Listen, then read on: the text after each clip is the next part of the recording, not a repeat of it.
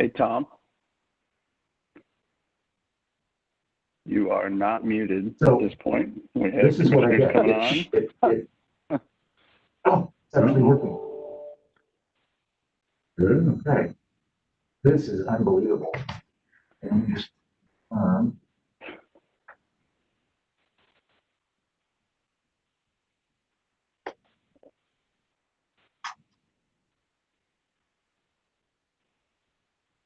says it's off. Okay. Mr. Fuller, can you hear me? Well, we are live, so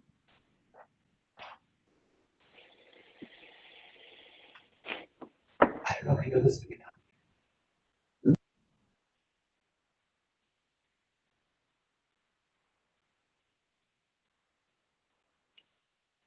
There we go. Good morning, commissioners. Good morning, Mr. Chair. Good morning, Mr. Director. How are you? I'm doing well. How about yourself? Fine. Good.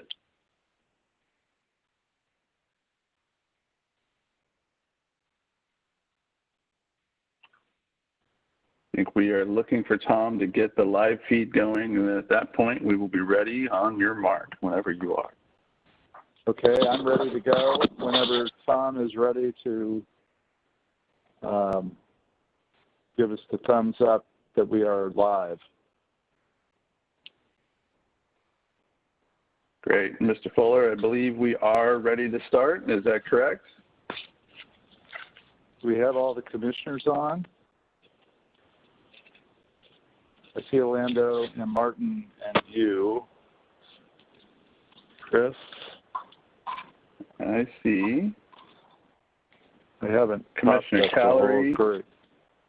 Yes? Yeah, I see Commissioner Callery, Commissioner Smith. Commissioner Smith. I just saw Commissioner Brown a second ago, so. And she is on my screen here. Just not, there we go. Now I see everyone. Wonderful. I believe we are all here.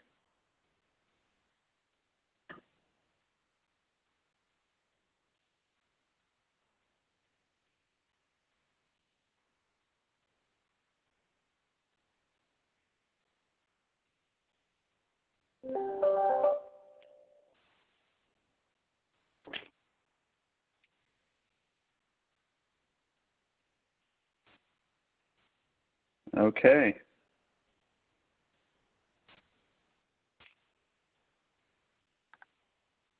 Are we live? Tom? Can't hear Tom. Tom, I believe you're muted. Yes, sir, Mr. Chair, we're live. Ready to go when you are. Fantastic. Well, I will call the August 13th, 2020 meeting of the Oregon Transportation Commission to order. Welcome, everyone. Glad to have those of you who are tuning in, participating in our meeting and following our progress. I want to start by just noting that today's agenda, I think, represents some of the broad range of things we're working on right now, and the department is working on, obviously, right now, including our financial planning and financial challenges in light of the COVID environment that we're working in and the associated downturn in the economy.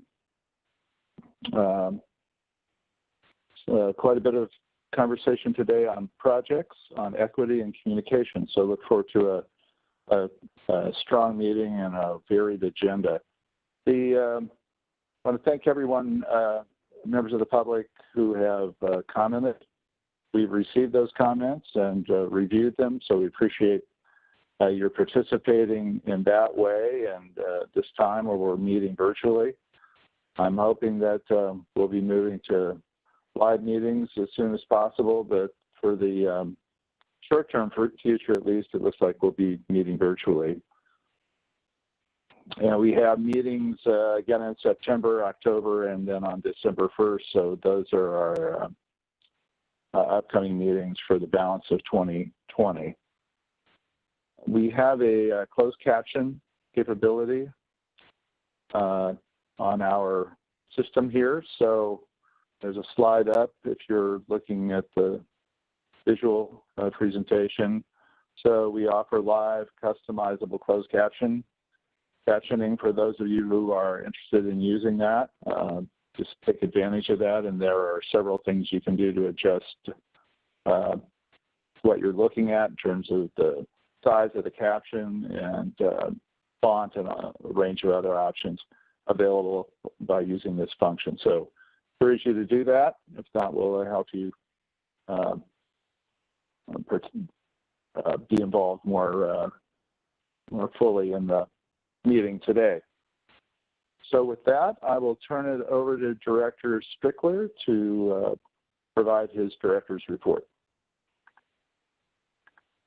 Thank you, Mr. Chair. Mr. Chair, members of the Commission, good morning. I have three very brief director report items that I wanted to bring to your attention so that we can dive into the meat of the agenda. First, I want to recognize Julie Murray and Rod Stevens for 2020 Videographer Awards. We have a great audiovisual team that is working on many videos that really capture the work of the great men and women of ODOT out doing really dangerous work, whether it's capturing those nimble and brave workers doing rock scaling work on cliffs, out in the far reaches of the southeast corner of the state in Bass Station, or really capturing kind of the day-to-day work that many of the other women and men of ODOT are doing on the roadway. Julie and Rod have done a great job of capturing some of those to really bring some awareness to the work that goes on across the state. And they've recently won an honorable mention for a video for tire anomalies, and Julie did. And Julie and Rod both won an award of excellence for the Meta tunnel rock scaling video. And then Rod won an award of distinction for his Bass Station video. I'd encourage you to check those out on our YouTube site. The other two items are of significance as well. One being shortly after the July OTC meeting, we entered into a joint memorandum of understanding with Department of Energy, Department of Land Conservation and Development, Department of Environmental Quality, all focused on the statewide transportation strategy for greenhouse gas reduction. That MOU includes a commitment for the agency, and Mr. Chair, I know you've been involved in a lot of that work as well, and it's a commitment to continue our collaboration amongst those four agencies for the Every Mile Counts work that our climate office is working on with our partner agencies, and all under the umbrella direction of the governor's office. We're looking forward to continued work on that, and the MOU is a significant milestone.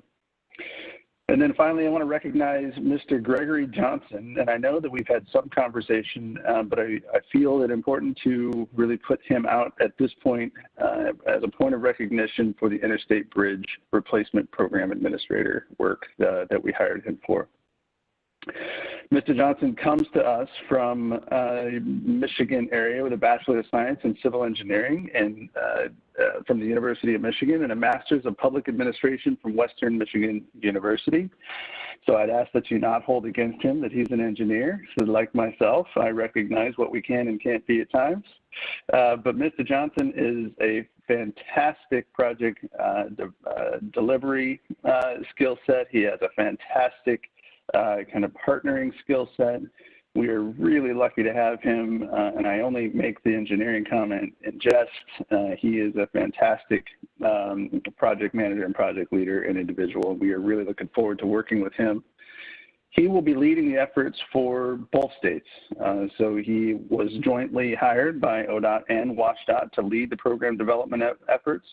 He was selected from a national pool of candidates due to his proven history in really 20+ years of project development expertise. It's a fitting time given all the work that we have coming in front of us for that program and for that project.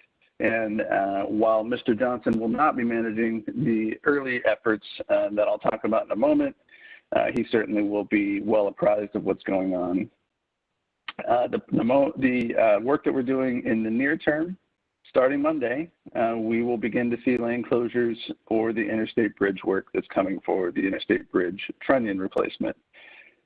That's in anticipation of the northbound span closing beginning in mid-September for about a 9-day closure. So we have significant work efforts coming to replace that trunnion on the northbound bridge, and that northbound bridge being closed will be a significant deal for I-5, as many of you who experienced it in the mid to late 90s already are aware.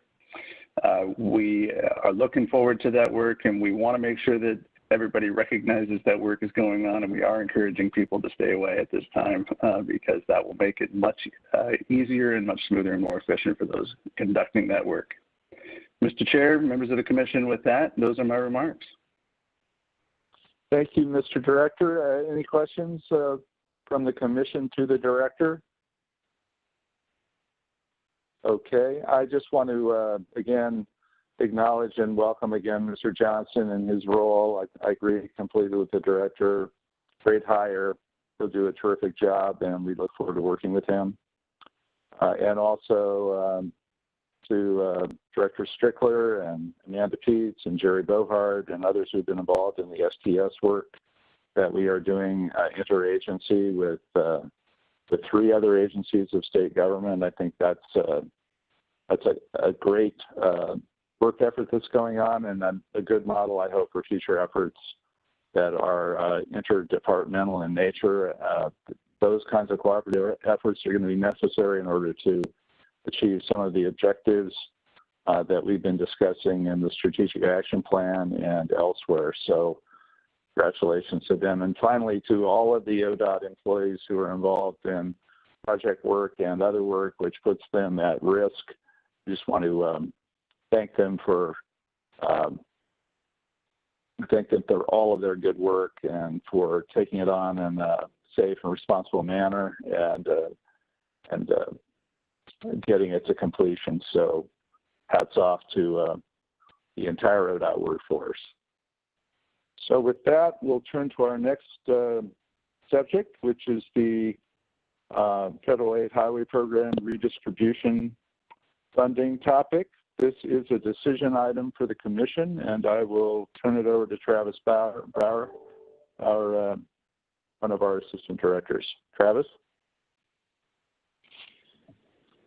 Chair Van Rockland, members of the Commission, for the record, I am Travis Brower, the Assistant Director for Revenue, Finance, and Compliance. And today we have a number of financial conversations that we are bringing in front of you, as has been the case lately. So we will start with the conversation. I believe we were to begin with the Federal Surface Transportation update, if I'm not incorrect. So Michelle, if you could bring up the relevant PowerPoint. Yeah, let me correct my mistake on that, Travis. You're right. I skipped over that. So we're going to get to the federal funding piece, and then we will get, you'll continue and just roll into this from this presentation on federal funding. So this is the update on the congressional activities on surface transportation and on COVID. So thank you. Great. Thank you, sir. I thought for a moment there I may have been reading off of an old agenda. So, yes. We want to set the context.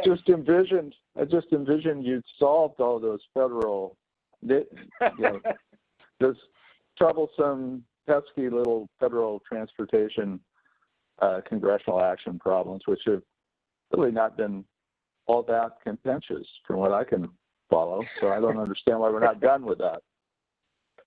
Well, Mr. Chair, there's a number of us who have that same question, but we'll get to that. So, Chair, you may recall that last month we had some conversations about ODOT's financial picture, and overall the discussion veered into some of the issues around the Federal Surface Transportation Authorization Act, as well as the potential for revenue relief or stimulus legislation coming from Congress. So you asked that we come back and bring forward an update on that. We thought that this meeting would be perfect timing because there was no way that Congress could go into the August recess without passing some sort of legislation, and then darned if they didn't manage to leave town without taking action.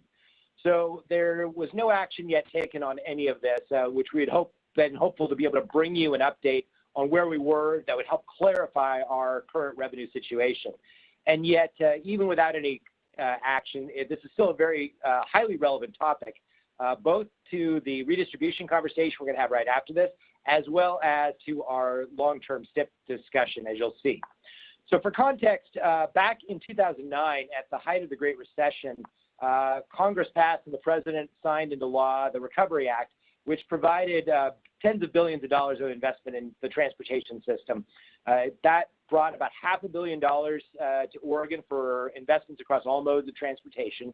And as a result, we were able to make significant investments. That was about $330 million in highway funds and then funds that went to other modes as well. So that history has piqued interest in perhaps using investments in transportation as an economic stimulus. And yet, so far, that has not yet quite panned out in the way some have been hoping. Next slide, please, Michelle. You'll recall that already Congress has passed a number of COVID relief measures, including the CARES Act early in the spring.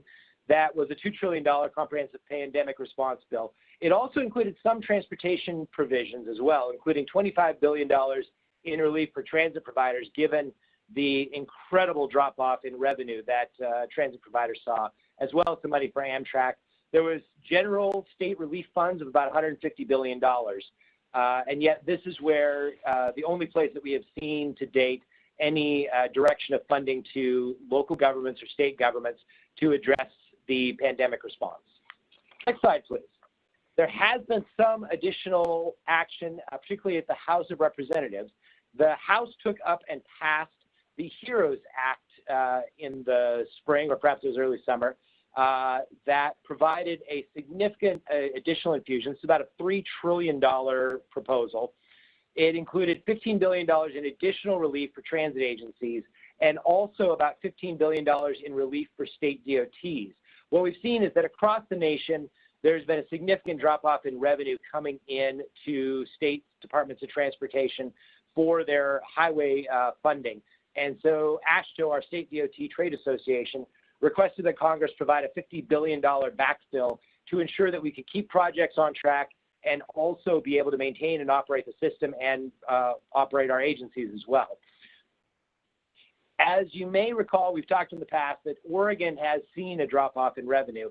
Our current revenue projection is that our revenues will be down about $170 million in this year and next year, and a total of about $250 million through 2024.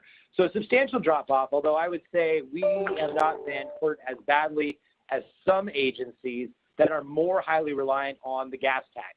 In Oregon, we have a three-legged stool with funding coming from fuels taxes as well as DMV fees and the weight mile tax, and that has really cushioned the blow compared to some other states. So the money that was provided in the HEROES Act, or proposed in the HEROES Act, would be highly flexible. It would have 100% federal share so that we wouldn't have to provide match given that states are hurting.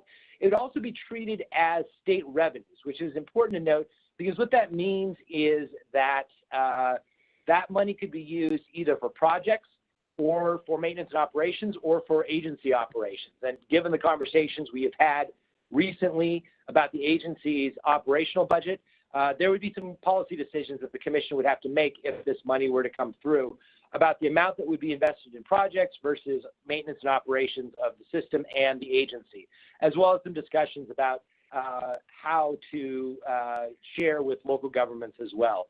Really, it comes down to this legislation would be both revenue relief and stimulus, and the Commission would have to determine the relative balance and weighting between those two categories. Importantly, because of the way they were treating this money, there were no shovel-ready requirements, which differs from the Recovery Act. In the Recovery Act, states had very fast timelines for obligating the funds. The idea was to get the money out the door as quickly as possible to stimulate the economy and create jobs. That wasn't the case in the HEROES Act, and that was one of the key questions you posed, Chair Van Broeckelen, is how ready we would be for that funding if there were shovel-ready requirements. Now, even though there aren't shovel-ready requirements in the HEROES Act, we would be very prepared. If there were additional funds that came forward and it did have requirements to obligate the money very quickly, we have a shelf of projects that we could go to and make sure that we would be able to get that money out the door very quickly to stimulate the economy and create jobs. So as you probably heard, that unfortunately there's been no action since the House passed the HEROES Act. The Senate has not yet passed a bill. There have been negotiations between the White House, the Senate, and the House, and I will tell you there have even been negotiations within the Senate and even within the majority caucus in the Senate that have not yet borne fruit. The latest I read this morning was that those negotiations have essentially broken down completely, and there are really no negotiations going on. And yet people are still hopeful that we will be able to get into September, perhaps revive those negotiations.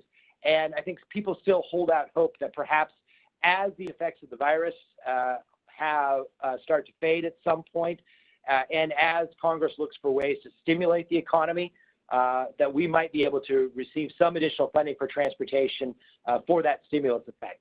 To date, most of the money that has been provided and most of the negotiation on this bill is really more about pandemic relief than it has been about economic stimulus. But as that conversation starts to change, I think we have better opportunities for the states to step up and receive some funding for the transportation systems. Next slide, please.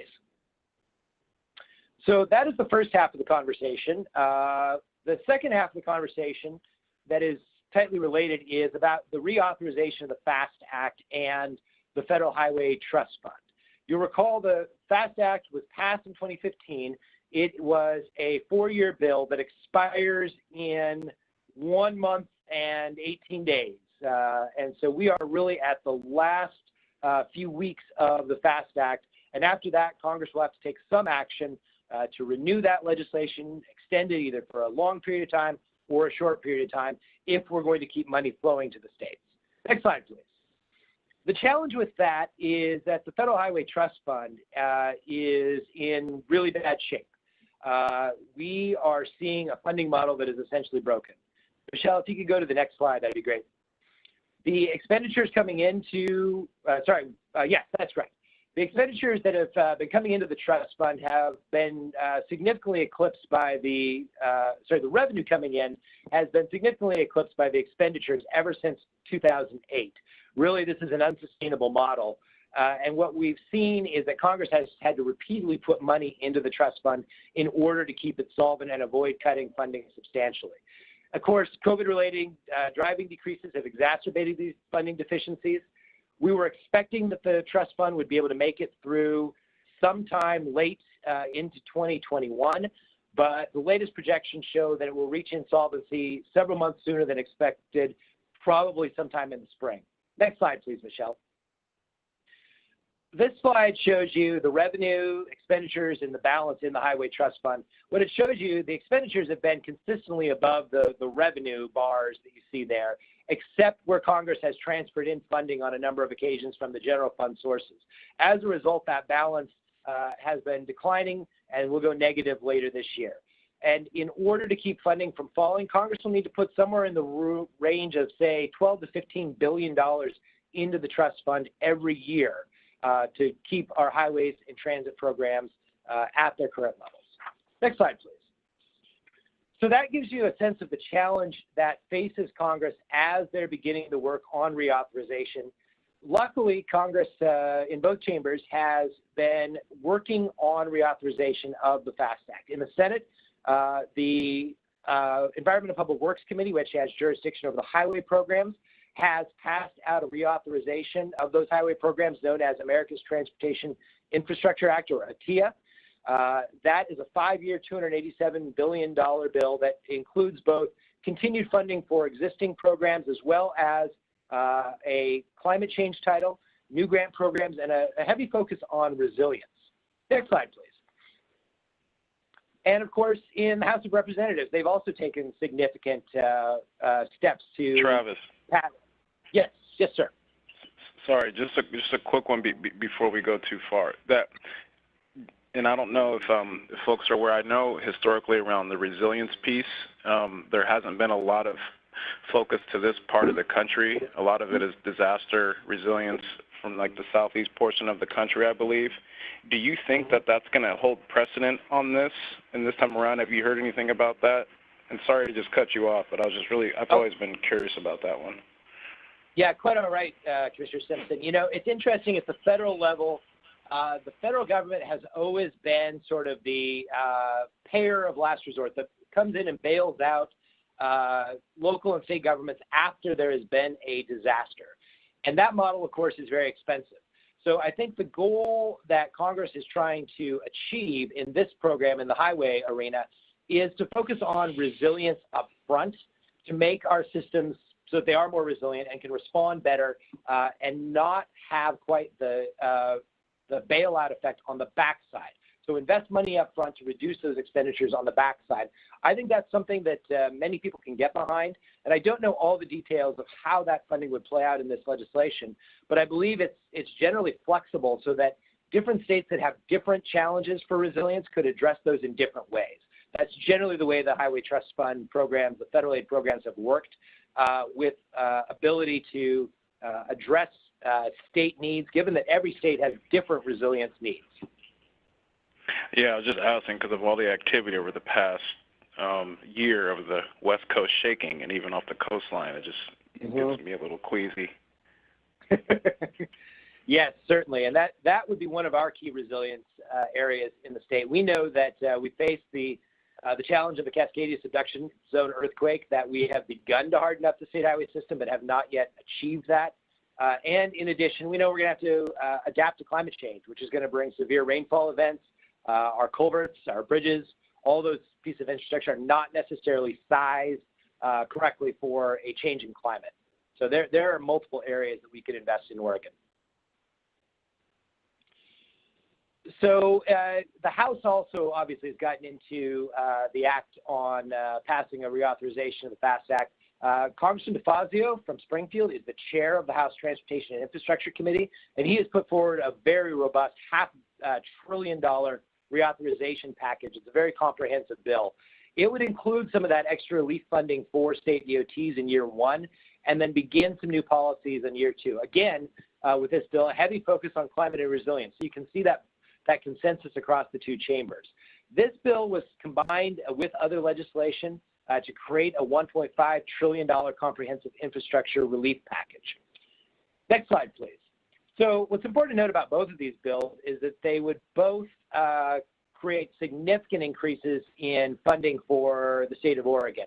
As you can see with the black line, that's the INVEST Act on the highway programs. The gray bars are for the Senate bill, ATIA. Both of them would represent a significant increase over the FAST Act funding levels, with INVEST being somewhat larger than ATIA. On the transit side, next slide, please. The Senate has not yet passed the transit bill, but the INVEST Act contains significant increases in transit funding as well. So these both are very promising pieces of legislation, and yet the challenges we're seeing in Washington, D.C. have precluded Congress from being able to reach consensus, particularly given the challenges in the Highway Trust Fund and the need to find significant funding just to keep funding from falling, much less fund the additional revenue that both of these bills would envision. I think right now, most people expect that our most likely scenario is to have some sort of short-term extension of the FAST Act through the spring that would let us get past the election, seat a new Congress, and then begin work on the next Surface Transportation Authorization Bill. That's not a horrible outcome, but I will tell you it makes it challenging for us. Right at the moment, with our STIP conversation, we're in the process of programming funds out to 2027, so 7 years into the future, when honestly, we don't know how much federal funding we're going to have 7 weeks into the future. That makes it really hard to plan for these long-term capital programs. At some point, we might get an extension of the FAST Act, but it's likely going to be somewhere in the range of 7 months. And so we're going to be left in this cycle of working through this uncertainty. And that will play into all of your discussions about the STIP going forward and about the agency's overall financial health. So with that, I would be happy to answer any questions you may have. Questions from the commission?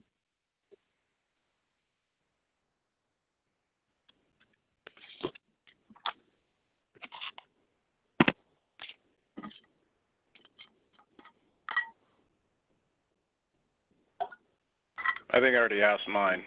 So, again, sorry for interrupting, but resilience, I know this is a big conversation we've been on lately, and obviously Cascadia is going to be something that we have to start preparing for, as well as climate. So that was really my point. Thank you, Commissioner Simpson. Good questions and good exchange with Assistant Director Brower. Are there other questions from the Commission? This is Commissioner Callery. With this uncertainty in funding, is this going to bring certain projects that ODOT is currently involved with to a stop or a slowdown, or, you know, who knows what?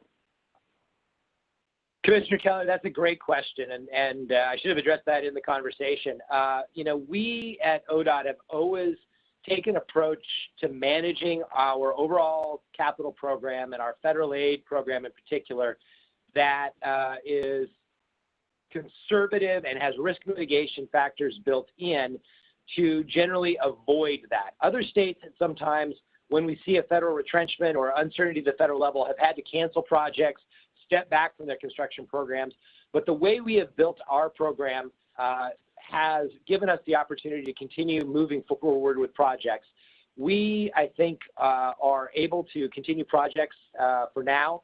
What we would expect, though, and we'll get into that at the end of this next presentation, is we're going to need to do a true-up of our federal and state programs during the 21-24 STIP period, that STIP that you just passed, to determine how badly COVID has impacted that program, as well as what the impact of federal uncertainty will be.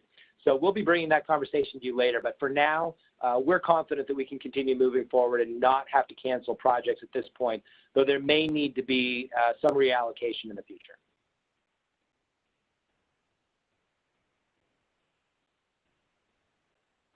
Other questions? Thank you, Commissioner Callery. Good question. Other questions? So I just had a couple. One is, as you described, Travis, there is a high likelihood that we'll have a short-term or maybe several short-term extensions of the current reauthorization bill. I think I read in the materials that they did the FAST Act. They ended up, before they got it completed, 30 extensions of the prior reauthorization bill. Hopefully, we're not going to be looking at that kind of prolonged debate, but maybe we are. So my question is more on the appropriation side. I'm assuming if we're going to get one or more extensions on the authorizing side, that given the election and that we'll be in September and there are not that many legislative days left for Congress prior to the election, that we would have a continuing resolution on the appropriations side. Is that likely? Chair Van Broncklin, I think that is a highly likely outcome, given the fact that Congress has only a handful of legislative days left. They'll come back from the August recess. They generally work part-time in September and then break sometime in early October. I haven't heard exactly what their calendar looks like, and yet, you know, the best laid plans, even if they were planning a decent amount of time, they often break early depending on where things are in the negotiation process and the elections. So I do assume we will have a short-term continuing resolution. Sometimes they actually time those the same as the reauthorization so that it gives us funding for that portion of the year. And that can be a challenge as well, because as you can imagine, when we get a continuing resolution or a short-term reauthorization, we only get funding for a portion of the year. And so we have to forge ahead with our capital program with some uncertainty about what the total amount is going to be for the remainder of the year. And that's where we try to balance that and have those risk mitigation processes in place so that we don't have to worry too much about stepping back from our program. We've always been able to forge ahead. Thank you. So any other questions on this presentation before we move into the into the action item that I described earlier on redistribution of funds from the FHWA program? Okay. Please proceed, Mr. Brower. Great. Well, Michelle, if you could go to the next slide on redistribution of federal fiscal year 2020 federal funds. We are actually going to start out with Mr. Flowers, Jeff Flowers, our statewide investments management section manager, who will talk to us just a little bit about federal redistribution. This is something we've been bringing to the commission in recent years as that amount has grown and we've had more money than expected. So he'll talk you through that. And Mac Lind will talk about the proposed investments. And I'm going to close out by bringing up a somewhat separate topic about the reallocation of funds in the 21-24 STIP that we plan to bring forward to you later this fall. Mr. Flowers?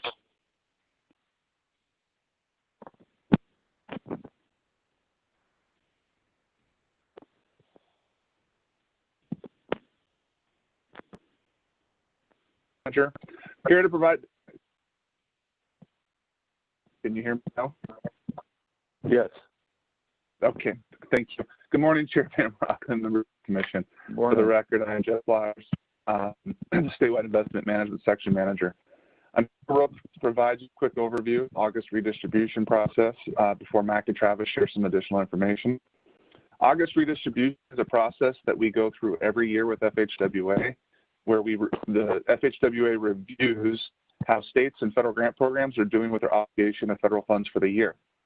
Any unused obligation authority has been redistributed at the request of the states for the ability to be able to re-obligate funds. Oregon has been very successful in this over the years, so we never missed an opportunity at that August redistribution. The funds have a quick turnaround time, and Max will discuss that here shortly about which investments are coming through, and then I'll be able to answer any questions you have, but I'll turn it over to Mac. Thank you. Mr. Lind? Yeah, good morning, Commissioners. Chair Van Rockland. Thank you for the opportunity. Once again, for the record, Mac Lind, Deputy Administrator for Delivering Operations. Michelle, if you could go to the next slide. As Jeff alluded to, redistribution comes around every summer. The last time we approached this conversation was in August down in Ashland, that some of you will certainly remember that conversation, where we made a significant investment in the Interstate Bridge Program as well as some other investments. As we approach redistribution, one of the challenges is we never quite know how much we're going to get. So we have to plan ahead. To Mr. Flowers' comment, we have to obligate these funds quickly. We generally know sometime either late this month or early in September what the final dollar amount will be, and we have till the end of the September to formalize all the actions to obligate those federal funds. So what we've done in the past and we're proposing to do here is to bring you the proposal of how we would distribute those funds above and beyond what we've planned for in our STIP, and how we would request your authority to obligate those funds. And so in looking at this and discussions within the agency, we've brought forth 3 areas that we would request your approval to invest in. The first being our work around climate change scenario planning. Certainly what you've heard from Ms. Peets last month and following the governor's executive order, really asking us to invest in funding for that important work with our metropolitan agencies, our metropolitan regional governments, as well as local agencies in partnership with Department of Land Conservation and Development. We're proposing to use a bit of funding out of our Transportation Growth Management Program, but can't fund the entirety of that through that program. So we are asking to fund $3.5 million worth of that need out of redistribution. That'll carry us for several years, and the remaining amount of funding needed to complete that important work will be captured in the 24-27 STIP that we'll be talking about next. So that's a hard dollar amount that we're requesting to fulfill that commitment. The second area is Interstate Bridge Replacement Program. Certainly this commission is very familiar with the investment that we are making in that important program. The Washington Department of Transportation and the state of Washington have invested $35 million up to this point in that program. To date, we have invested about $9 million through our actions, through your actions last summer through redistribution. So we still have a bit more to contribute to equal that share. And we're asking to contribute about $4 million out of redistribution towards that interstate bridge replacement program. That'll carry us for a little bit further, and Travis will speak to how we'll continue to invest in that important program. And then lastly, what we framed up in April is our ADA curb ramp program. So certainly the commitment to meet our settlement agreement to upgrade all curb ramps to make sure they're ADA compliant on the entire system is coming at a substantial cost. And we knew that going into it. We've continued to learn a bit more about how the industry is pricing that work, and our needs are continuing to grow as those costs become clearer to us. We would propose that any additional funding we get out of redistribution after funding the GHG scenario planning and the interstate bridge program, we would put towards buying down the funding needed for our ADA curb ramp program. We will be coming back to you, as Travis will speak to in a minute, to continue to fund that important work later in the year. But that's the proposal of how we would frame up and ask for your approval to fund or to use the redistribution funds that we will receive or we anticipate we'll receive. And of course, that final dollar amount is still unknown, and we're eagerly anticipating that in the coming weeks. So Travis, I will turn it over to you. Thank you, Mac. Before I forge ahead, I guess I would let the commission, if you have any questions for Mac about the specific investments, as I'm going to change the topic a little bit more, it might be a good idea to ask those now before we come back for your approval at the end. I have a question. I think that's a good idea for us to have a little discussion on this at this point. So I thought I heard Commissioner Smith. Commissioner Smith. Yes.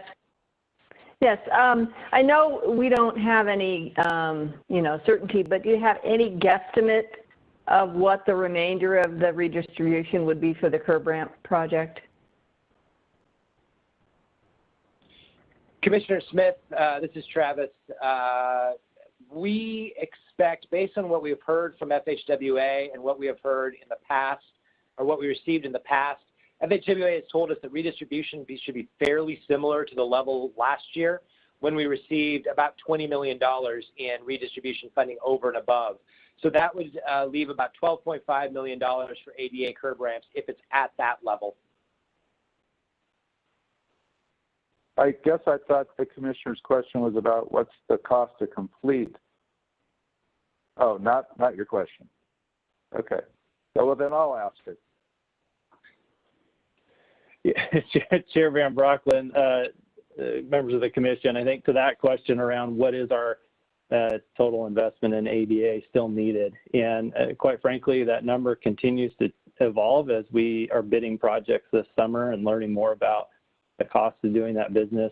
It's somewhere in the neighborhood of about $100 million is our current estimate. And as Travis will speak to in a minute, as we come back to that conversation later this fall, we're certainly leveraging what do we know about true costs for delivering ADA curb ramps across the state, and then what are we hearing from industry about how we could potentially reduce those costs and manage the risk maybe in a different way than what we're doing today. So a lot of work still to come, but to answer your question expressly, it's estimated around $100 million in additional investment. Thank you. Commissioner Smith, I stole the floor for a second there. Back to you. We can't hear you.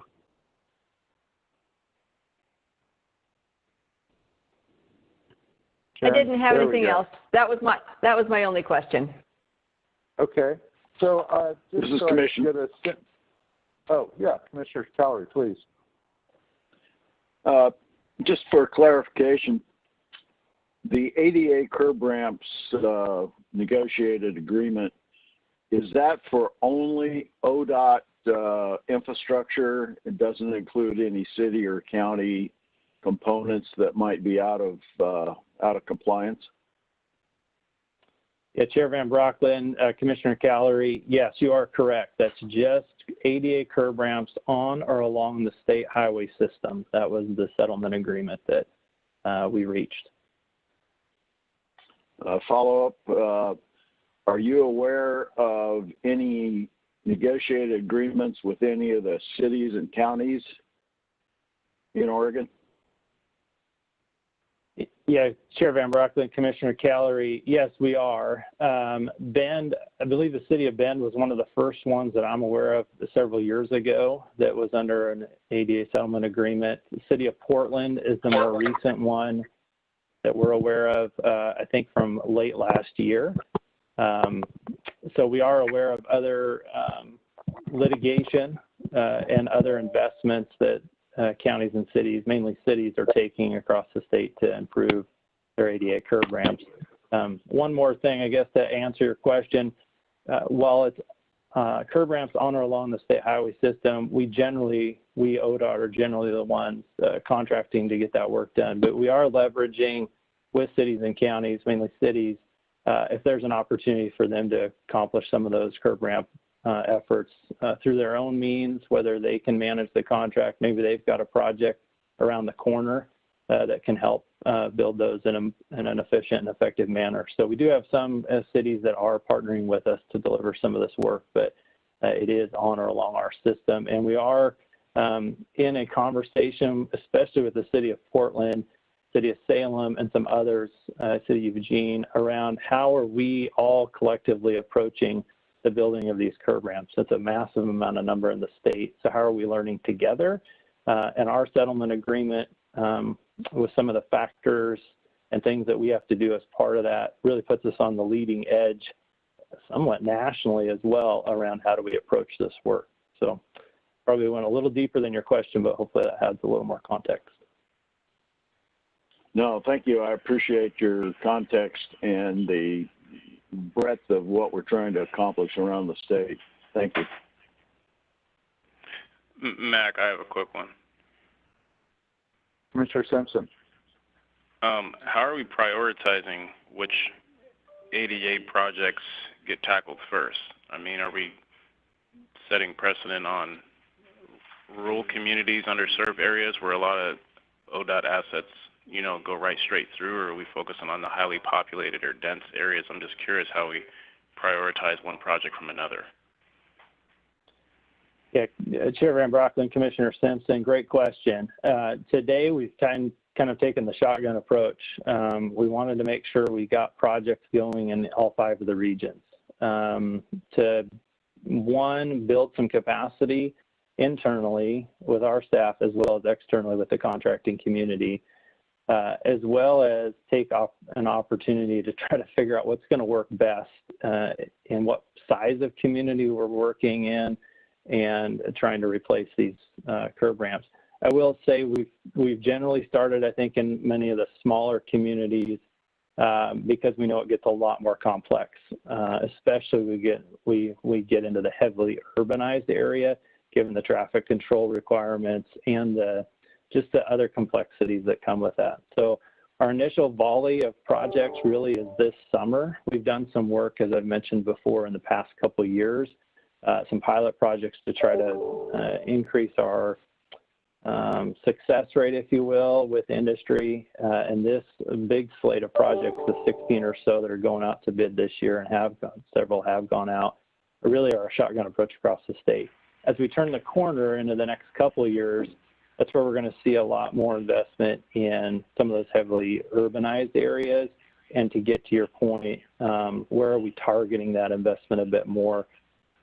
I just went on a road trip 2 weeks ago through the small town of Enterprise in far eastern Oregon, and that's one of the projects. And you could see the flagging, the marking, just the immense preparedness that's going on in that small community to try to tackle several hundred ramps. So just use that as an example. But we're at the beginning stages of how do we take the approach to accomplish some other goals that we have as an agency, especially in some of those communities that may have been underserved. But we're not quite there yet, just given the pace that we needed to take to get this going. Hopefully that answers your question. It does, and I agree with those statements. I really think those rural communities are probably in dire need of resources a lot more than some of the more highly populated communities. So it's not to say one's more important than the other, but again, in these times, I think it's super important that we try to support our most vulnerable communities and place priority there first. So, thanks. Mr. Chair, I have one more question. Sure. Commissioner Smith? Mac, do we have a time frame that we're supposed to have this work completed by? Yes, Chair Van Brockland, Commissioner Smith, we do. We have 15 years from the date we settled or agreed to that settlement agreement. And the first big milestone we have is coming up in 2022. So it wasn't the settlement agreement was not a get everything done in 15 years at your own pace. The settlement agreement required that we completed 40% of the ramps by 2022, which is about 7,000 to 8,000 ramps. And then we have another milestone in 2027. And then by 2032, we have to be completed with all 26,000 or so ramps.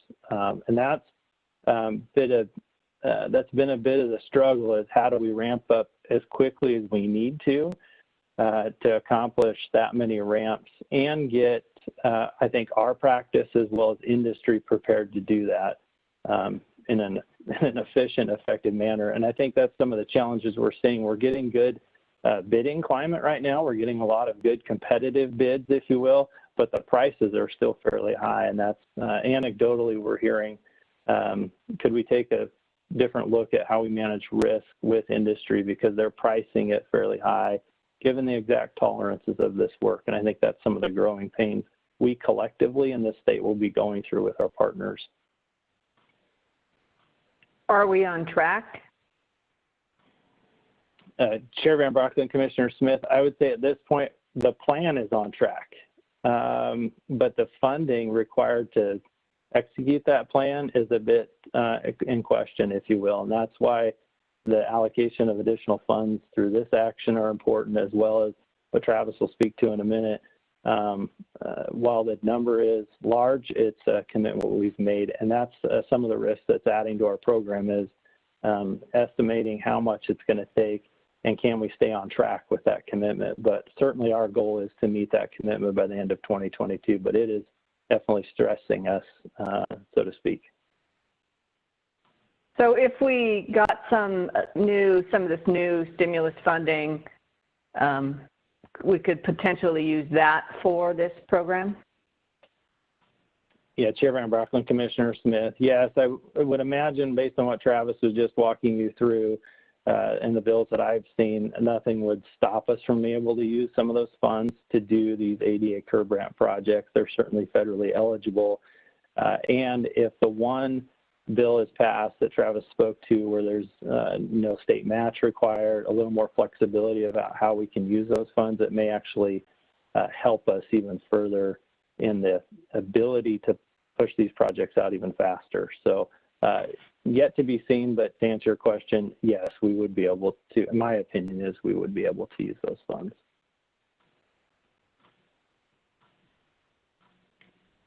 Other questions? Yes, Chair Van Brockland, I have a question.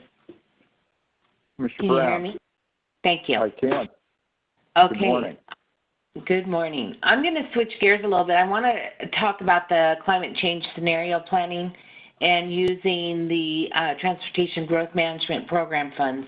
I'm a little concerned that we're pulling funds that small rural areas have been dependent on in their scenario planning and moving ahead. And my question is, it looks like we're still going to need $3.5 million in additional funding to cover work through the end of 21 through 24. Is there any thoughts as to where we can find additional funds, and what is can we rely on the Transportation Growth Management funds in the future? I mean, I'm just really concerned that, you know, we're taking from one pot to take care of something, but how are we going to sustain this? Because it's an important issue that we are going to have to address.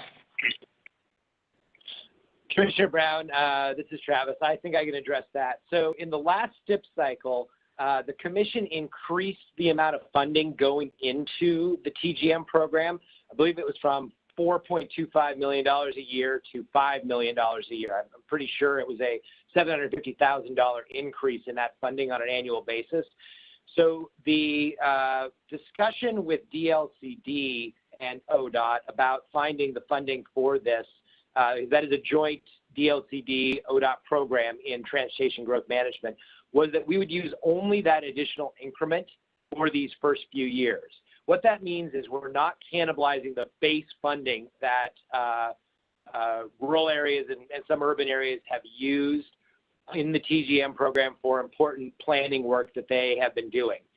So that also was seen only as a bridge to get the first increment of funding. What we would expect is that in the next STIP, we would build in the money we need from or for the scenario planning so that we wouldn't need to take any funding from the TGM program. And then that increment of additional investment the commission had put in before, we would propose to go back into the program so there wouldn't be any loss of that funding, and you'd start seeing the ability to fund more projects.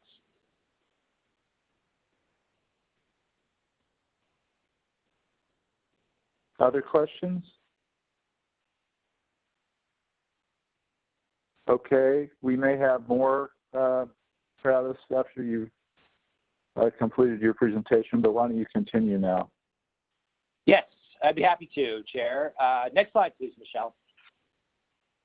So I wanted to give you just a sneak preview of coming attractions, given that we're putting forward 3 investment priorities for this redistribution, but there are other needs, as you well know.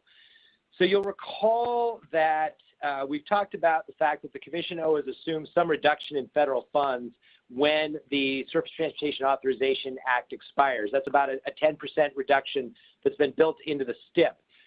And back in 2017, when the Commission took that action, you provided us some direction on how we should prepare to use those funds if Congress, in fact, does not reduce funding. So if Congress continues FAST Act funding at current levels, what that means is you have an amount of additional unallocated federal funds that can be allocated. You took the first step to allocate some of those in the spring when we brought you forward needs around ADA and bridge rating and strengthening and the tolling program, but there still is some additional federal funding that potentially remains that could be allocated depending on congressional action or inaction.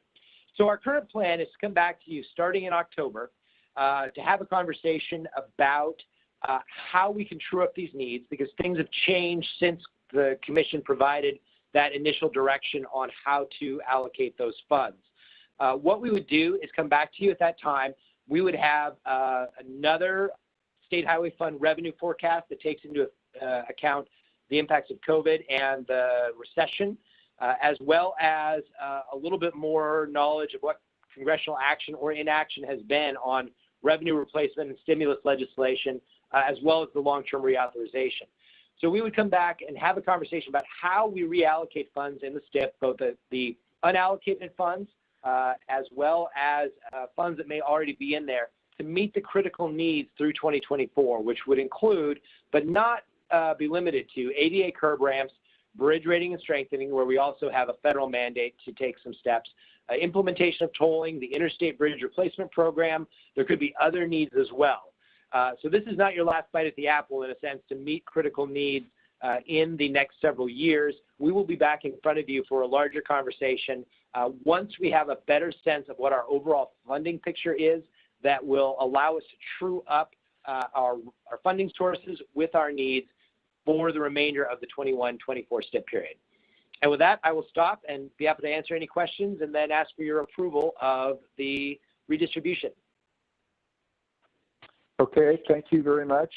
Are there other questions about the proposal which we're being asked to approve this morning? Which maybe we could go back to that slide just so, Michelle, can you take us back to the proposal slide? Thank you. It was that one right there. No? Yeah, thank you. Okay, further questions for Travis, and then we can deliberate.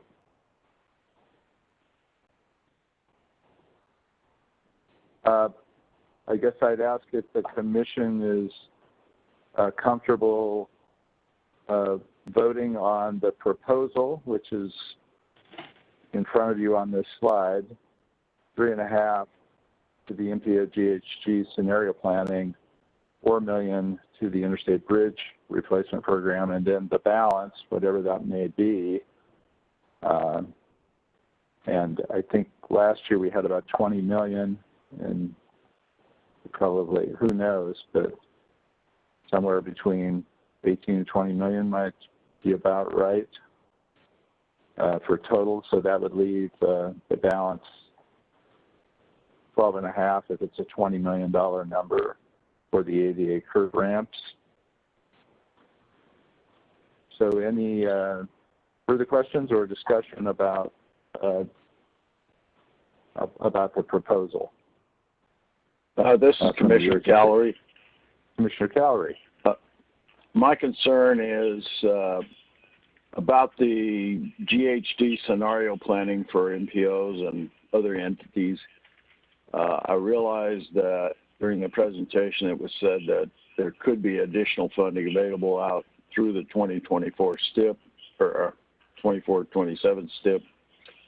But I'm concerned that 3.5 million may not be enough given the certainty that there appears to be a lot of climate change issues that we're not even aware of at this point. So, Commissioner Callery, where would you take that number? I think I'd like to see it closer to 5. Comments from staff about that, just so we know whether that's, what's your reaction to that idea? Commissioner Callery, Chairman Brocklin, this is Travis, and obviously we have no objection if the commission feels the necessity to increase that number. We do think that the work on scenario planning will take place over a longer period of time, given the natural update cycles of the MPO regional transportation plans.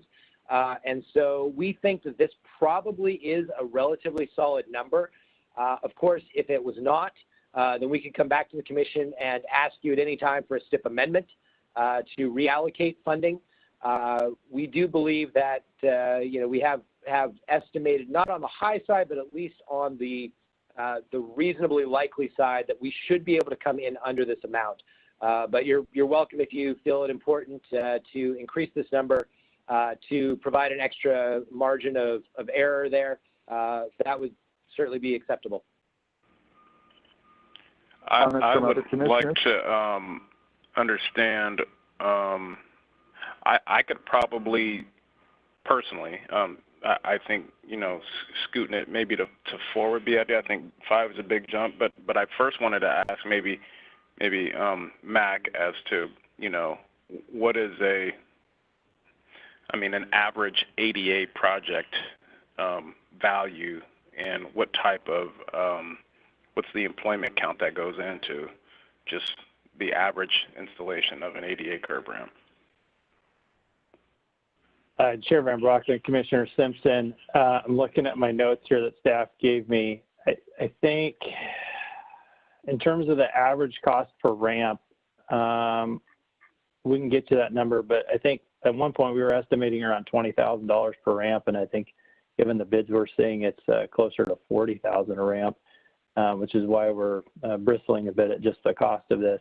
In terms of from the employment perspective, I don't have that number, but I will certainly ask staff, certainly as we would expect. Laying concrete is a laborious process. So I'll see what staff can generate to answer that question.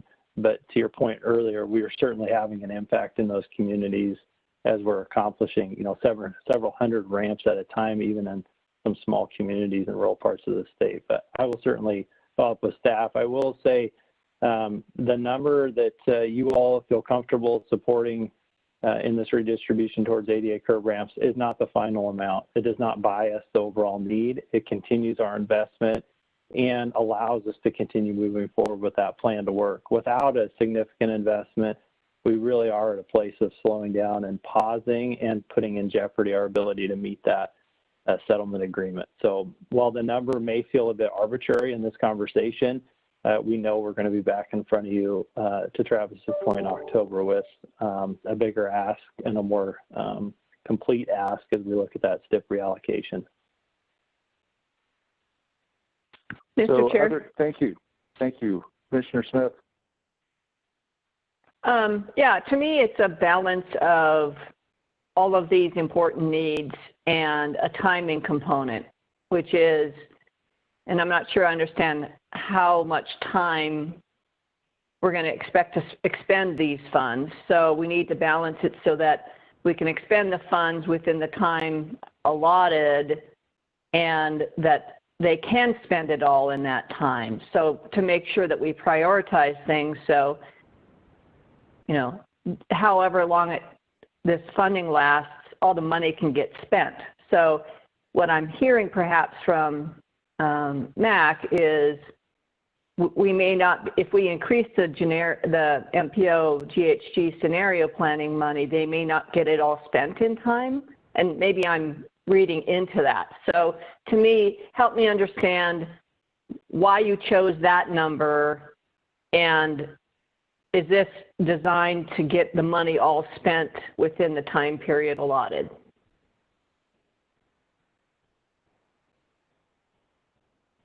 Yeah, Chair Van Broccoli and Commissioner Smith, I think your question, if I could rephrase it, would be how did we pick that $3.5 million number for GHG?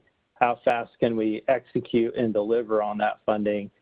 And with the 1.5 coming from TGM, that's a total $5 million commitment that we're putting on the table to get us through that 2023 year.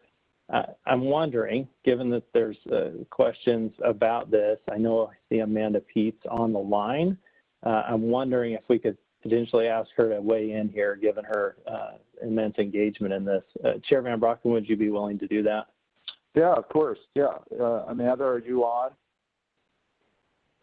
I am. Thank you, Chair Van Broccoli. Commissioner Smith, thanks for the question. So a little bit more context on this number and figures. So the scenario planning will support metropolitan work to achieve their greenhouse gas reduction target, and that requirement will be set by DLCD. And they're doing that rulemaking process right now, and they intend to conclude in the fall of 2021. So we don't anticipate that any area will start that scenario planning work until probably early 2022. So that's when we start to expect some of the spending on this. So that's why we're asking for a little bit less right now, with the idea of coming back again if we need to. The other variable that is at play is that the rulemaking is not complete yet. So there may be, what we're projecting right now is the higher end level of effort. So scenario planning pretty similar to Metro's Climate Smart Communities or Central Lane scenario planning effort. If the rulemaking process goes to a kind of lower level of effort for some of the smaller metropolitan planning organizations, we actually think that these funds will exceed the amount that is needed to do that work. So that's kind of why we're coming in with this ask right now, making sure we have sufficient funds in the short term, realizing that we're not going to really start supporting the local scenario planning until probably early 2022. Thank you, Amanda. My view of this is, and I think Commissioner Smith stated a version of this, is that, I mean, the way I look at this is, and I'm very, what resonated with me in the discussion we've had so far on this is that we clearly have needs in all these areas, and we want to fund them as sufficiently as possible given the amount of money we anticipate. What does resonate with me is the need to be sensitive to the rural economy and to getting, to the extent we can, funding out around the state. And so the curb ramps provide that opportunity.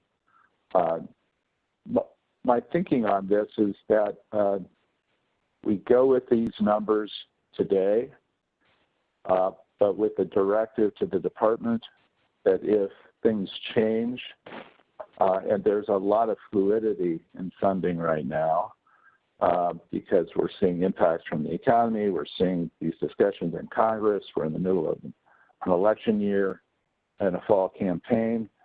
That as these numbers move around, that if we haven't got them right, that the agency come back with a modified, with amendments to this so that we're spending the money as efficiently and effectively as possible.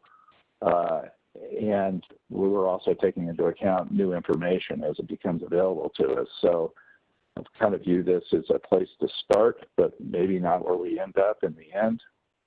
And it may be modified somewhat by events yet to occur. This is Commissioner Calorie. Given the information provided by Mac and Amanda, I can go back and be comfortable with 3.5 instead of my suggestion of 5. Thank you. Okay. So are we ready for a motion? Or are there other questions? I don't want to cut off questions if there are other questions. I'll just ask one question, which is, do we have here in front of us a proposal that, and I assume the answer is yes, that the agency feels comfortable it can make progress on, and that we're going to be able to spend the funding in a prompt manner? Chair Van Brockman, yes, that was the purpose of bringing forward this particular set of investments, that we believe we could get this money out the door quickly to these projects and then use the funding appropriately. Okay. So unless there are other questions, I would entertain a motion. This is Commissioner Calorie. I propose to move forward with a decision on proposed investments from the Federal Aid Highway Program redistribution funding for fiscal 2020. Is there a second? Commissioner Smith, second. Here a second. Here a couple of seconds. Thank you. Thank you. Further discussion. Okay, if not, I'll call the roll. Commissioner Smith? Yes. Commissioner Brown? Yes. Commissioner Calorie? Yes. Vice Chair Simpson? Aye. Chair votes aye. Thank you very much for the presentation and answering our questions, and I expect we'll have several more discussions about this in the coming months. Okay, I think the same panel essentially, maybe with a couple of additions, with Karen and Jerry joining, move to a discussion about the 24-27 STIP. Yes, thank you, Chair Van Brockman, members of the Commission. For the record again, I'm Travis Brower, ODOT's Assistant Director for Revenue, Finance, and Compliance. I'll be starting off this conversation before turning it over to the other members of the team. We're going to start with a bit of a background briefing on STIP funding and programs, and then shift into really starting the discussion about how we should allocate funding. This is a $2.2 billion capital program approximately, so it's really important that we engage the Commission deeply, as well as engaging the public and stakeholders in how this money should be spent. Next slide, please.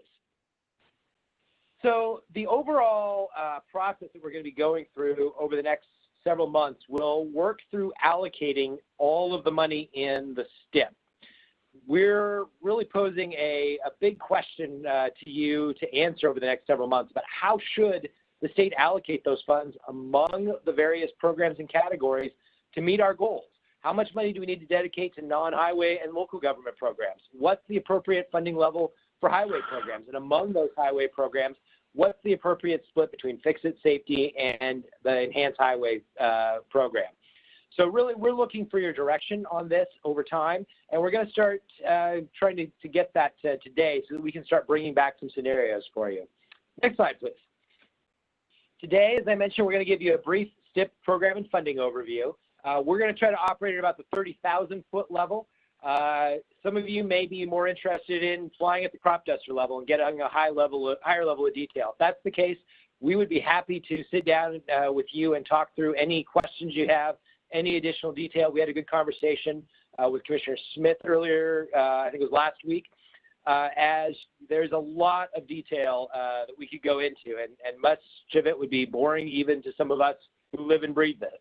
But we're happy to go to whatever level of detail you need. And my apologies for those of you who may want to be more at viewing this from the satellite level because you've been through this before. Hopefully we won't take too much time today on all this. Then the second piece of the conversation is really begin discussing development of funding scenarios and get your input on where you would see us invest more money, perhaps some areas where you'd see us invest less money. Next slide, please. I'm going to start by giving you a brief STIP Funding 101 before turning it over and going into the program categories. Next slide, please, Michelle.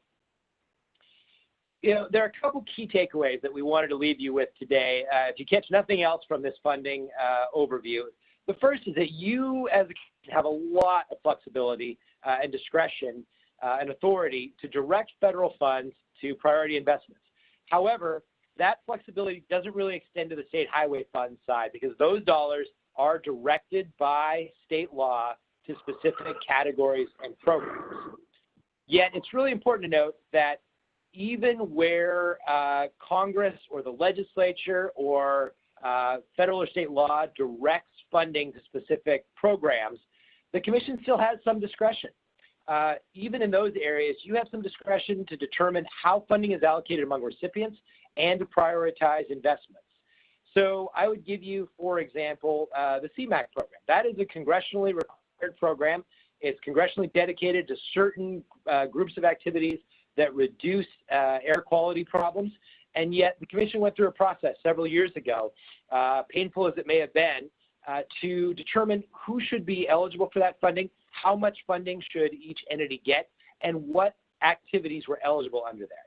So even where you have limited discretion to determine a funding level, you do have some discretion in allocating that money among the different recipients and to prioritize investments. Another key takeaway that we didn't list here is really that while there's significant complexity across all these different programs, really we can manage that on the backside. So to the extent that the Commission can tell us what you want us to accomplish, and then we can bring you back funding options to try to do those things. So next slide. The STIP is a mixture of federal and, actually, back one, please. The STIP is a mixture of state and federal funding. As I noted, you have a lot of discretion on allocating the federal funding, but less around the state dollars. Michelle, can you go back to slide 6, please? Yes, that's it. Thank you. In this STIP, the total funding is about $2.2 billion. About a little over a third of that is state, and the majority of that is federal. You may recall that last month we made an assumption about federal funding, essentially holding that flat given the uncertainty at the federal level. As I mentioned before, we're trying to program projects out for 7 years into the future when we don't know what funding will look like 7 weeks from now. So holding that federal funding assumption flat is a prudent risk mitigation approach to take. The state funding in this STIP has actually gone up significantly, largely due to HB 2017. The largest portion of that state money in this are those HB 2017 dollars, about $700 million. That includes both the dedicated programs or projects that the legislature earmarked, as well as formula programs for safety, safe routes to school, bridge, pavement, et cetera. That state dollar figure also includes match. But it's important to note, as we've had some of our conversations in recent months, that most of our state highway fund dollars actually go into the day-to-day maintenance and operations of the transportation system, as well as the operations of the agency, things like DMV or Commerce Compliance Division or our support services functions. So that state money is more constrained here. Next slide, please. It's important to note that this STIP will actually be somewhat smaller than our previous STIP. And there's a very interesting reason for that. You can see in this chart that in the 21 through 24 STIP, the amount of money going to those dedicated projects, which included projects all across the state, including the Rose Quarter, was very significant. It was about $650 million. And on top of that, then we had the program funding for safety programs as well as for fix-it programs. In the 24 to 27 STIP, that's kind of flipped. Most of those dedicated projects will already have had their funding obligated in the previous STIP. So there's really not much left of that. But over time, as those dedicated projects wind down and as more and more money comes in from HB 2017, more of that money will be going into the fix-it programs that were directed by the legislature. So the previous STIP was about $2.4 million. This one is going to be down just a small amount as a result of that unique feature of HB 2017. Next slide, please. Travis, before you leave this slide, yes. I just ask one question. Sorry to interrupt the presentation, but this flip from 21-24 with the dedicated projects to being the predominant area of funding to the fix-it area being the predominant area, this is based on just what's been allocated, right? Not the cost to complete these dedicated projects. So is that right? That is correct. Chairman Brockman, that is absolutely correct. Yeah, this is the legislatively allocated number. Yeah, so for example, on the Rose Quarter project, I believe what was allocated by the legislature was somewhere, it ends up being a bonded number, but it's bond funds of about $450 to $500 million, and yet the commission received a cost to complete report in January of this year, which indicated that the cost to complete the Rose Quarter project was not $450 to $500, it was $715 to $795. So it went from being a $500 million project to a $750 million project, and that's not reflected here. That is correct.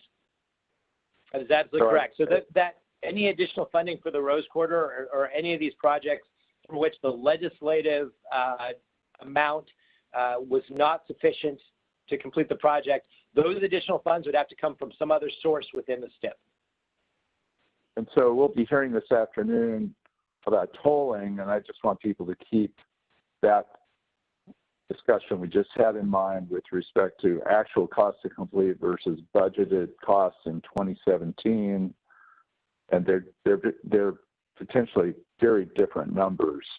And so these dedicated projects are just continuing to rise. The Rose Quarter is going to cost more. Delays will increase the cost of the Interstate Bridge, which is not a dedicated project, but 205, Abernathy Bridge, auxiliary lanes on 205, all of the 205 and I-5, Rose Quarter and the I-205 Abernathy and tolling, and auxiliary lanes are two projects that are likely to cost more than we thought they would, and not a little more, substantially more. And to the extent tolling can help with that, that is one source we have available to us. And we can get into this afternoon, but there is the question of whether it can close the gap or not. So I just want to make that point while this is here, because this turquoise band in the 21-24 column is a allocated funding, not a cost to complete funding figure. Thank you. Yes. Thank you, Chair. Yes, absolutely correct. And I would also note that the I-205 project, because it was not funded by the legislature, the only funding in the STIP is the money for project development to get through preliminary engineering. So that's not included in any of this as well. So tolling is a funding source that would be needed to move that project forward. Yeah, that's a very important point, that other than tolling, there is no money in House Bill 2017 to actually rebuild the Abernathy Bridge and do the 205 work other than tolling. It presumes tolling will fund a substantial part of that. But again, we don't have a cost to complete right now on I-205, and so it just really, for me, underscores the importance of tolling and other funding, because these projects are going to cost more than it was anticipated in 2017. And so we have some funding for the Rose Quarter project. We have no funding other than the potential of tolling resources for the 205 project. And those are both directed projects where we're being directed to build. So we have funding challenges on those as well as a whole range of other projects. Okay. Yep, correct. Michelle, can you go to the next slide, please? So last month, one of the other decisions you made was to affirm the funding categories that the Commission will allocate funding among. Those are on the right.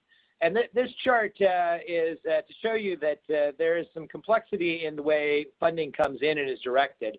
And yet, as I mentioned before, you have significant flexibility to direct funding among these funding categories. So federal funding comes in 5 major categories that are listed there.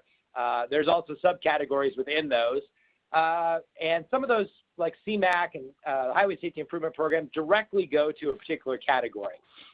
And yet there's a lot of flexibility to move that money around and direct that to whatever category the Commission views is most important. The State Highway Fund also comes in different colors of money and then is directed by statute to those various funding categories. But what I noted earlier was within the significant complexity of all of these lines moving across the chart, the Commission can determine essentially how you want to allocate funds, and then we can manage that complexity on the backside. So don't let the challenges of federal and state funds get in the way too much. There certainly are some strictures and some challenges, but if you lay out priorities, we're able to generally try to move some money around in ways that meet those goals of the Commission. Next slide, please. Just as a starting point for illustrative purposes, this is how the funding came out in the last STIP among those various categories. The Commission can choose to use this as a starting place, or you can choose to throw this out and start over from scratch. You know, it's important to note, though, that this is a zero-sum game. In fact, you know, we actually have a little bit less money in this STIP than in the last STIP. So investing more in one category or one program over the other requires investing less somewhere else. So we're going to be asking you at the end of this presentation to tell us where we should invest more, as well as any ideas on perhaps where we may be able to invest less and redirect revenue. So with that, I will turn it over to Mac Lind. Thank you, Travis. Chair Van Brock, the members of the Commission, once again, Mac Lind, Deputy Administrator for Delivery and Operations. And I'll walk you through maybe a couple of the program areas, and then I'll turn it over to Mr. Flowers.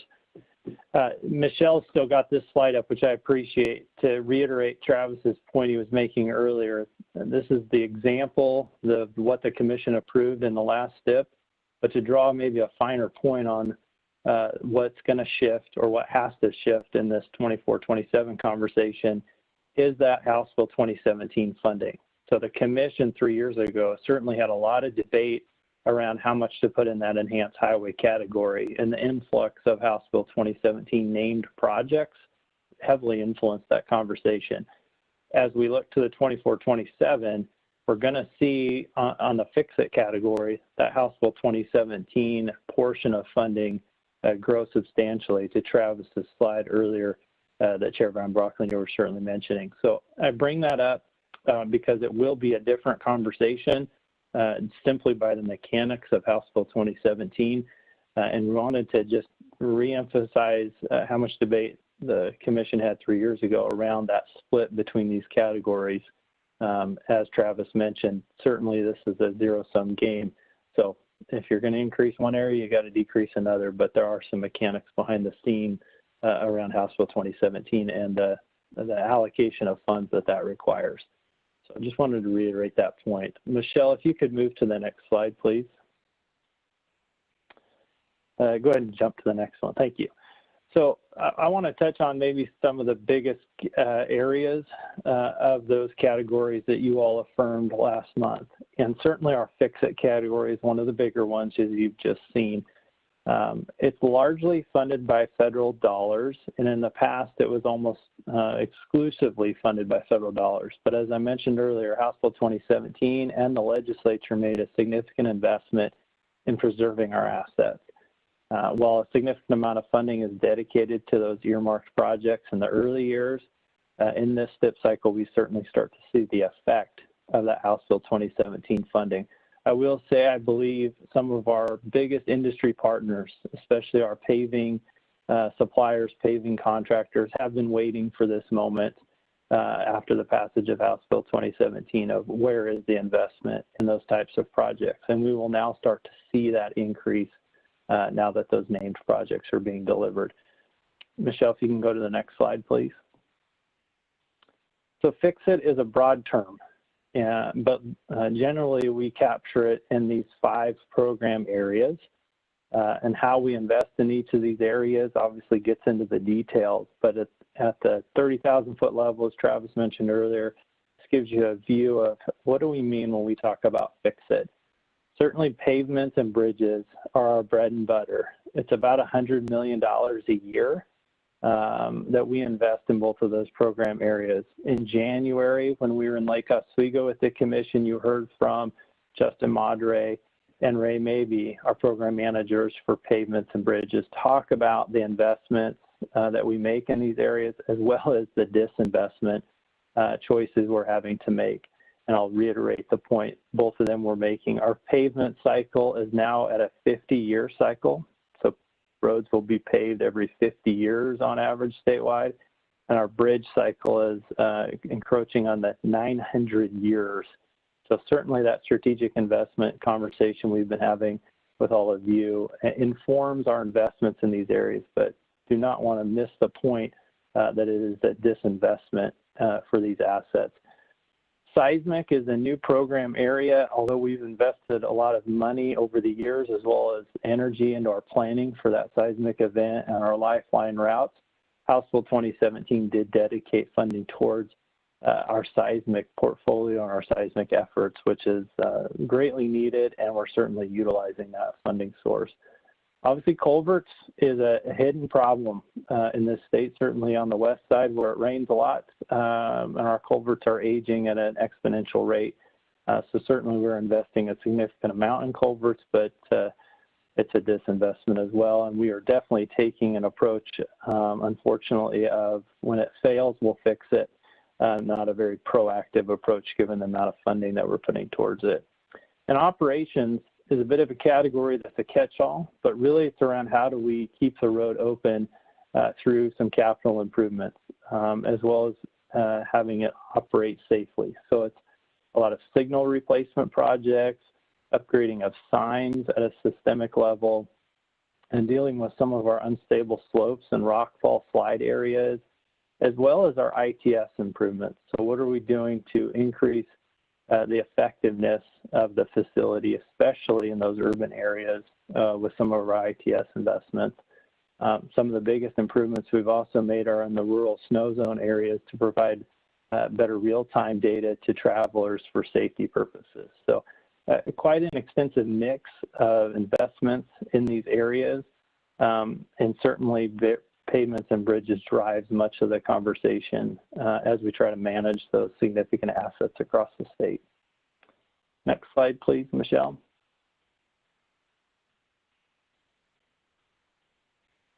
So Enhanced Highway is a category we've had. In the past, we had a program called Enhance, which was a bit more of an open, competitive process, funding a variety of projects. Our ACTS, as you have heard, heavily engaged in that a couple STIP cycles ago, excuse me. In the last STIP, the commission and the agency embarked on the Enhanced Highway program. Because of so much funding coming through those legislatively earmarked projects in House Bill 2017, the commission dedicated $24 million in federal funds towards a program we called Enhanced Highway Leverage. So where could we look for opportunities to expand or enhance a bridge or pavement project for some of those qualities of enhancing the system beyond just preserving the asset? So a fairly minimal amount of funding dedicated towards this category in the past, given so much of the money earmarked in House Bill 2017. And as I mentioned earlier, I believe this is going to be one of the areas that you, the commission, will have some significant debate about in this 24-27 allocation of funding. Next slide, please. The final category that I will cover before turning over to Mr. Flowers is safety.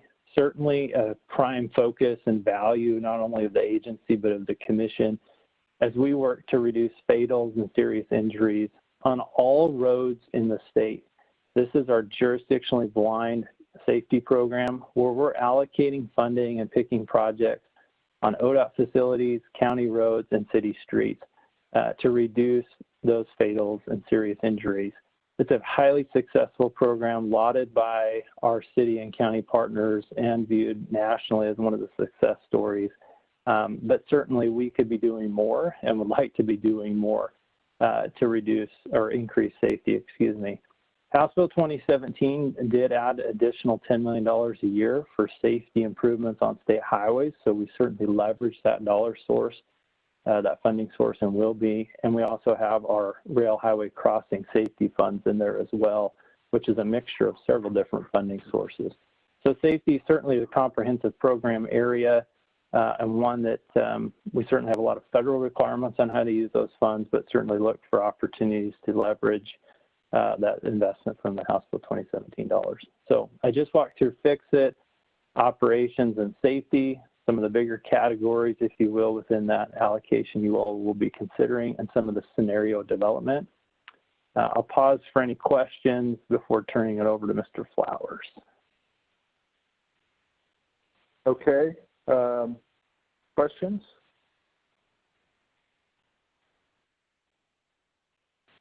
Okay, let's continue.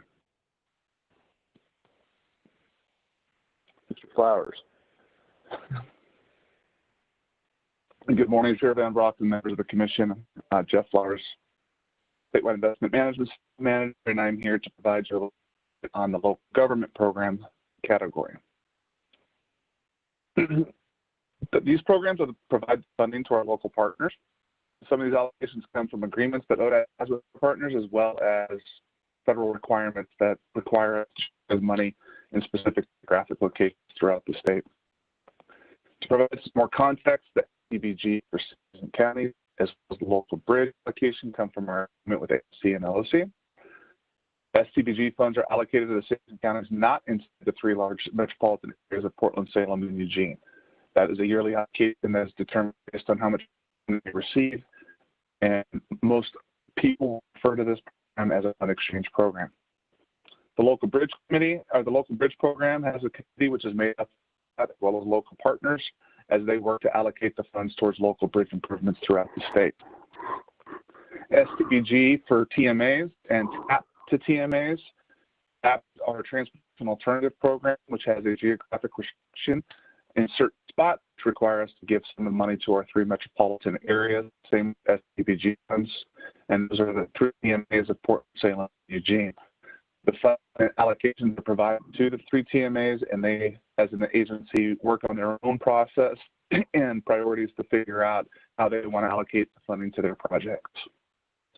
CMAQ is a formula distribution, which has been worked out with agencies that are eligible to receive CMAQ throughout the state. We have locations in Portland, Salem, Eugene, Grants Pass, Medford, Klamath Falls, Oak Ridge, LaGrande, Lakeview, and I think I've covered it, but all of those are already mathematically spread from the federal allocation. IOF is a business development program, which is in partnership with Business Oregon. AGM is our planning work with our local partners. MPO planning is federally required funding to be distributed to the MPOs for planning process work.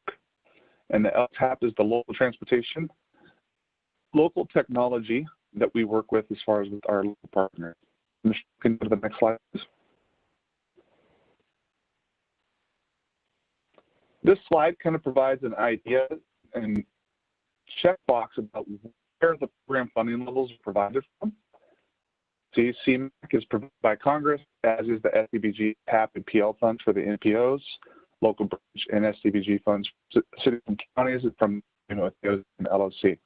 Where the Commission has the ability to update the allocations and be able to move things forward are IOF and EGM, and our program, which is from a federal perspective, our Highway Safety Improvement Program, that is determined from the federal government, and that is what has developed into our ARTS program.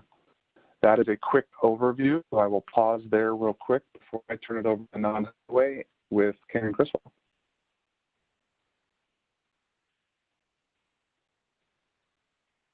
Okay, thank you very much. Unless there are questions, Mr. Flowers will move on. Karen?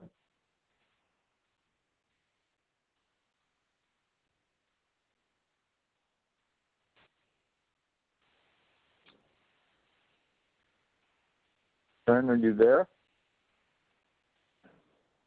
Is it Karen Criswell or Karen Rowe? Yes, Karen Criswell, I think is. Karen Criswell, I'm here. Yeah, okay. I think it's Karen Criswell. Sorry. Sorry for the confusion over the Karens. Yes, Ms. Criswell. Yes, here I am. I'm assuming you can hear me now? Yes. Okay, wonderful. Chair Van Brockland, Commissioners, good morning. Karen Criswell, Public Transportation Division Administrator. Next slide, please.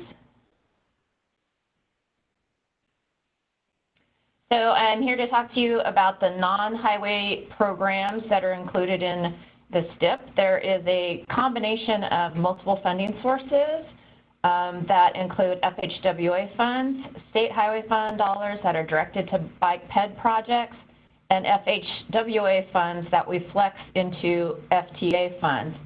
Of note, there are other state funds that pay for non-highway programs, such as the Statewide Transportation Improvement Fund and the Multimodal Active Transportation Fund, but these programs are not federal or state highway funds, and therefore they don't typically show up in the STIP. So I wanted to provide sort of the rest of the picture of that funding. Some programs are mandatory in terms of how they're directed. Safe Routes to School Infrastructure is directed from HB 2017. The 1% for bike ped projects as required by Oregon's bike bill. And then we have the Recreational Trails Program, which we direct that funding to our partners at state parks. And then the Transportation Alternatives Program is required by FHWA. Historically, well, it started with a 2009 budget note, and historically, the Commission has continued to direct some FHWA funds to our elderly and disabled program, transit program, as well as funding for the mass transit bus program. You do have significant discretion to direct funding to that reflects your investment priorities, and you can also direct more of our federal flex funds to these programs if you choose. Next slide, please. So as you can see from this chart, non-highway funding gets spread around a variety of programs. You do have significant authority to determine which of these, where these priority investments are. As I've already noted, this only shows a portion of ODOT's non-highway programs. STIF, funding for older adults and people with disabilities, and STF, Connect Oregon, passenger rail operations, and some others do not appear in the STIP. Regular FTA apportionments are in the STIP, but they are also not reflected on this chart. So currently, based on the previous legislative direction and longstanding practice, approximately $43 million in FHWA formula funding is transferred to public transportation for service for older adults and people with disabilities. In the 21 to 24 STIP, the OTC directed funds into 5 discretionary non-highway programs. These included the Active Transportation Leverage Program, the Off-System Community Pass Program, Safe Routes to School Education, Transportation Options, and some portion to ADA curb ramps. The rest of the programs are covered by where they are due to mandatory federal regulations or state law. As you might know, the non-highway funds are spent both on state and local systems and distributed in a variety of ways, including by formula distributions and through competitive discretionary processes. For example, the Active Transportation Leverage Fund is a formula distribution to regions to leverage bike ped funds onto existing highway fix-it projects.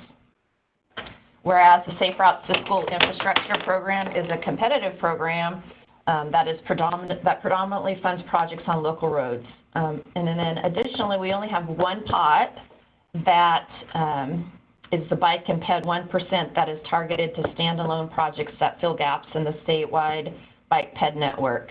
I do want to take the opportunity to note and highlight that the statewide bike ped network is only 43% complete.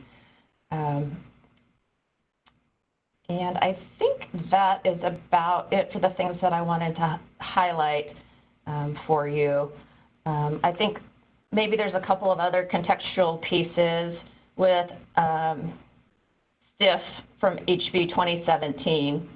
It did enable, that funding did enable some expansion of public transportation services to start to fill some more gaps in the statewide system. However, under COVID, there's been some pretty significant funding losses.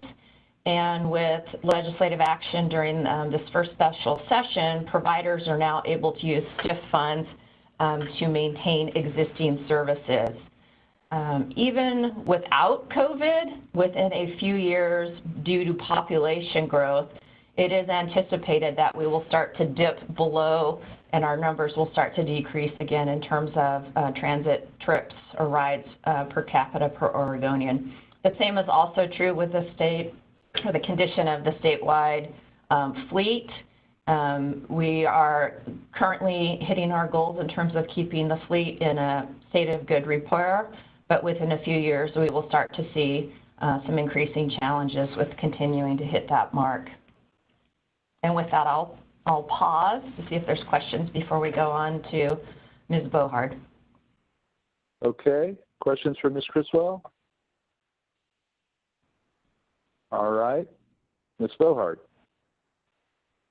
Okay, good morning, this is Jerry Bohart. I'm the Division Administrator for the Policy, Data, and Analysis Division. So I'm going to walk you through some of the next steps that we see. So Michelle, could you go on to, next slide after that one, please. Thank you. So just a little bit about what we've been doing from a public input standpoint. So we obviously have a website here. On it, we have sort of that basic STIP video, so STIP 101. We've also been doing a lot of outreach to our acts. In fact, Mr. Havig was in front of one of the acts just last night, the Lane Act, doing a presentation. So there's been some advantages of being virtual. It makes it a little bit easier for us to engage with the acts. We also, a number of us did a webinar just on Monday, really the same presentation, but wanting to make it available to the acts that perhaps were not able to attend their meeting, or if the act doesn't end up having a special presentation. So we're also have a survey that's out, and all this information we'll be bringing back to you at the next meeting, but we have a survey that's out that really coincides with the survey that we do every 2 years as part of our research efforts around the agency. And it's really how much money should we be spending, whether it looks at transit, sidewalks, bike peds, reducing GHG, expanding the roadways, how do we think about our environment, what do we need to do to protect our environment, services for seniors, maintaining roads, right, so that maintenance and preservation, passenger rail, safety. So it really hits, I think, all of the conversations that you've heard staff talk about today, and we'll be providing you the results of that at the next meeting. And this slide on the other half, the scenario development, is just going to, I think, is really to give you a visual of what the prototype likely will look like as we develop the scenarios. I think we're recognizing that these are going to be a little bit more complex than we've done in the past. And so it's likely going to look something like this, so a consumer reports kind of adventure. So next slide, Michelle, please. And that's why this is really sort of a good example, because in the past when we brought you some scenario information with regards to the STIP, it was just very I will say, sort of subtle differences between the amount of money we're spending on Fix-It versus the amount of money we were spending on Enhance.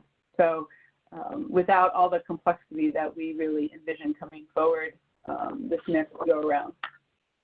So on the next slide, which I think really illustrates that, is that we recognize a lot of things have changed with regards to what's going on in the agency. So certainly a greater focus on climate, so the discussion that you all had just earlier. And then I think most importantly, really the conversation that you all have been having around the strategic action plan and what does it look like. And I know you're continuing that conversation really at the same time as we're building the program levels for the STIP. What's highlighted here is really the language that you approved relative to the priority language and then the goals within the modern transportation system. So I think that we realize that that's probably the priority that you're going to be concentrating on most as we build this scenario. So just wanted you to be aware, we're thinking of those pieces of the puzzle too as we put the scenarios together. So the other part with regards to this is we start to build the scenarios, and certainly in the work that Amanda and I did as we built the statewide transportation strategy, is that we're actually going to have to show you a greater differentiation between sort of the scenarios, and I think the next slide actually gets into that. Yes, if you go to the next slide, to really just show you sort of programmatically what some of the changes are going to be. So very different than what we did just with the subtle differences relative to Fix-It and Enhance, but most likely building a scenario around if you put a majority of your funds into Enhance Highway, what does that mean relative to climate? What does that mean relative to your strategic action priorities versus if you put it more into the portfolio that Karen described just a moment ago, and what does it mean there, right? And then finally, which has been sort of our emphasis is on Fix-It. If you put the majority of the funds in Fix-It, what does that look like? And what is the impact to climate? What is the impact to your safety, your strategic action priorities? So as we were doing this, next slide, please, Michelle. We realized that, and I think we're really sort of looking for your concurrence here, that as we start to build these scenarios, that there's some principles that go into that. So obviously we have our statewide plans, whether you're talking about the Oregon Transportation Plan or whether you're talking about any of our modal plans. They really do all follow that fix it first, maintain the asset of the system. So regardless of whether you're talking about pavement for bridge or maintaining our bicycle trails, that has been sort of the focus of the investment strategies that exist within our modal plans. I think obviously that balance question, right? So how do we make sure we balance across categories and not wanting to see a significant cut in any scenario? Again, as I keep mentioning, sort of that strategic action priorities and goals, and then what are those trade-offs, right, as we work on the goals, right? Whether it's preservation and stewardship, whether it's congestion management, you can see those line up with some of the enhanced fix-it conversations.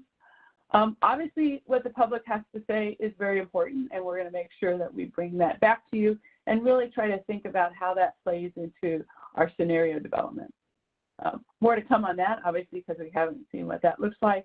And then finally, it is always important that we meet our federal and state requirements. So while you do have a lot of broad discretion, which Travis and I think Mac really alluded to as we went through this, we still just need to go back and make sure we do that double check that we're meeting all of those requirements. So on the next slide, I think shows a good sort of, again, sort of that prototype that we think we're going to be bringing to you. So you can see on the left, really the 6 categories that we've sort of walked through in this discussion. And then you can see we're just kind of following the color scheme, what might it look like with the status quo versus option 1, option 2. that sort of thing. And the status quo probably really talking about what we did in 21, 24, and then how does that look differently as we move forward. And then finally, sort of building on this a little bit more, as we look at the scenarios, how does it help as we think about safety, whether it's climate, whether it's accessibility, whether it's mobility, and what do each of these scenarios do moving forward. So this, and the circles are really just to give you a sense of how well they do it from a programmatic standpoint. And we're still working through those, so time will tell exactly how those come out. On the next slide, what we really now, so hopefully in the discussion, you know, with Travis setting the stage, Max talking about STIP program, and the local program from Jeff, and then just our non-highway program, we're really now in this place about, we want to hear from you guys. So we have some key questions here that we hope will help frame the conversation. So what specific program investment areas are your priorities? How do you think about these priorities across our funding categories? And then, you know, I think to really maybe start the conversation, what changes would you make based on using the 21-24 as sort of the framework as the starting point? So I think with that, I will turn it back to the chair and perhaps to Travis to help lead this conversation. Okay, thank you very much, Jerry. Travis, are you still with us? I am still with you, but I will defer to the chair to lead the commission through the discussion about the investment priorities for you. So we obviously have limited time on our agenda today for this, so this will just be getting it started. We're going to have several opportunities to talk about this as we work through the 24-27 STIP. So I guess what I would ask for today is just some initial impressions on these three questions. In terms of specific programs, prioritization among funding categories, and allocation determination. So it may be specific thoughts you have about those three areas, or it may be more kind of conceptual. But I would invite us to start with the investment areas that are commission priorities, and take any initial comments. Again, this is the beginning of a conversation, so you know, maybe we can take about 15 minutes on these today before we have to move on, and then we'll come back around to them in subsequent meetings. I think what the staff is really looking for is some initial impressions, so they get some sense of what our thinking is, not fully baked conclusions. So with that, open it up for comments, if any. Let's start with the first question. This is Commissioner Callery. On the first question, I think the most important program investments we need to make are fix-it and safety, followed by enhanced highway. I think that's because our system is in decline, frankly. We have not made, as a state, we have not made the investments we need to make to keep the system fully functional, and it's starting to deteriorate both at urban area levels and in the rural areas. So that would be my input on that first question. Thank you. Thanks, Commissioner. Other thoughts?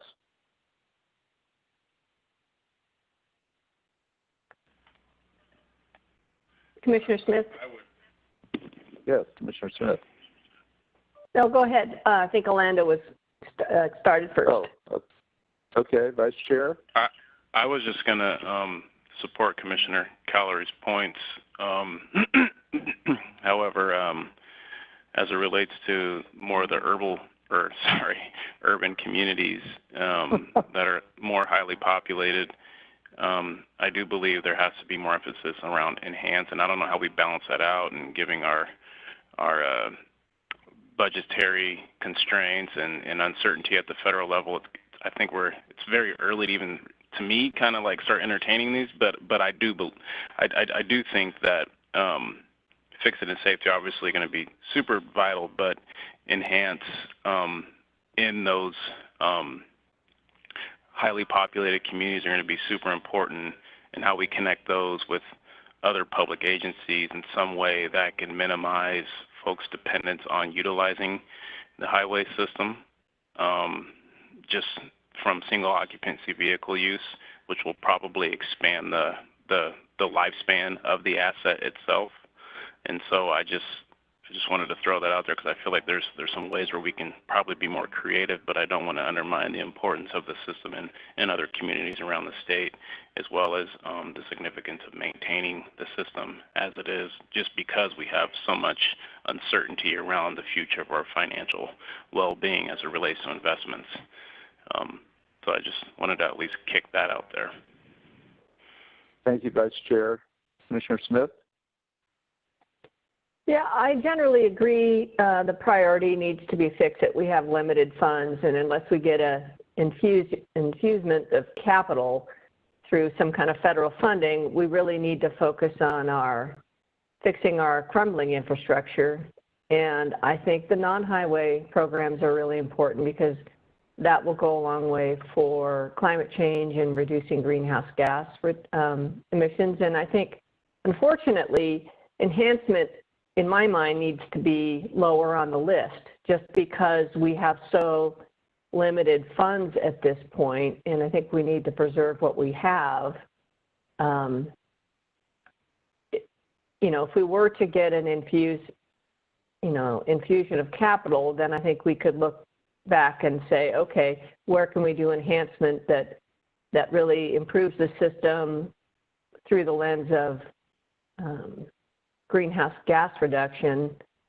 But until we have the money, we need to fix what we have. And I also think we need to have a huge priority to complete our legal requirement under the ADA settlement to complete the curb ramps. So I'm not sure where that falls in this, but to me, if we're going to be, if we have extra money, that's the first thing we ought to spend it on. Thank you, Commissioner Smith. Commissioner Brown? Well, it's the beauty of going last is that everybody else says a lot of what you need to say. I think that it's really difficult. I know that we need to fix, and safety is number one for me. Although the non-highway areas will address some of the greenhouse gas reduction, there's also funding that these programs have been receiving. Is it enough? It's never enough. So I think that some of the priorities, the fix it is important to me, safety. And then, you get into the local government and the local government piece of it, I guess I don't want to leave them completely off the table, is that they also have ADA requirements that they're trying to fulfill. So I don't know how, honestly, to balance this, but I think we really do need to take care of our roads. Yeah, I will just comment briefly. I think that we have to take care of preserving the system because that's what we've heard repeatedly, including, I think, significantly at during the listing post of our Vision Committee back in 2016 that went around the state and asked what the key priorities were for transportation in the state. And those meetings occurred all over the state, and there were some common themes to them. One of them was preservation of the system. But the second one was, or among the leading comments that were generally made, was that the biggest problem in Oregon transportation, wherever you are in the state, is Portland congestion, because it's bottlenecked the state. And so that was the reason that we had these directed projects, 205 and I-5, Rose Quarter. And of course, the Interstate Bridge, which is not a directed project in 2017, but has been a project that we've been talking about and working on, frankly, for at least 15 years, probably more like 20. And so I think what this calls out for me when talking about program investment areas is when you read our investment strategy, which we approved last month, there are funding needs in every single area. And we are underfunding, even though we have House Bill 2017. Every day we are underfunding the system, both highways and bridges and transit and other non-highway. And I think the thing that this all calls out for me in the investment strategy and the vision strategy and all of the things that are kind of the big vision pieces is that we don't have the resources we need to do the work.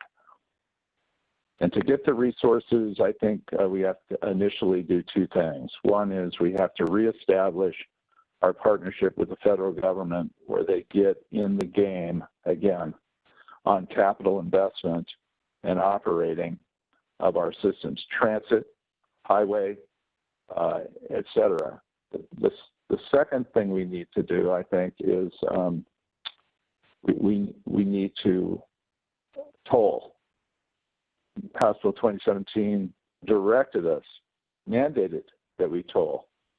And I don't think we are going to get more state funding from the legislature until we do toll, because they're going to say to us, we gave you the authority to do this. We encouraged you to do it more broadly than on I-5 and I-205, and you haven't done it. So until you do it, and this is really setting up the conversation we're going to have this afternoon, we're not inclined to give you more money from other sources. So tolling is, for me, a high priority in terms of determining what specific investment program areas are priorities, because with federal help and with tolling and potentially thereafter other resources, I think we can do a lot more. And I do think the comments on ADA and the comments on climate are important as well. And we are obviously evolving as we look at the way people are going to be working in the future, et cetera. So we have a lot of analysis to do on how we prioritize programmatically.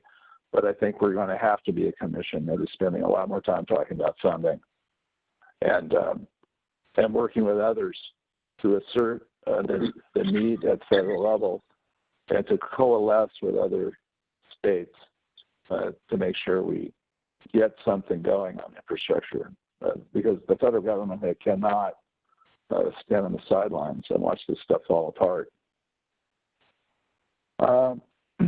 Let's take on the second question just briefly, and we do need to move on to some other things, so let's just round table that one.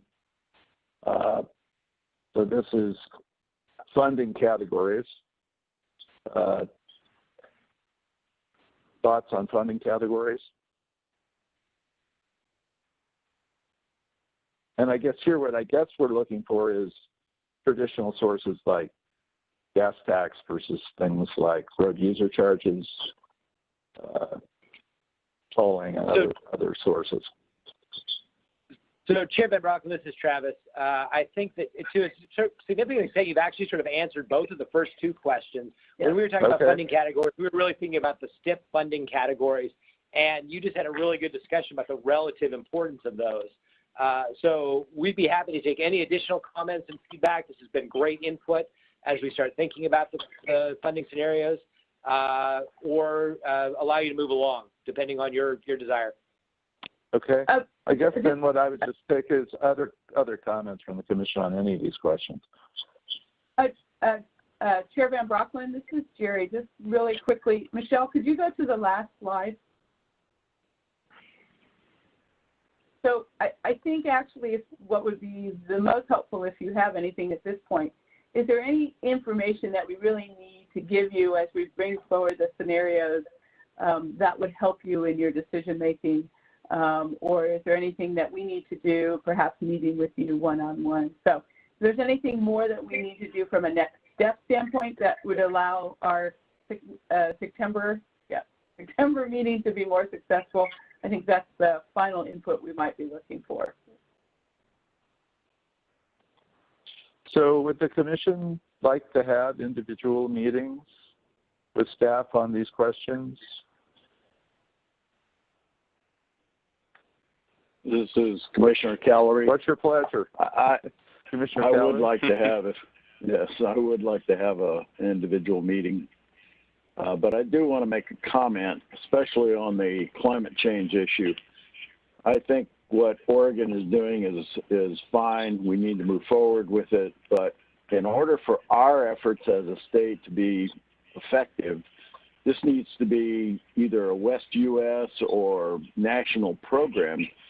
We're not going to accomplish anything with the programs we have in Oregon when you look at the immensity of the problem at the federal level. And I want to see Oregon move forward, but I also think we need to build a coalition, whether it starts on the West Coast and moves east, I don't care, but it's got to be a coalition of all the states taking these steps forward to deal with climate change. Just a comment. Thank you. Thank you, Commissioner. So focusing in on individual briefings, would people like them? Sounds like Commissioner Callery would.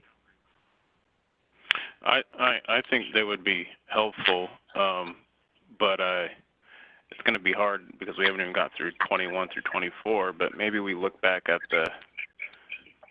the what's it, 18 through 21, and see what some of the outcomes have been as a result of those investments. Because if we don't have criteria in terms of what we're trying to do with our investment strategy, then we're not going to know whether or not if we're actually, receiving the ROI that we intended to get based on our priorities or things that we see of significant priority for those particular areas. So we can pick buckets all day, but if we're not, trying to measure what the impacts of those buckets are, what we would aspire for them to be, we're not ever going to know if we're actually having success or not. Yeah, good point. Can we get some historic value, just some historic analysis on how our investments have paid off, kind of what the ROI is on them? Chair Van Brockland, this is Travis. Certainly there are opportunities for us to be able to come back and talk to you about the success of investments. And ROI may be more difficult to measure, especially, comparing different types of projects or categories. But certainly we could have a conversation about what the, say, the performance measures have been and how we've performed on those to see where we're succeeding in the transportation system, where we're really struggling. And I think we actually have a report that is due to you in September on the status of our key performance measures that might be helpful in that regard. I think that's probably a good start, Travis, and then we can work on deciding whether or not if those are areas we want to continue to focus on or if we want to pivot at all off of that. Yeah, I think it would be good to have that before, even if it's not in front of the full commission, just a handout or something you can walk through in these individual conversations or give to people a few days ahead so that we have some data on kind of what the impact has been of the investments, where we're seeing real value to the citizenry. Other comments before we leave this topic? This is Commissioner Brown. Mr. Brown. I appreciate your comments, Chair, on looking at our federal partners and what we need to do in the future. I think that one of the things that the conversations I've had with you is that the importance of really trying to move the infrastructure dollars from the federal government down to Oregon and being able to have these conversations.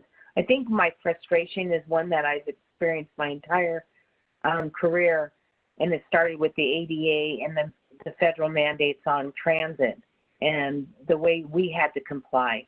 Now we're seeing this in the ODOT within the roads, and it's the right thing to do, but again, it's unfunded mandates.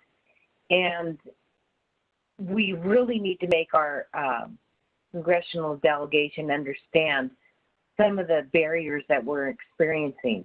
I agree with Commissioner Smith on the ADA, and we do have to deal with it because, you know, we have a lawsuit. We need to make sure that we move forward on that. But I think that we have to find some kind of balance. And when we get into the greenhouse gas requirements, emission requirements, again, this is something the legislature is asking us to do. We need to move forward and get our tolling going, and maybe even think of other possibilities that we can tap into to move us forward. So I look forward to it. I think briefings will help, and it'll help me really think about how my conversations will help to get additional funding. Thank you, Commissioner. Okay, unless there's any other comments, I think we'll leave it here for the moment. Have individual briefings, get the analysis that we were just talking with Travis about, and begin thinking about the funding side as well as the expenditure side, because we have a lot to do in a growing state that has not invested as significantly as we're going to need to in the full multimodal range of investments. And certainly, well, no one said this, I would just say, I think that, well, I guess several of us have said it, but I'll just repeat it. The investment on the transit side, I think, is a very key part of this as well, both on the capital and side as well as on operating and ridership, because it's clear that our communities are becoming more dependent on transit, and we're going to need to invest more significantly there. So we have a basic program that we need to think about what's that program look like 5 or 10 years from now. And I think it needs to look more robust than it does today. Okay, we're going to move to a decision item F, Connect Oregon. And I think this is one that Assistant Director Cooper Brown and Eric Havig are going to bring forward. I see Eric and Cooper. Turn it over to you guys. Excellent. Thank you. Good morning, Chair Van Brockland, members of the Commission. For the record, Cooper Brown, Assistant Director for Operations for ODOT. I know we're running up on time, so we'll keep this brief. I'll just provide a bit of background and context and grounding, and then turn it over to Mr. Havik to walk you through the decision before you today.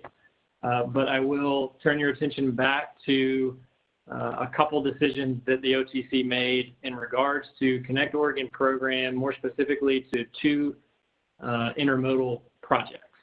So as you'll probably recall, for most of you who were participating and on the Commission last year, about a year ago, in July of last year, the Commission approved project plans for the Treasure Valley Reload Center out in Eastern Oregon, and also the Willamette Valley, Mid-Willamette Valley Intermodal Facility. This is pursuant to House Bill 17. When you made that decision back in July of last year, the agreement was for the OTC to retain the Oversight and Approval Authority for really all decisions moving forward for those project plans. So that was the decision back then in July. If you fast forward to April and earlier this year, there were a couple of conversations that are relevant to this. At the April OTC meeting, you revisited the project plans for both facilities, Treasure Valley and the Mid-Willamette Valley, and you did the milestone groups. As you will recall from the July conversation last year, there were a couple big decisions that were before the Commission to move forward on right-of-way acquisition and then construction. You actually decided to move those 2 key decisions into 1 key decision, which is still out ahead of us in a few months, depending on the project. And then we had a conversation then in April, and then that followed into May, as you'll likely recall, where we talked about the Commission's desire to make sure that you remain at the strategic kind of visionary level and out of for lack of a better term, kind of the weeds of the operations and administrative functions that are probably best handled by the department. So I would just flag both of those conversations as really the grounding for why we bring forward this proposal to you today, which is really in regards to those two intermodal facilities and how our process looks for moving forward for some of the decisions outside of that big keystone decision, if you will, that still lies before you on moving forward with the right-of-way and the construction of those two projects. So with that, I will pass it actually over to Mr. Havig to walk you through a little bit more of the details, and then back to you, Mr. Chair. Mr. Havig. Thank you. Thank you. And Eric, if you could just really focus your comments on what's in front of us to act on. Absolutely, Mr. Chair. For the record, Eric Havig, I'm the statewide policy planning manager. Really, Cooper teed this up, and what this decision really is to delegate to the director really the day-to-day operational decision-making for these agreements.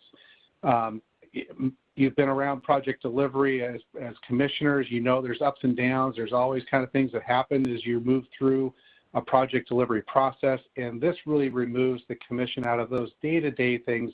If we need to move a milestone by a few days, if we need to modify a cost element for one milestone by increasing costs one area, decreasing it somewhere else, that can be delegated down to the director. And what you would retain is really that high-level decision that Cooper talked about, that strategic level decision to either move forward with the right-of-way reimbursement and construction of these facilities or not. But after that, even if you move forward with construction, again, the day-to-day of that construction schedule would then be managed by the director. The director would have, again, any authority if there was issues that he believed were political or significant enough to bring back to the commission. We could always do that as well. But this would not have to come back to you every time we had a milestone date change or a cost change just to one of those individual milestones. It's really keeping that strategic investment decision at the commission level. So I'll just keep it there and see if there's any questions. Okay. Are there questions for Mr. Brown or Mr. Havig? Okay. If not, I guess I'd entertain a motion on this.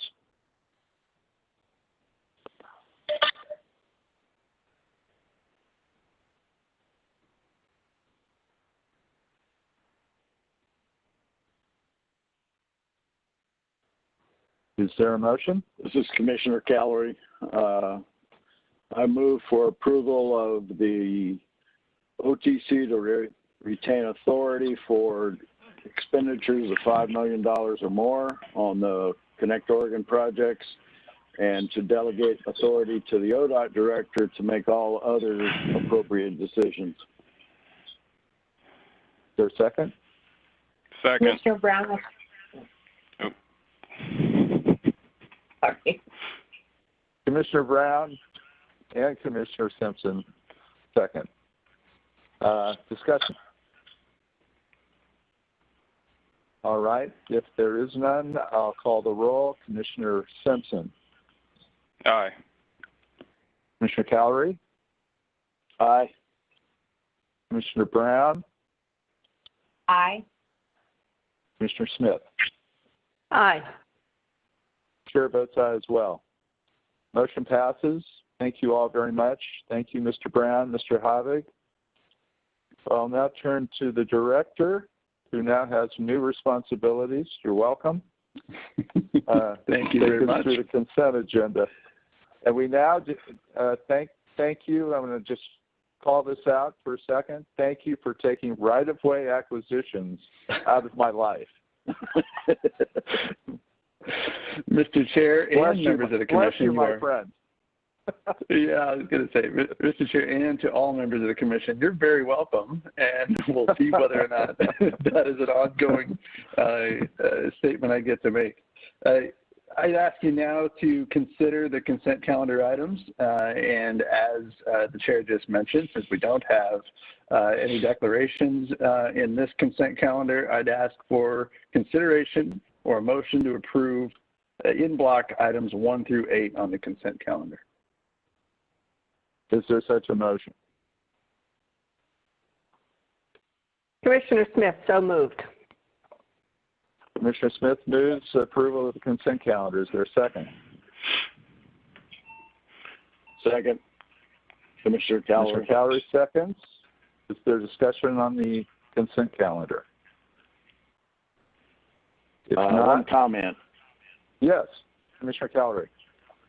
I'm very pleased about the update to the state rail plan. I think everybody did a great job on that. There was a lot of input from other entities, other stakeholders, our partners in the rail industry, and I'm pleased to see that move forward. Thank you. Great. All right, if there's no other comment or discussion, I'll move to the vote. Commissioner Calloway. Aye. Commissioner Smith? Aye. Commissioner Brown? Aye. Commissioner Simpson? Aye. Chair votes aye. Passes unanimously. Thank you very much. So I appreciate the commission. I've got a conflict between 11 and 12. I appreciate the commission indulging that. So we will take a break now until noon for lunch and returning calls and looking at emails and doing all the other things that are on your plate. And we'll reconvene at noon. If you could maybe dial in a few minutes before noon, just so if we have any technical issues, we get them smoothed out so we can start the presentation on tolling right at noon. Thank you. It's been a good morning. I will see you all at noon. Thank you.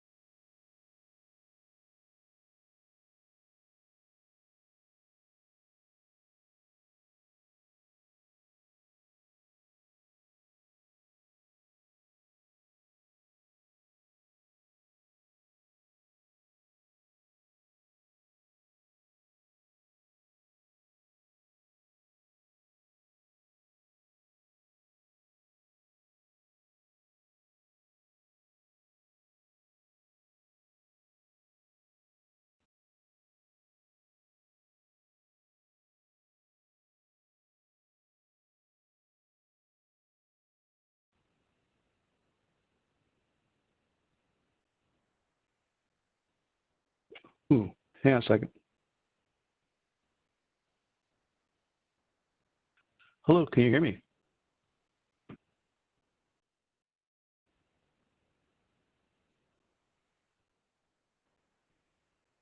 Bill, I can hear you.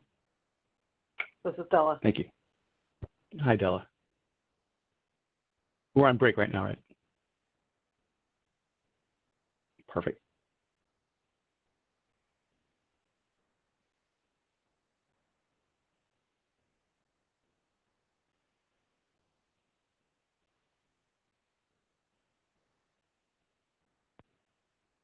I'm just checking my double mute. Oh. Okay. Yeah, I think we started at noon, so I think you're good if you want to video out. I'm going to video out until about 10 minutes before. Okay. Oh, perfect. All right. Good to see you.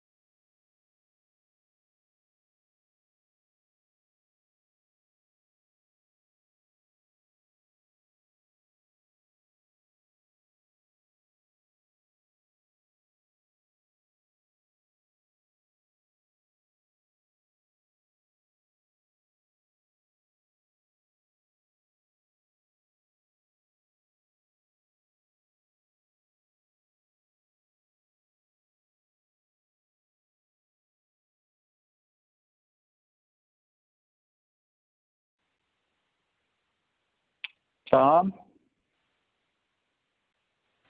Or Tom Fuller, are we back?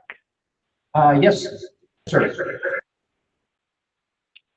My time is, my phone says 11:59. Is that close? Yep, I think you're close enough. Okay, so are we going to go live? We are live now. We are live. Okay, great. Let's see who we have with us.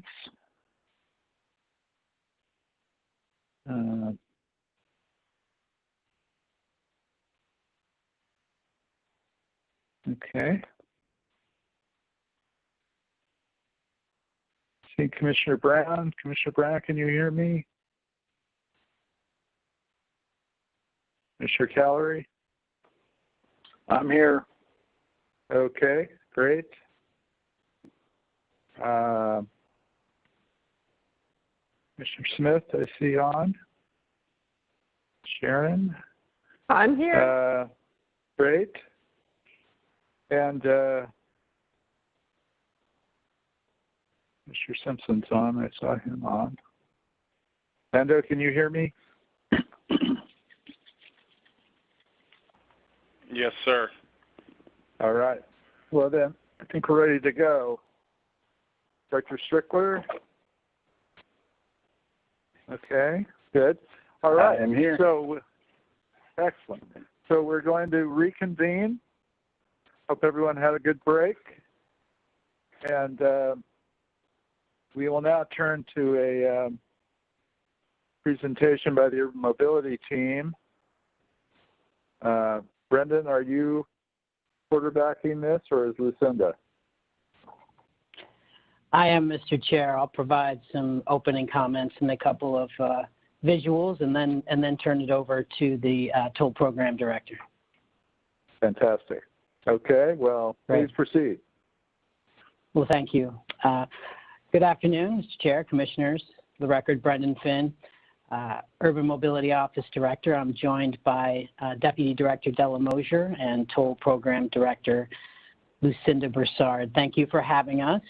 Although we are in the dreaded after lunch slot, we will keep this incredibly entertaining and upbeat. As someone that's gone over this presentation, it's quite an informative one. We think the Commission will get a lot out of it. So Michelle, if we could throw up our first slide. Go ahead and go right to the next one. As promised, to remain consistent, always good to just take a brief look at our timelines for the major projects and programs that are within the Urban Mobility Office. Nothing has changed here since our last meeting, but still always think it's a good moment to reflect on where we are and where we're going regarding these important programs and projects. I would like to make a couple of announcements, Commissioners, Chair, regarding a couple of the programs. I know you were introduced briefly, but did not get to meet, you will in the future, the Interstate Bridge Replacement Project Program Administrator, Greg Johnson, who's been doing a wonderful job. We've been interacting with him frequently. Assistant Director Brower and I participated in a joint legislative hearing last week with Greg for the two transportation committees from Washington and Oregon.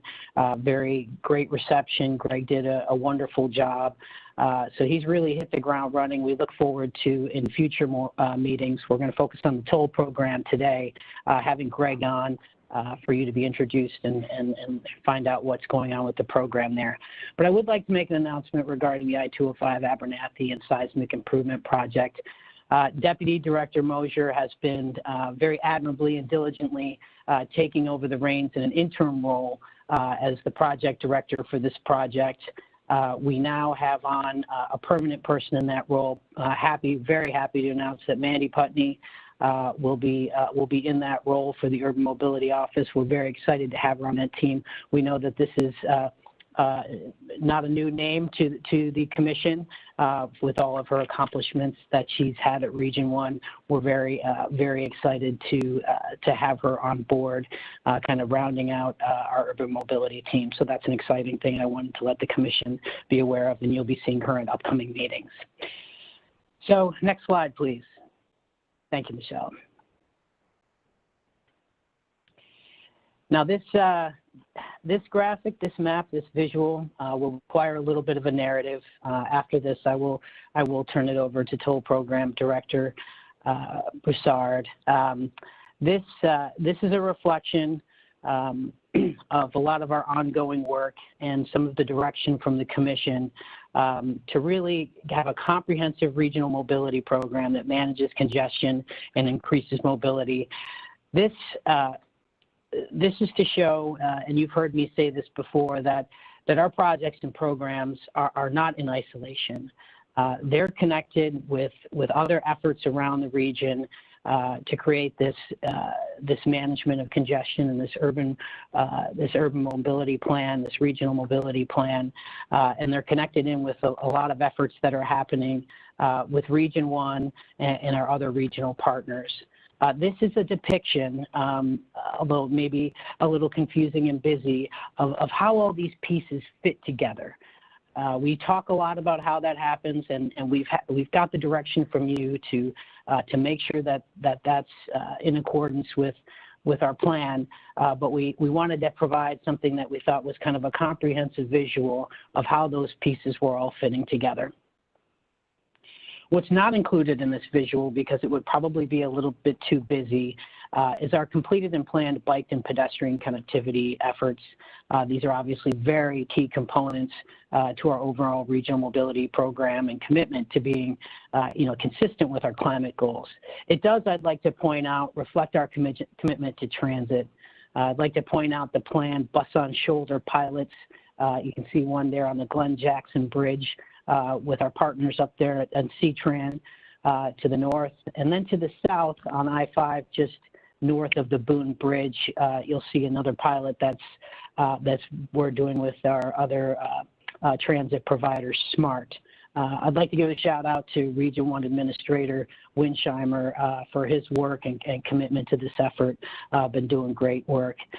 Bus on shoulders, a really effective strategy for managing congestion and providing efficient options, a really good use of our infrastructure, and like our bike and ped connections will reduce our greenhouse gas emissions. So we're excited about those efforts.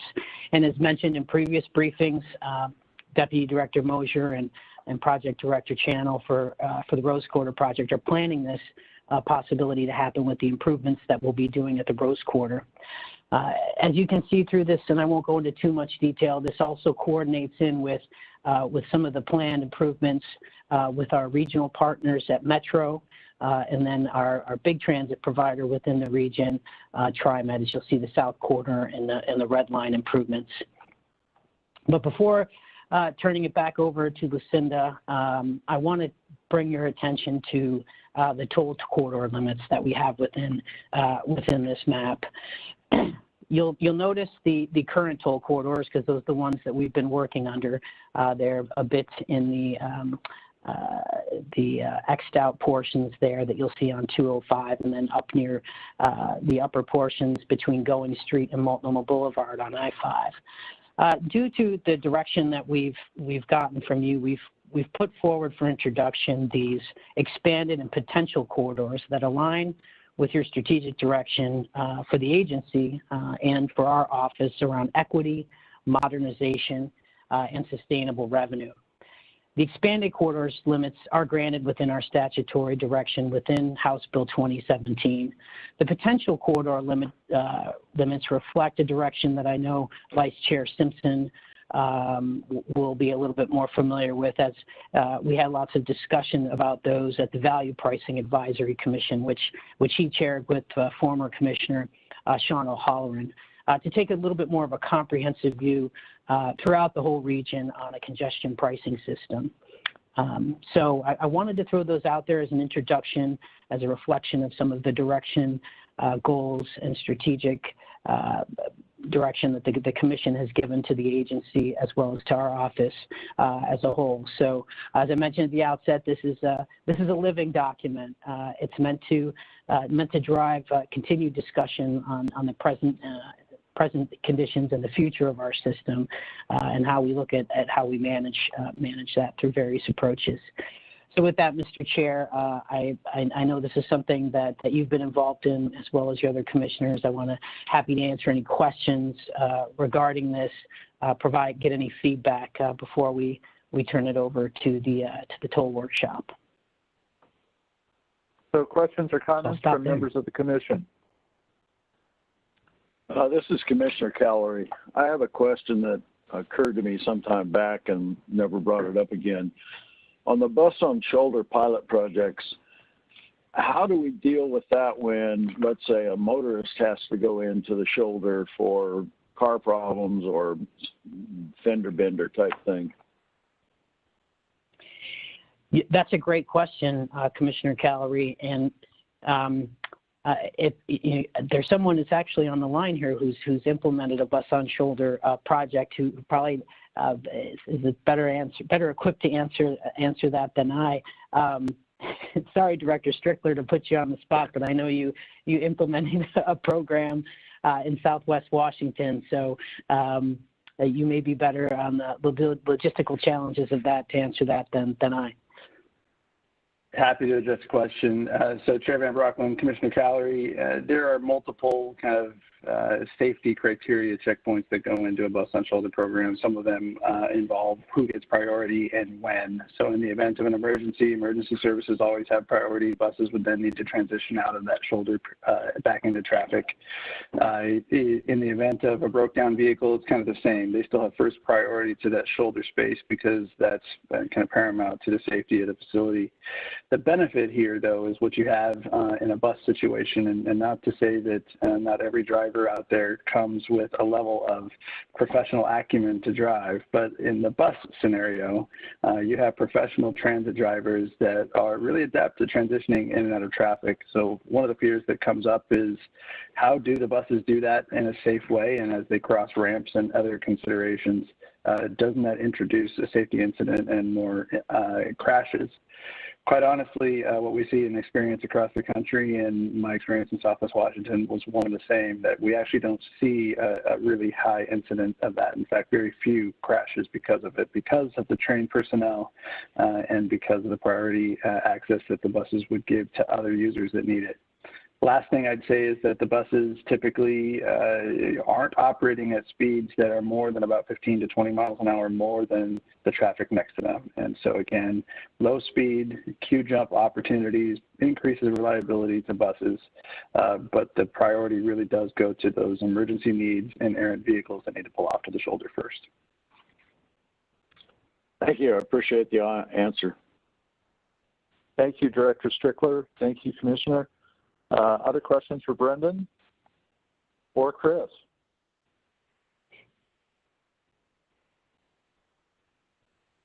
Okay, Brendan, I think we're poised to proceed. Great. Well, thank you, Mr. Chair. And with that, I'll just turn it right over to Toll Program Director Lucinda Broussard. And next slide, Welcome, please. Ms. Broussard. Welcome, Ms. Broussard.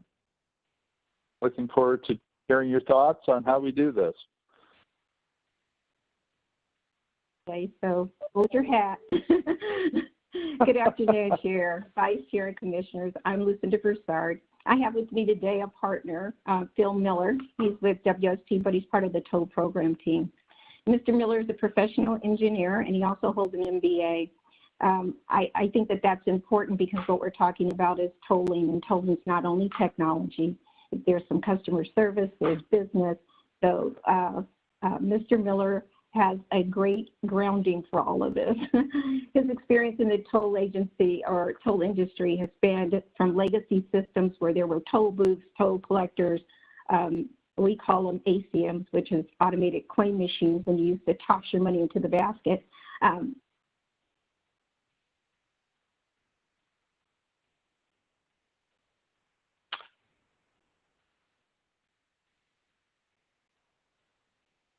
We've lost audio with Lucinda. Can we get her back? Yes, my call. Oh, let's see if I can do. We heard you there for a second. Can you hear me now? Yes. My call dropped. Not sure why. So back on, I think I left off with, he's been in the toll industry where there were legacy systems of toll collectors, toll booths, and throwing your money into the machine. Well, he's also been around to see the conversion to all electronic tolling, and he's been a part of that also. He has over 30 years of experience in and around the toll industry, implementing some of the first programs. He was down in California at the Transportation Corridor Agencies when they first opened, and he was part of my implementation team at the Tacoma Narrows Bridge in Washington. Between the two of us, we're sitting with, we're trying to keep our numbers round, over a century of experience in and around this industry. Next slide, please. And you can go to the next one. So today, our overarching goal for this workshop is to start building the foundational knowledge and provide information about tolling to support the decision-making process. There are many facets to tolling, and it touches many different disciplines. We'll highlight some of these during this time. First, we'll define what tolls are. We'll look at their application around the country in centuries past and bring you up to the present day and what the sustainability of the toll industry looks like. So I'd like to introduce you to Phil Miller. Hey, Mr. Chair and members of the Commission, my name is Philip Miller with WSP USA, under contract at Oregon Department of Transportation. So as Lucinda mentioned, I've worked with a number of toll operators across the country at policy executive level across North America for quite a bit of time in many facets of toll engineering, finance, and operations. And as we were saying, tolls is indeed, it does have many facets to it, which is why this overview workshop touches on so many topics. As we note on this slide, which, by the way, I forgot to ask for. Next slide, please. There you go. Tolls are obviously a funding mechanism and application of advanced technology in the service of congestion management. It's also a separate and distinct set of driving rules and regulations that require careful consideration. But probably on top of all of those is the fact that it's an evolving retail business that's been changing dramatically over the past 30 years. In fact, actually almost year by year now. For example, as of recently, one can actually go on Amazon to purchase toll transponders that work in Florida. And the ones for North Carolina and the Eastern U.S. are going to be coming online with Amazon soon. So there's many facets to tolls, but you get the idea. And there's no federal Department of Tolls that provides guidance. And in fact, toll policies and rules, just like motor vehicle regulations, are really set at the state level. So as Oregon prepares to enter into tolls on a broad basis, it's helpful to look at what other states and what their long experience has been and how to learn from their experiences, successful as well as otherwise. There's no one exact standard for tolls, but there are some emerging best practices to take advantage of. Next slide, please. So tolls has been around for centuries at the intersection of transportation infrastructure funding and retail business, as we were discussing. As you can see in this toll rate sign from 1802 in eastern Pennsylvania, tolls were set based on a wide number of parameters: size of the vehicle, number of horses, whether it was for commercial purposes, in this case, if it was carrying livestock. And it's a complicated rate structure, but a toll taker took care of figuring that out. You might note at the bottom of the subject, if you had a chance to look at the slides in advance, that toll exemptions have also been around for centuries. In this case, a trip purpose was a discriminator. If the customer explained to the toll taker that the trip was for a funeral or to attend worship, they weren't told. Next slide, please. This slide dates back to 1886, so a bit more recent. Taken from a bridge in central Pennsylvania in my old engineering district, actually. They were still setting rates based on the size of the carriage, number of horses, and so on, all based on the observation of a toll taker. And you can see sometime after this sign had been erected in the early 20th century, they had to squeeze in a rate for toll automobiles. The point was the tolls have been around since the 19th century into the 20th century to raise revenue, to build and maintain major structures. Up until 1940, these were primarily major bridges and tunnels. Next slide, please. Then came the modern limited access toll roads, beginning with Pennsylvania Turnpike in 1940, and then with many major cross-state routes in the East and Midwest. New Jersey Turnpike, Pennsylvania Turnpike, Ohio, Indiana, Illinois, you get the idea. A number of public agencies were founded to finance and build the precursors of the interstate highway system. And at that time, in the 40s and early 50s, over 1,500 miles, mostly four-lane limited access highways. These were massive projects that could not be financed by highway departments and normal construction budgets. Well, Pennsylvania Turnpike developers had to figure out a new way to collect tolls. They would use toll collectors, but they had to measure long trips. They came up with the idea of building toll plazas at every interchange so that they can measure the length of the trip from beginning to end, and then toll collectors would take care of figuring out the toll due. Frankly, even in the early days, it quickly became apparent that this was not especially efficient. When President Eisenhower Congress launched the Interstate Highway Program in 1956, they elected to instead rely on federal gas taxes and a highway trust fund to finance the massive levels of construction needed for the 40,000-mile interstate highway system. But those existing toll expressways that had been built already were grandfathered into the system. So in fact, they're part of the component part of the network today. And this picture is Interstate 294 in suburban Chicago. And toll collection had been a problem on Interstate 294 for a number of years. This picture was taken in 2001, had 15 lanes of toll collection in each direction, including those baskets that Lucinda talked about, as well as toll collectors. And it still wasn't enough. Traffic congestion had grown to really be a problem by the end of the 20th century. So what do we do next? Next slide, please. The answer was tear the plazas down. And this still is taken from a video in October 2016 on Interstate 90, on the interchange on Interstate 90 in the Massachusetts Turnpike, on the day after conversion to all electronic tolling, which we're going to be describing later on. I had the privilege to develop this program concept implementation plan with the Planning Department of Massachusetts DOT, and ultimately working with the Secretary of Transportation and his chief engineer and planning leadership to develop this coordinated statewide program. After go live of the new system, which included a lot of the things we're going to talk about later on, contractors were incentivized to quickly remove the existing 20 toll plazas across the Commonwealth of Massachusetts and bring them to safe operating condition before winter. This entire program was hugely successful. It solved a number of problems and was received very well by the public. But MassDOT still did collect tolls after the toll plazas were gone. So how did they do that? Next slide, please. Before the demolition, DOT had a roadside toll system contractor and highway contractors erect 16 of these new toll zones across the state. They were not at the toll plazas, they were at different locations. These toll zones, such as the one on this slide in suburban Boston, after the facility was built, the technology was installed, tested and burned in, all run as a system before that go live date in October 2016 I was talking about. The toll zones still identify how large the vehicle is and how much the toll should be, basically similar to those old toll plazas.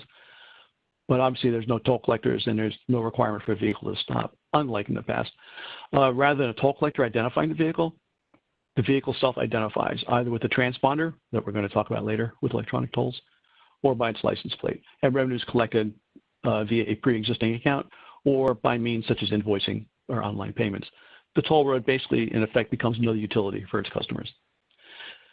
Since electronic tolls began in 1989, it's been improved substantially, and it's been quite an evolution, and it's proved to be quite popular over time to the point that about, in round numbers, about 3/4 of all toll revenue in the United States is collected by electronic tolls. Actually, post-COVID, that may have increased, but anyway, it's been about 3/4. How much revenue is that? Next slide, please.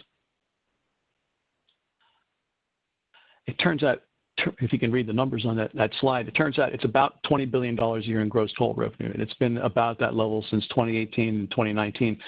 In fact, in 2019, the graph would still be increasing, but not all agencies had their audited financials submitted by the time this graph was built. So 2019 was still a very strong year. 2020 will not be. There was a sharp decrease in toll revenues, obviously, beginning in March this year. It was most severe with facilities serving local commutes and passenger cars, and but less so in most cases on the routes that have long distance travel and commercial traffic.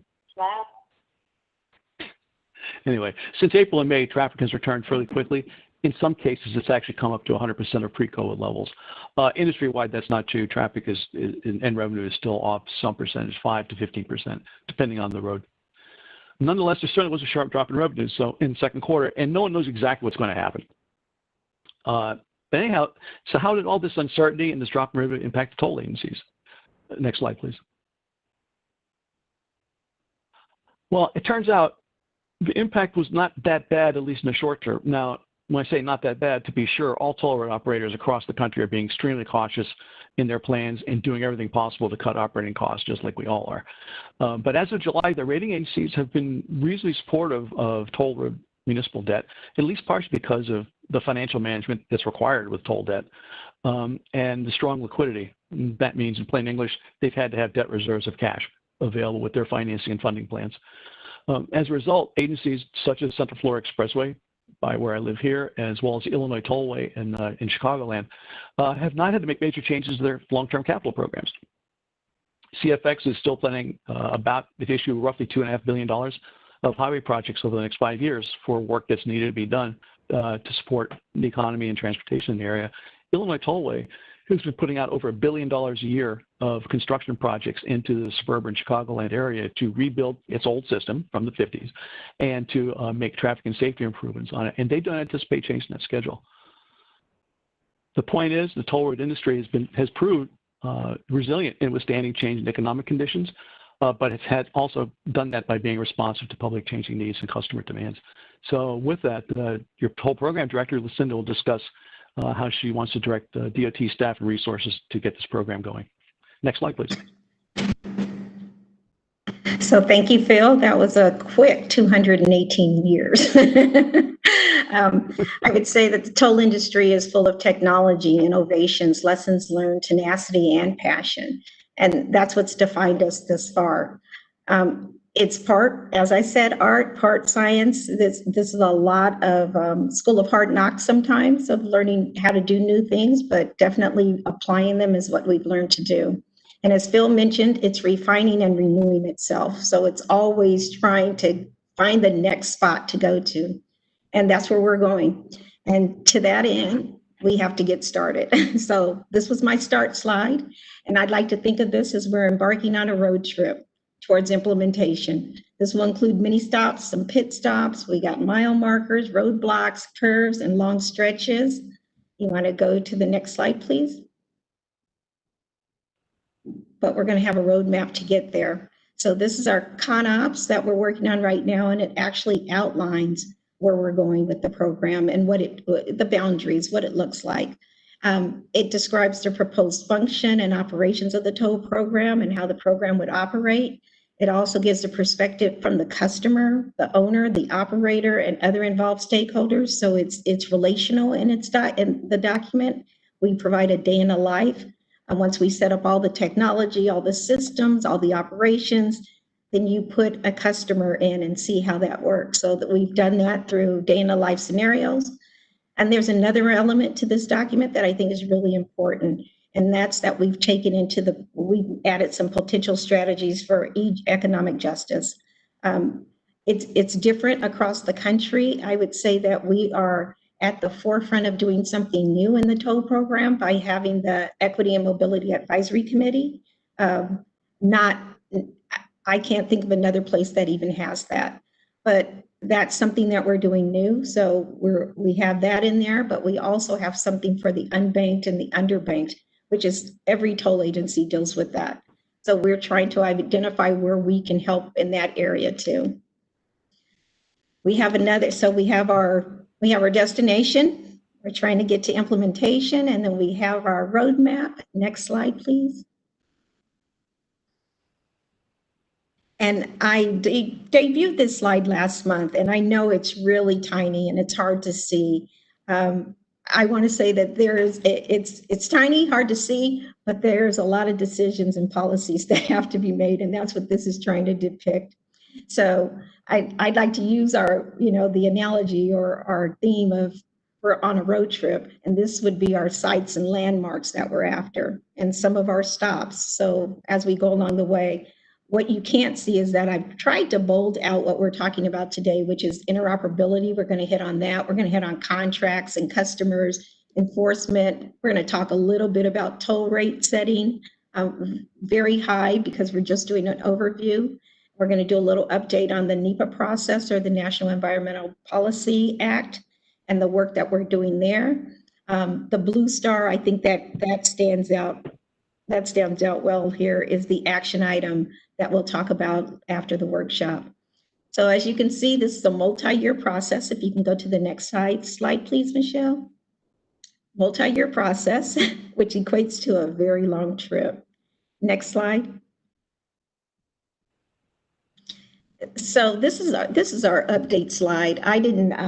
I talked about this last time, what we were doing with NEPA, but I wanted to kind of reiterate where we are with the NEPA process. We just started the 45-day comment period for the I-205 project. We're asking for, we have a draft purpose and need. Why are we doing this project? And our objective, of course, is revenue generation and congestion management. So we have the alternatives out there. What does tolls look like? Where do they stop? What's the schema? I mean, is it one toll for the whole corridor? Is it broken up? That's out there. We also have performance standards and our goals. And we're asking the public to comment. So we are in the 45-day comment period, started August 3rd, in September 16th. And we are really trying to do a virtual all-channel blitz, if I might say. It's different than when we could walk into a room and have an open house. We have an online open house. We did a webinar already. We're looking for ways to meet people where they are and gather that information and doing it virtually. We also will have, we're trying to get to the underserved and underrepresented communities, and we're doing that through our community engagement liaisons, which I talked about before also. But everybody just to contribute into something that, sometimes people don't get the opportunity to do. So we're making sure we're making that opportunity available through all channels. And I just wanted to give a quick update about that. Next slide, please. Bill? Okay, this is mine. Thank you. And actually, I wanted to ask Commissioner first to let me, before we get into this slide, and it's a dense slide, one update about when I discussed the finances, I talked about a drop of 5 to 50% or so. One major qualifier to that actually is some toll projects that are managed lanes, where it's just an individual lane on the side of the road next to 2 or 3 or more of what they call general purpose lanes. Traffic and revenue from those facilities, the drop in those has actually been quite dramatic for obvious reasons. Less traffic and less congestion, there's no reason for people to pay to use those managed lanes. So if you talk to some facility operators, either at WashDOT or in other locations around the country, their drops have been really significant. So I don't want to whitewash as if there's no problem there. Getting back to the program. So this slide is dense. To put the program in place that we've been talking about, it's a broad range of staff and external resources that will be needed. All those facets I was talking about earlier, customer service, revenue, technology, traffic, rules, regulations. This is addressing all of that. To get the right people and firms aligned with the right tasks, to properly assign responsibilities, segregate duties, ensure the tasks are performed well, and then finally make sure you have the greatest flexibility and control possible in procurement and contracting. So this chart was divided into 3 parts. The top banner is the DOT at the public sector level. That would include, in addition to the engineering districts, obviously the UMO and the toll program office leading the program, along with, again, the highway divisions, Office of Innovation, DMV, other branches of DOT and state government in Oregon. This list is not exhaustive, but the point is this is the policy and direction side of the program. The second tier represents program consultants and advisors that will be necessary over a longer duration beyond planning, design, and construction, but also through operations. To the left, we called out the highway engineers and contractors will actually build the fixed facilities. Next to that block is a thing called the general toll consultant, and this is essentially your program management office to define scope, schedule, and budget for a lot of these contracts, and then ensure they're complied with during the life of those contracts. The life of that general toll consultant would extend also into operations because that's really the proof of the pudding of these contracts. Next to the general toll consultant is traffic and revenue consultant. The TNR consultant should be independent to assess public willingness to pay tolls, and they will determine at the end of the day the optimal rates combining the goals of traffic management as well as revenue generation. Depending on the level of work the TNR consultant needs to prepare, it may be called investment grade. That will depend on the financing plan that you go with. The TNR consultant will recommend their final toll rates or ranges of rates for your approval as this program goes to go live. And then next that we highlighted 2 other blocks that will be needed shortly, the financial advisory and legal advisory or legal counsel services. financial advisory necessary to walk through options for financing, funding management structures, including interface to the toll system, such as all the revenues are managed and reported correctly, market outlook, what have you. They can also serve as your auditor for financial management reporting of the system after go live, and including so audit of the money as well as process audit, all of which is going to be needed once you go into live toll operations. Legal counsel will work with the financial advisors, Lucinda and her team, to ensure that rules and regulations that may be needed are consistent with existing statutes and operating rules. Or if any changes are needed, they'll help with the development of legislation that may be required and work through the whole process. And then they'll also be involved in anything having to do with memorandum of understanding with other state organizations, in state or out of state, related to interoperable operations and possibly enforcement. And then finally, their assistance may be needed during system procurement and the selection process. In the bottom right, some specialty consultants include what we call future consulting contracts, which include things like a public relations and marketing firm that will be needed in advance of go live to develop your program brand, logo, conduct some market research, prepare outreach programs, materials to help reach organizational goals, and basically get as many people involved in the program as soon as possible before go live. In this day and age, as IT is changing so quickly and the opportunities and threats from IT are emerging as quickly, an IT industry technology firm really would be advisable. And this is becoming a firm that's used increasingly across toll roads in the U.S. One of our sub-consultants on a project I was working on in past years in Florida was an IT firm, not an engineering company, but an IT business firm, and they're extremely helpful to provide the different kinds of guidance that you would need as you go into artificial intelligence, cloud computing, all those things are involved. And then finally, we also call that independent specialty firms for system testing and operations that will be needed over the operations phase of the program. The last block, those two big white blocks on the left, are the big system contracts. Next slide, please. The system is proposed to be delivered in two basic parts, probably two separate contractors, and one would be called the roadside system and the other the back office system and services. The roadside system, the block further to the left, includes the toll zones. We talked about that and showed an example from MassDOT, basically where the technology is actually installed out in the field that reads license plates and transponders. But it will also include an operational back office, which is basically where all that data collected in those toll zones is put together to combine into a trip that could be used for toll collection purposes. So the work in that operational back office will include verifying license plate numbers have been identified correctly, to see if license plates and transponder numbers are associated with a good toll account, putting all that data to find the end and the beginning and end of a trip, and then finally putting the whole package together for later processing. So these data packets, called toll transactions, or trips, if you will, then go over to your back office. The big block over to the right of that is the back office system and services. And you know, we talk about technology a lot, and Lucinda has been very good to remind me to stress the point. This isn't just about technology. It's about people, your customers, are going to be driving on the facilities and paying to use them, as well as the people that work in the customer service center to help them out with their accounts. This is them. In addition, providing the technology requirements such as data exchange, generating reports, and providing all the information for accounting, and technology interfaces, this will include the customer service center, the contact center, where people who have questions about how to get involved in the toll program or how to deal with challenges with the toll program, this is where they go.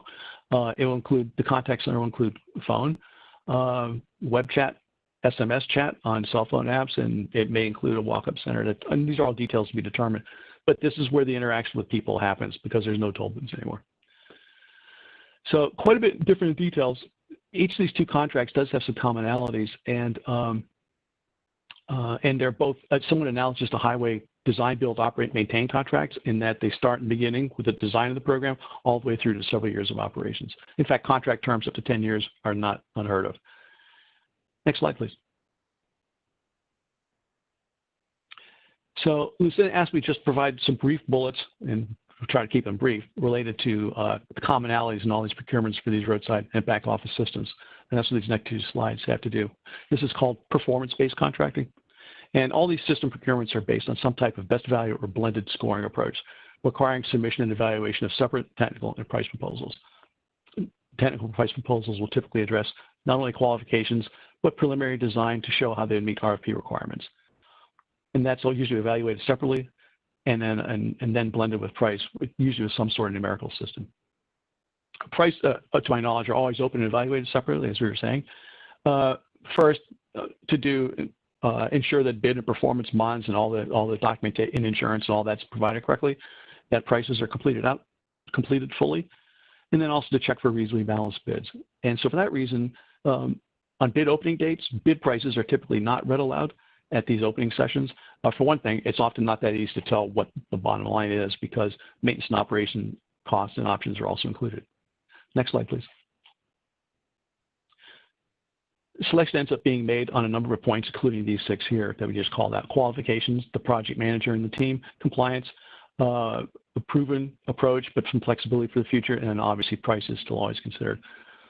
I guess the last point on procurement to make is that these procurements don't specify the size of the box, the color of wire, that sort of thing that's going to be used too much. Rather, they rely on the functional requirements of what does the system have to do, how well does it have to do it, and then provide some technical limitations that are unavoidable, like compatible software with industry standards, transponders that will work across the country, that sort of thing. And these are the types of requirements that these system integrators, that's what these contractors are called, have to meet. So the system integrators did describe how they'll meet them, and the contracts will provide key performance indicator requirements, measurements, and service level agreements, or SLAs, contractual requirements on how they're going to meet those performance requirements. Next slide, please. So we're going to talk about how the industry's evolved. This is one of the subject areas where there's been a lot of change over the last 30 years. Technology's made it a lot easier to measure in quite a bit of detail what's going on with the systems, and that measurement's required because there's nothing to see. There's no physical cash or coins being handled anymore. So what the example shows is just a couple things are called out. And I should add, these are draft. This is not a final submittal or anything.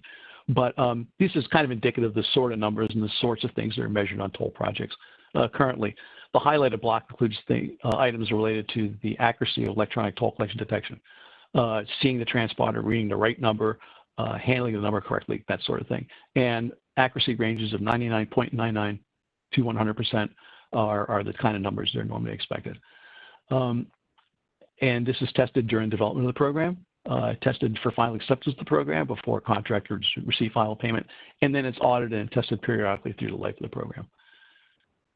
There's other categories that are also just shown for example, such as AVC, that means automatic vehicle classification or measuring the size of the vehicle, and then or accuracy of capture the license plates.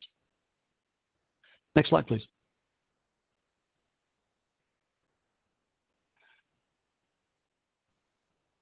Likewise, the back office system integrators and customer service center operator will have some SLAs to meet.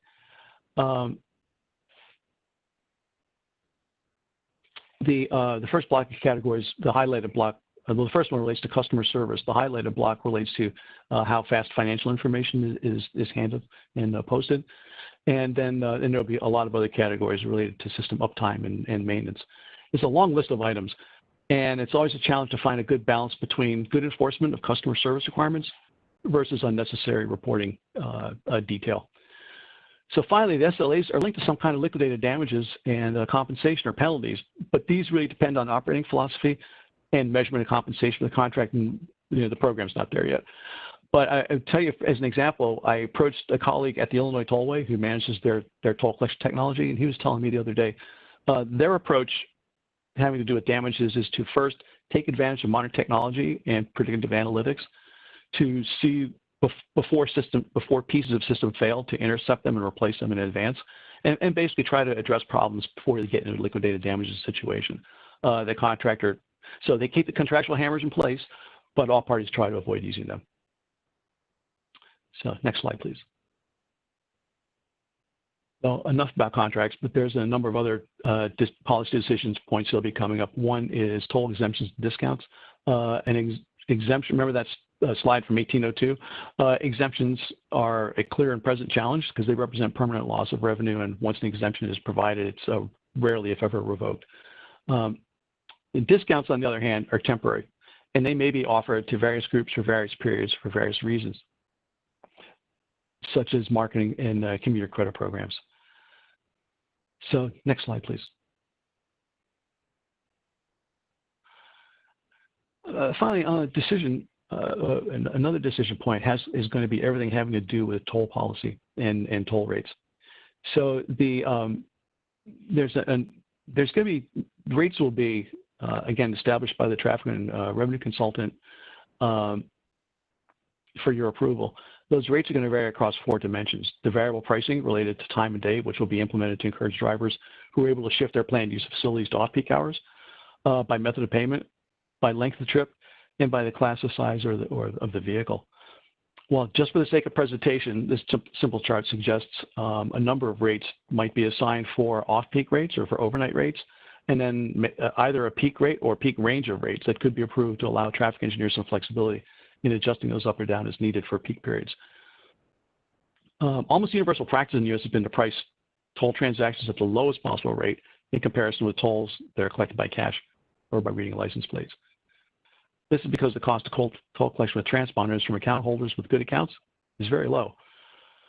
Cash requires people in toll plazas that cost more. Image review and processing may cost a little bit more if the license plate relates to a good account, or it may cost a lot more if it doesn't. If, for example, if the owner of record needs to be looked up. Anyhow, and then talk about vehicle class. Next slide, please. So back when toll collectors were in booths and could determine vehicle class, the universal standard in the United States has been to measure the count of axles. This example is from Hood River, typical in the U.S., and that's fine. Counting axles does present some problems, though, in a high-speed, nonstop environment. Actually, at any speed. At low speed, the devices that count those axles to keep collectors honest, they wear out periodically and are an ongoing maintenance chore. They're also subjective. A 2-axle car pays $2 cash in this example, but a 2-axle truck pays $6. So who decides if it's a car or a truck? Well, the toll collector. If there's no toll collector, what do you do? And these low-speed devices can't be used in high-speed environments anyway. There are some vendors that have developed non-contact approaches using inductive loops to do the actual counting, but their systems are expensive and they're in the pavement. So if highway maintenance has to be done, they get torn up.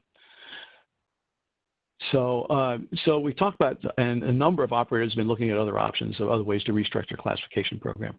Next slide, please. One option that has been discussed in many places in the U.S., although it hasn't been implemented anywhere yet, is to adopt more of what the rest of the world outside of the United States is doing, which is move to more of a shape-based or height-based system. What's presented here somewhat analogous to what the 407 ETR in Canada, a large toll operation, is doing, in that they basically classify vehicles by 3 sizes. We included a 4th for motorcycles, but small, medium, and large. The small vehicle being cars or light trucks, generally under a height. We use 9 inches here. That seems to be a correct number based on one study that was done a few years ago. And that would be with or without a trailer. If the vehicle would be pulling a large trailer over 9 inches, or it was like a service van or a single frame truck that was over 9 inches, that would be the medium rate. And then finally, the heavy one would be the large tractor trailers, where both the cab and the trailer, the articulated unit, are over 9 inches tall. In practice, on virtually any toll road that I've seen, the split of traffic will be, the majority of it will be what would be a light vehicle, a class 1 car or a light truck, and the second large class is the heavy tractor trailers. The challenging part can be picking defining the intermediate point, but this is one way of doing that. Again, this will be investigated in greater detail before a recommendation can be presented. And among other things, it has to be perceived as fair by the customers. And all the recommendations about tolls and rates have to be made with the best possible treatment of the customer in mind. And with that, next slide is yours, Lucinda. Next slide, please. Yeah, there you go. Thank you, Phil. We're going to start talking about the customer. This is, I think this is where I kind of get riled up, right? Because why do we do what we do? We do, and in toll industry, what's different than what's been going on before when you think about toll roads or just roads is, as DOTs, we put in roads and then we go away. In the toll industry, or when you have a toll road, once you put in the road and you put a toll on it, you have a customer. And sometimes you have a customer for their whole life and your whole tenure. So how do you bridge that gap? And what does the customer mean to an organization that's been used to deploying roads and walking away, and now having customers that you have continual to touch, they'll touch you all the time. So The customer is the integral piece in setting up the toll program. And I want to say throughout this trip, we're going to place the customer in the forefront of the recommendations we bring to you for decisions. What I know from my experience is that it's paramount that what we do as a program is seamless to the customer. They shouldn't experience the bumps and the lumps of trying to get it, trying to, number one, bring the program up, and number two, for them to interact with the program. So this extends to customer service when they're on the roads, what they see on the road, how they interact with the road when they go through the toll point, but also along the corridor. What does that look like? That's all part of customer service. It also goes all the way to, we call it the back office, but it's really the customer side. Phil talked about the contact center, the call center, the walk-in center, mobile, the website, everything that we put out for a customer should be for their needs and should be seamless for them.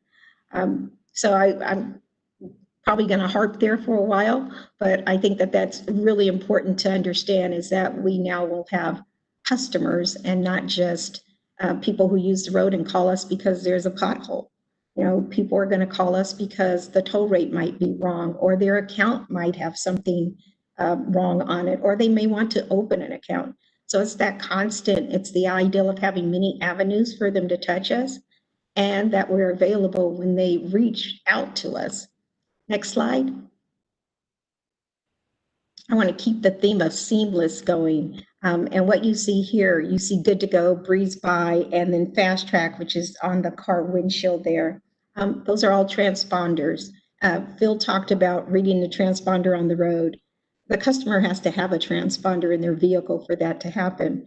And for it to be seamless, we're talking about a program we're bringing up. We're new, but our neighbors are not. So California is not, and Washington is not, and Breeze By is not. So how do we make sure that our customer doesn't have to do something different when they interact with us versus these other agencies? So using the same transponder is like paramount to making sure that that seamlessness happens. And as you can see, it's a sticker format. I will tell you that I used to say this all the time, you know, we had a Band-Aid, which is what you see in the windshield there, and the Good to Go. We also had something called a popsicle, which looked like a popsicle stick, all still sticker, all still, I mean, easy, light. We had we had one for motorcycle headlights. It was just easy to use. So we say the sticker format, compared to what the past was, which was a flat pack, usually $25 deposit, put it in your car. It was pretty big, actually. Most people could see that you had it. Sticker tags are not like that. You place it inside your vehicle on the windshield, behind the rearview mirror. Literally, you probably never even notice it again. But they're cheap. And I know that word, every time I say it, when I think of it cheap, we always think of cheap means not of great quality. But these are cheap, which means they're under $1. Considering transponders, at one point, I think we were charging people $30 or $35 for a transponder. So $1 or under $1 is cheap. We've come a long way. So it's cheap, but not only that, it's reliable. I was talking to the Port Hood River Breeze By. I was on a call with them, and they mentioned that I had sent them some Good to Go tags back in 2010, and they were still working. So reliable they are.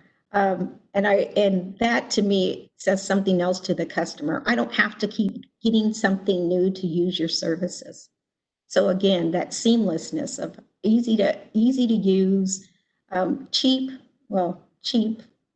under $1. Maybe we won't say cheap, we'll say under $1, and reliable. I think that again helps with what we're talking about for the customer.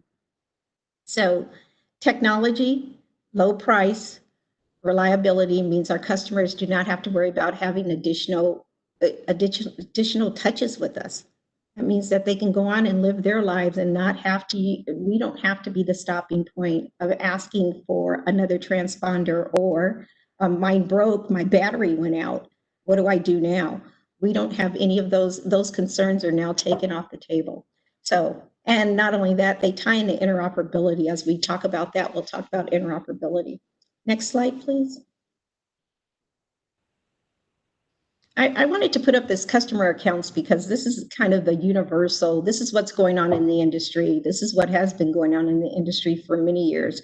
I think the only one that might be new is a temporary account, and we've kind of changed the name from unregistered, which used to be a violator account, to an unregistered account. But when we talk about a prepaid account, we're talking about someone who has an account that's prepaid with a credit card or checking account associated with it. So they'd put a deposit down, and then when their account got low, they'd replenish through one of those methods, either your credit card or your checking account. This was normally the cheapest or the most efficient. Number one for the toll system, for sure. All we have to do is read a transponder. We get our money for your toll immediately, and for the customer. And it had the most benefits. So you could be interoperable because you had a way to pay a toll if it came in. It also allowed you sometimes, depending on how the road was set up for toll rate setting, it might have a different rate than some of these other accounts, which means you would get a better rate than someone else. In the past, it was a better rate than someone paying cash. There would be a cash rate because it costs money to take cash. And then there would be a ETC rate, which is what these are, electronic toll collection account rate. And then later there was a pay by plate, which is the license plate account rate. So you could have all these rates, but if you had an ETC account or a prepaid account, it saved you from all of those. So you had a transponder in your vehicle, you had a credit card or license plate on your account, and you could go through life easily. And you got the benefits. And one program I was at, we used the transponder to pay for McDonald's. So you could use your transponder at McDonald's. In another program that I was setting up before I left Georgia, we were adding transit to that. You can pay transit and parking at the airport, all coming out of your toll account. So your prepaid toll account with a transponder allowed you many benefits. The next account is the license plate account. As I mentioned, you just have your license plate on the account. It is prepaid, but we only know you by your license plate. So some of those benefits that you received as an ETC or a prepaid, we call it prepaid, but an electronic toll account holder, were not afforded to you as a license plate account holder because we had to look up your license plate and then we associated it with an account. So still a different rate. You might pay a little bit more for that because that costs a little bit more to do. And then we have commercial fleet accounts, which I tie them to the prepaid account, except when we talk fleet, we can talk up to over 1 million vehicles on one account. It's just the ideal of having multiples of vehicles on an account. And toll systems are able to do that, able to handle an account that has 1 million transponders and license plates on it. And then the temporary account. I'm a vacationer. I'm only here for 4 days. I want an open account. I want you to know what license plate I have. And then I want to leave on Friday and I want to pay my tolls that way. It actually just allows people to come in and go, just come and visit and go. But the rental car agencies have kind of taken that on. Now you can rent a car and you can prepay tolls, or you can rent a car and pay for tolls after you get back, and they have a transponder in the vehicle. But there were temporary accounts, and some people still do have temporary accounts. And the last one is an unregistered account. Unregistered is we don't know you, don't have a transponder, don't have a license plate, and we don't know who you are.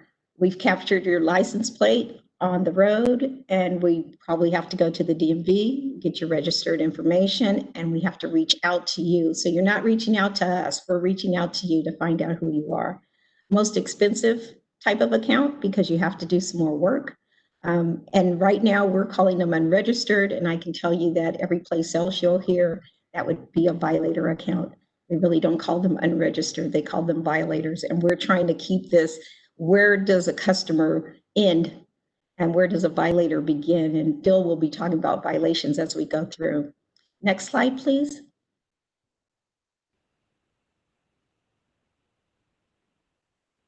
Thank you.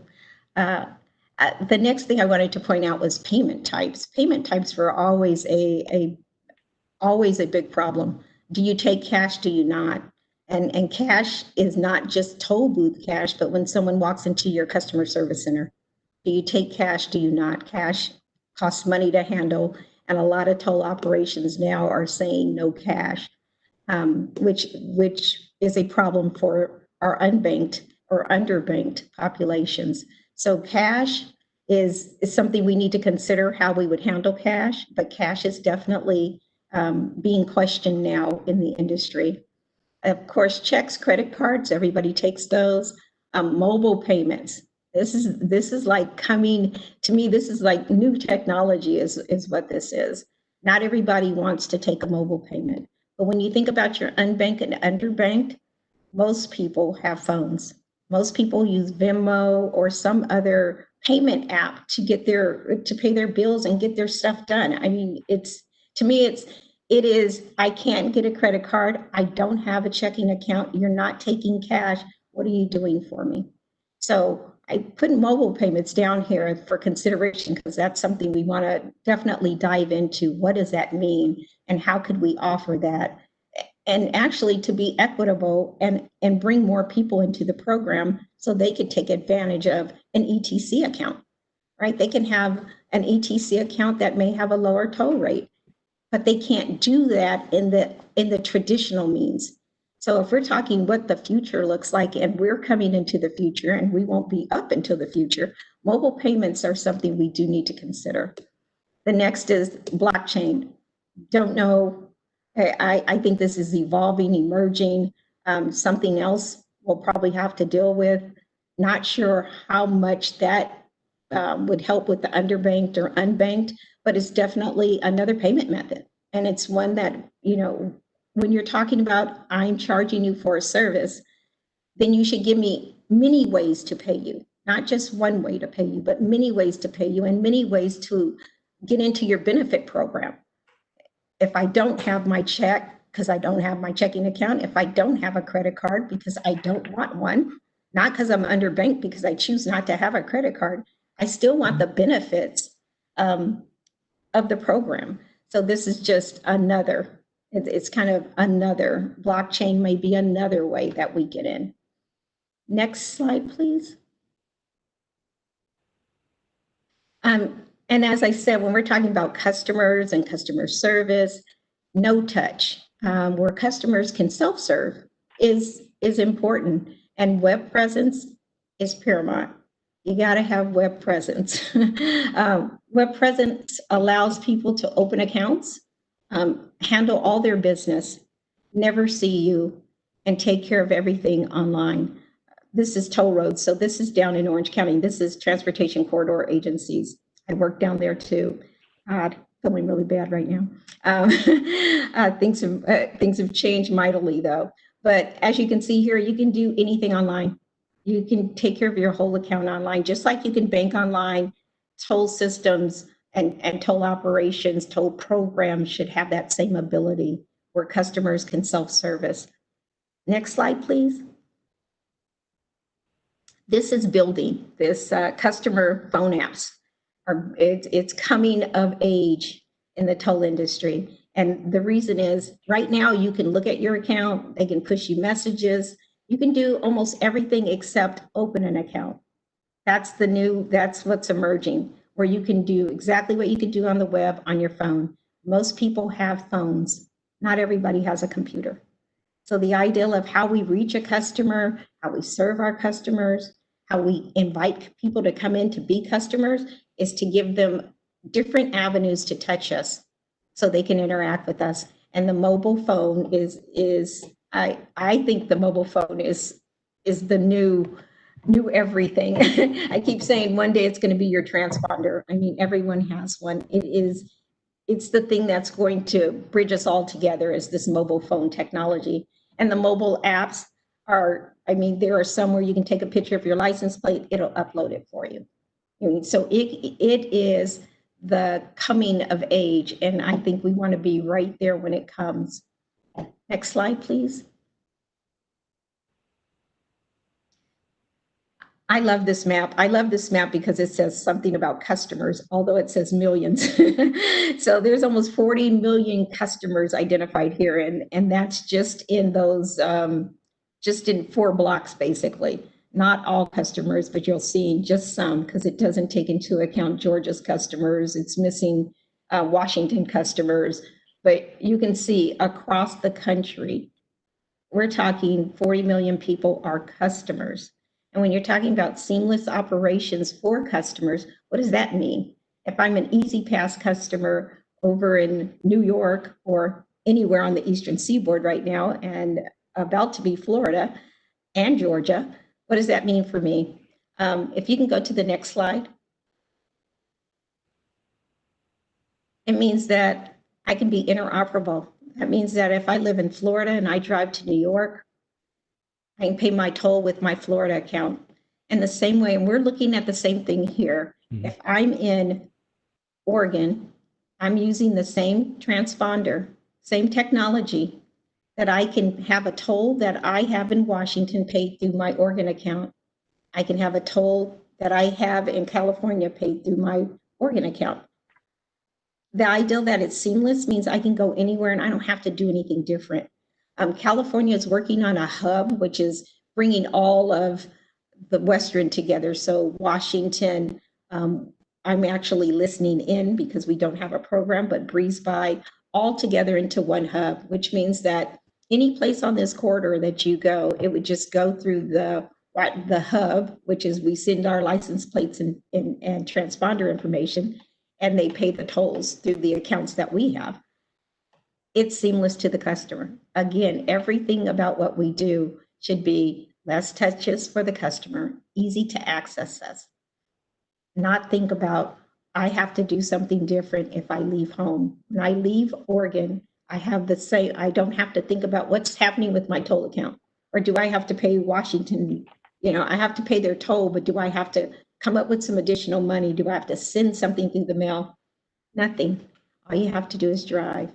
So I would say that, and as you can see, similar to cell phone technology, just like you can pick up your phone and make a phone call from wherever you are, doesn't matter what carrier you're using, doesn't matter where you are, same with a toll tag. Next slide, please.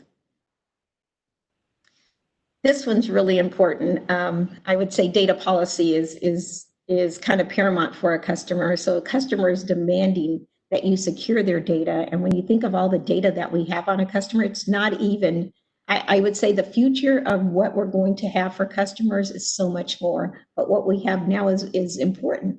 Not the license plate. I mean, you can walk outside right now, go in the parking lot, write down as many as you want, but the payment information, how I paid you, when I paid you, what I paid you with, where I live, my demographic information, and where I travel. That's sacred to a toll customer. And who do you give that to? They would say, no one. You give it to me. It's my account. It's my account information. It's something to think about when you're thinking about what are your data security policies and what are you telling your customers, because they're telling you, I want my data to be safe. And what does safe mean and sacred mean? And how do we define that? And those are some of the parameters we'd be working towards. The future to the vehicle to everything, that future, the customer hasn't weighed in yet on what that means. And we don't collect any of that data. But if we did collect it through the toll system, what does that mean to a customer? And what would they demand that us to provide others versus things that they would consider sacred? Don't know, but it's definitely going to be out there sooner or later for us to kind of grapple with. I would say there's other data that we'd like to keep open. I mean, other agencies want to know, you know, what's your traffic like? There's just very broad, not personal information. So how do we build a system that shares data, keeps data secure, and then go back to our customer and say, here's what we're doing with your data. So that was our data policy. The next slide, please. You know, we're still saying you're a customer when you don't pay us. So you've come through the road, we don't know who you are, we consider you, we set you up as an unregistered account because we don't know who you are. maybe we have a pay online, pay by mail, give you many options to touch us, send you an invoice, signs on the road, everything we can do to keep you as a customer, because a customer that relationship is the one we want to retain. But what happens when they're no longer a customer, and at what point are they no longer a customer? Phil? Okay, thank you. Let me make sure I'm on. Okay, yeah, thank you. So next slide, please. So as Lucinda described, who's a violator? And the goal of a program would be to treat everybody as a customer until they reject or ignore repeated opportunities to pay the toll that's due. And then they're a violator. But even then, this would hopefully only be a temporary condition. Next slide, please. So the elements of a violator would include, or it might be described as a vehicle that's only identified by the license plate, by the image capture license plate. And it would be a vehicle that it may have a toll account, but the account is below zero because tolls have been incurred, but there's been no adequate payment received for it. There may not be any account linked to the vehicle at all. And of course, there might be a situation where the owner's been found and they've been invoiced, but those invoices have been ignored. So next slide, please. So recall how we've been talking about how the toll industry has been evolving quite a bit, and there's been a lot of change and learning from other people's successes and failures. And failure is not a fair word. We've all learned from experience what works the best and what could be improved over time. Now, this is one of those great areas where there's been a lot of evolution in what's the best optimum way to encourage people to pay and don't become a violator. There's a number of enforcement measures available, a number of tools in the toolbox, including court action, registration holds, traffic citations, use of collections agencies. And these could be, and traditionally, I should say, years ago, it started with ranges of penalties from $20 to $50 or more for each time a toll might not be paid for like $1 or $1.50.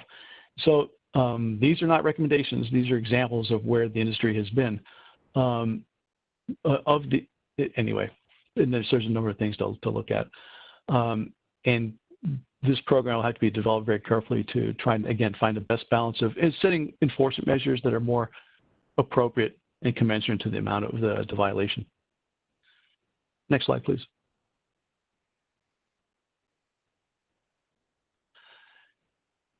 So one of the things we talked about both in the ConOps and going back and forth was copying the example that's been developed and tried out in a few eastern states, Massachusetts, New Hampshire, and Maine, I believe, and a few other states are looking at trying this policy out too, where toll operators across state lines would work with each other to help enforce tolls across state lines through the vehicle registration hold. So in other words, if a driver, and we used the example, of course, of Washington State, a driver from Washington driving on an Oregon toll facility and not paying the tolls here. And it would rely on both Washington and Oregon agreeing reciprocally, so in going both ways, to help the other toll operator enforce tolls. And so if the example with a Washington driver, they would be on the facility, ignore repeated attempts to collect them after they'd already been identified. And then the Oregon system would actually approach Washington about asking for registration hold. But the contact would be between toll operator and toll operator. This way, the Departments of Motor Vehicles never have to deal with anybody except their own toll agency, and they never have to deal with anybody except their own residents in their own state. And so what's laid out in the ConOps is a little sketch that shows out the different points of contact between the entities. This has been used with some success in the eastern toll roads, and I think starting in 2011 or 2012.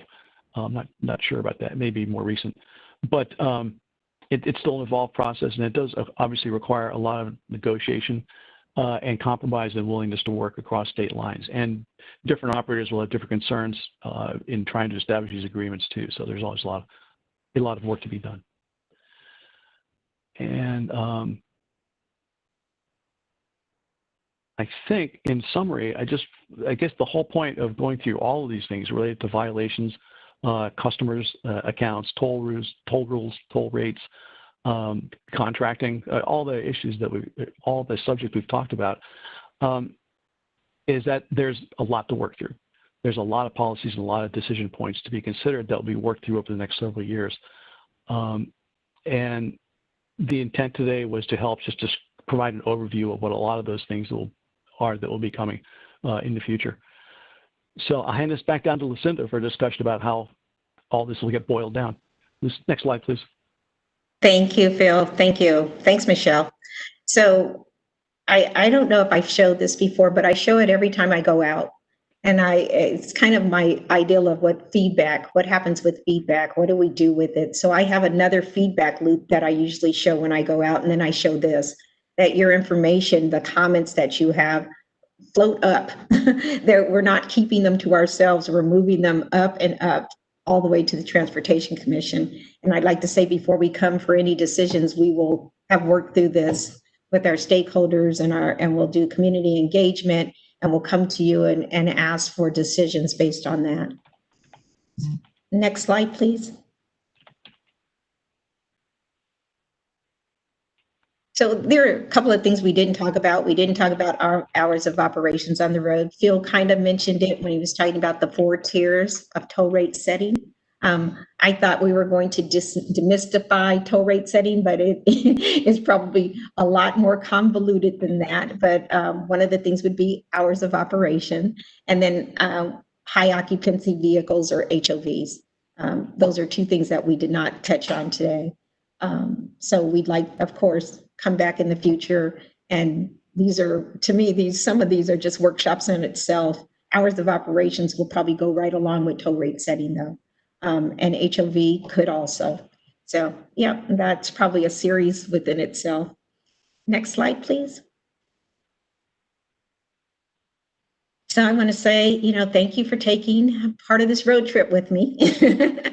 And Chair, I'll turn it over to you for any questions.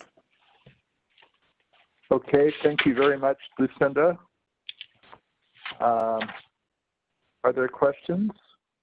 A lot of information. Yeah. Questions for Lucinda or Bill?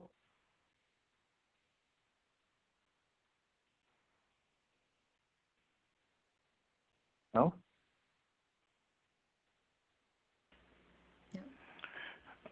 I can throw one out there. That is a lot of information, to be honest. So just bear with me, please. But how are you feeling like the community engagement work is coming along? I'm just curious about how you feel like that process is going. Are you finding it, from the community stakeholder work? Are you seeing there being more skepticism or more optimism about how this thing plays itself out in the future? Chair and Vice Chair, right now we are talking about not having the termini of where the tolls would start and stop. A lot more questions than answers right now. I would say that I have seen all across the country, I think Phil can kind of echo this too, no one wants tolls. That's the reality of life. What I've seen though is no one wants tolls, and when you give it to them, no one wants you to take them away. So it usually changes, and I've seen it change in a day. After you use it the first time, after you save 20 minutes or 10 minutes, it's your time, it's part of your life. So right now, it feels like it has felt in the past for me where no one wants a toll. I think people like what tolls bring in the end though. And I think getting back time in your life is one of the many benefits. How about you, Phil? That's correct. I don't know if I have anything important to add to that. As we mentioned, there's an example of in North Carolina, for example, they just started their first modern toll road after not having any tolls in the state for a long time in 2010, 2011. And because the public was so happy with the programs that were built using toll revenues, that now virtually any improvement, and I should add their DOTs, and I think it's been pretty well documented in the press, it's been really challenged financially, actually leading up to COVID-19, and now it's even more severe. And so the public has literally been banging on the door for the Turnpike Authority to build projects or provide improvements, and if it's using tolls, that's fine. But Lucinda's comments really summarize it pretty well. it's necessary. It's a necessary thing to have, but as long as the service provided makes sense. And actually, all electronic tolling has helped substantially in this because you don't have the day-to-day nagging of having to stop and reach in your pocket for some quarters or a couple dollars. I have a question. Yeah. You mentioned, I think, Lucinda, that there really aren't good examples of other DOTs implementing an equity focus or an equity layer in developing their tolls. Is that really true, or would be the first? And so how are we going to do that? So, Chair and Commissioner Smith, it is the first. It's the first to have an Equity and Mobility Advisory Committee. No one else is doing that. People are putting in measures for EJ, economic justice, but at a level where they're looking at it through an equity lens. That has not happened yet. So I would say we're, again, stepping into new territory. We're trying to do toll all lanes. That's all new. On an existing road, that's all new. And then we're going to add the equity lens. That's all new. It's all needed and it's all doable. But yeah, it's going to be challenging. But our Equity and Mobility Advisory Committee is made up of 15 members who have professional and lived experience in equity. So we're not just talking about racial equity or income equity. You know, we have someone who's part of the Oregon Walks, disabled, transit. I mean, so it's the many different facets of it. And I think that will cover it well. Thank you. Nobody in Europe is doing it either? I mean, around the world, as far as we know? Not that I know of. Same. I also think the point you made about all lanes, existing road, is Lucinda, that you made is important to emphasize to the Commission. We are really trying to do groundbreaking work here that is going to be leading the nation in terms of trying to get, I would say, the most modern and forward-thinking system we can put together in place. So I know I've talked to Brendan about this several times, that this is, this really is an effort to try and take tolling to another level in terms of how we think about it and how we're using it and who we're involving as we design it, and what we're thinking about that is intended to be nation leading, if not world leading, and have a system that really is as thoughtful as we can make it. That's correct, Brendan, Chair. I don't know if you or Lucinda have comments about that or things you'd like to add in that arena, but I do think it's important for the whole Commission to appreciate what we're talking about here. Thank you, Chair. I think that what I want to add is that all lanes, literally in the nation, what you see is a lot of managed lanes, or you see a toll on a bridge and it tolls all lanes, but you don't see all lanes tolled trying to manage congestion. That's not happened anywhere. So it's uncharted waters, but doable. And the ideal of using variable toll rates, higher during peak times, lower during off-peak times, to smooth the curve, I think it's kind of applying that application on it and watching it. There's going to be a lot of new lessons learned here. We're going to break a lot of new ground. But Phil, let me hear from you, because you've done this many other places.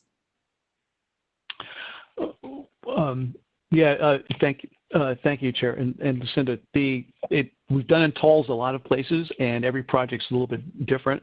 But this is breaking new ground, and I'm not prepared to talk or certainly offer any advice on policy decisions, but the assessment's correct.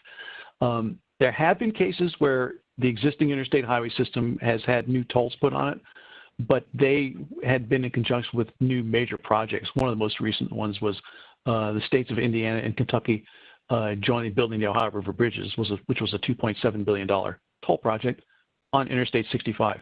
And in fact, it's kind of in the middle of nowhere near any other toll operators. So that's been an interesting challenge, but it's been successful financially. But this is this type of project, and on this potential scale, to make the improvements that are needed, this will be breaking some new ground. And I think the sensitivity and the issues that Lucinda's been talking about are going to be very important to address. I have a question. Chair. Sorry, go ahead. Sorry, Brendan. Oh, Mr. Chair, I was just going to add for, you know, we in Oregon, we like to be trailblazers. And I just couldn't help but mention that. But while we're doing that, breaking new ground and supporting our we know team. there's a game today. We got it. While we're supporting that, one of the things that I'd like to stress, and Lucinda's been doing an absolute fabulous job, and you can see all the thought, time, and effort that's going into this process, is making sure we're working in conjunction with the communities that we serve. This is not something we're doing in a vacuum. We have partners. We're reaching out to every corner of the region and the state, to those that are going to be affected by this, and making sure we hear them and do our best to implement what we're hearing from them. So that's a key component. That's in our ethos in what we're trying to do here. So while we're breaking new ground and doing a first of a kind, as Oregon has done so many times in the transportation realm, we're doing it in a way that's you know, kind of hand in hand, arm in arm with our partnerships around the state. I also think that relationship on I-5 between what we're doing on the segments that are going to be tolled, the section that's going to be tolled on the interstate bridge, just to get Greg's attention here, are also very unique, where we have these two very major initiatives going on right next to each other. So trying to do a lot to manage congestion and demand in a way that is different and more comprehensive. So my question is to Lucinda and Phil, is around lessons learned. So we have never done tolling in Oregon other than on a few ferries and a couple of isolated locations. We've never done it like this anywhere. So but you have seen it in many other places. So we're at the beginning, and my question is, what are the lessons learned? What are the things we as an agency and as a commission ought to be thinking about in terms of trying to start something like this, particularly given your comment, Lucinda, that people start by hating it and then they kind of evolve to liking it because they see the advantages of it and they see where their money's going in terms of investments. So we're at the beginning. So what are the lessons, if you could name a couple, 2 or 3 key lessons learned from other states about how to do this and how not to do this? I don't want to, make the same mistake that 20 other places have made just because nobody asked the question. So, Chair, I'm going to let Phil go first this time, so that way I can hold up the rear for you, Phil. Okay. Okay. Thank you. Thank you, Mr. Chair. And by the way, thank you, everybody, for the opportunity to talk this afternoon. I guess one of the first areas that I think there's been a lot to learn was that last couple slides we were talking about with violation enforcement, particularly, as you mentioned, with a new type of project like this, putting tolls on an existing interstate highway system. I certainly personally believe that just because it was paid for 30 years ago, it doesn't really matter today, because just like your house that was paid for 30 years ago constantly needs work on it, and the interstate highways are the same. Nonetheless, it's not just a commuter road. It serves interstate commerce and it serves traffic from across the country. So given that, it's really not to me, if you asked opinions, I'm giving my opinion. It doesn't seem fair to treat anybody who happens to be driving on I-205 through Oregon on an interstate vacation trip to treat them as a violator because they didn't know they were on a toll road. So in the whole issue of violation enforcement and most effective way, kind of the peak of the curve, to charge enough in violation fees and fines, what have you, to encourage compliance and payment, but not to treat people who didn't pay $5 a fine as a criminal with $2,500 or $5,000 of fees on top of it, which has been the practice in the past on eastern toll roads. And I think avoiding that and starting off with a program that's minimally intrusive, that makes the point and covers your costs so you can collect 100% of the tolls due. Enforce equity by making sure everybody pays someone and contributes to the program, but don't treat them with onerous fines. I'd say is in that area, and this won't be first. There's certainly a number of agencies have come to this conclusion, but this really has only been the past 5 and 10 years that people are recognizing that. Secondly, I think that the contracting approaches have really modified a lot over the last several years, and taking advantage of what's out in the open market and leveraging those resources more and relying on some specific individual and it's not against the individual companies either. Between the two of us, we know most of the people in a lot of those contracting companies that provide these services, and nothing against them, but the more that you can leverage commercial products that are made for dozens of different industries for millions of customers, rather than a relatively small industry with a couple dozen customers, the better off you'll be. And that's been an emerging trend in the industry. Again, we're not making it up here, but that's certainly a common trend, I think, to take advantage of. Lucinda? Sure, thank you, and thank you, Chair. I think the first is addressing the customer needs. So unbanked has been a problem. I think the lessons learned are we're still learning the lesson, but it's one that we should actually take forward and do something different about. The other is service that you provide, and not just the customer service or the call center. When I'm on the road, it should look like I'm on a toll road. It should be pretty, it should be kept up. And I would say there are some places that don't do that, and people are just wild about it. And the places that it's done well, nobody says a word about it. It's an expectation. I paid for this. You should have a tree there or a flower bed or something. And I would say that, most of the things that I've learned or the lessons that have been hardest here all have to do with customer service. All have to do with customer service. You're in the news because of violations. That's always gotten people in the news. You're in the news because you treat customers different. So I would say that customers, as I said, they are paramount to what we do, and treating them right is what makes the difference in a great program.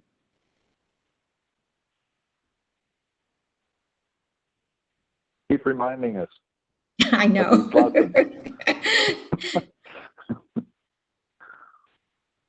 Other questions from the commission members?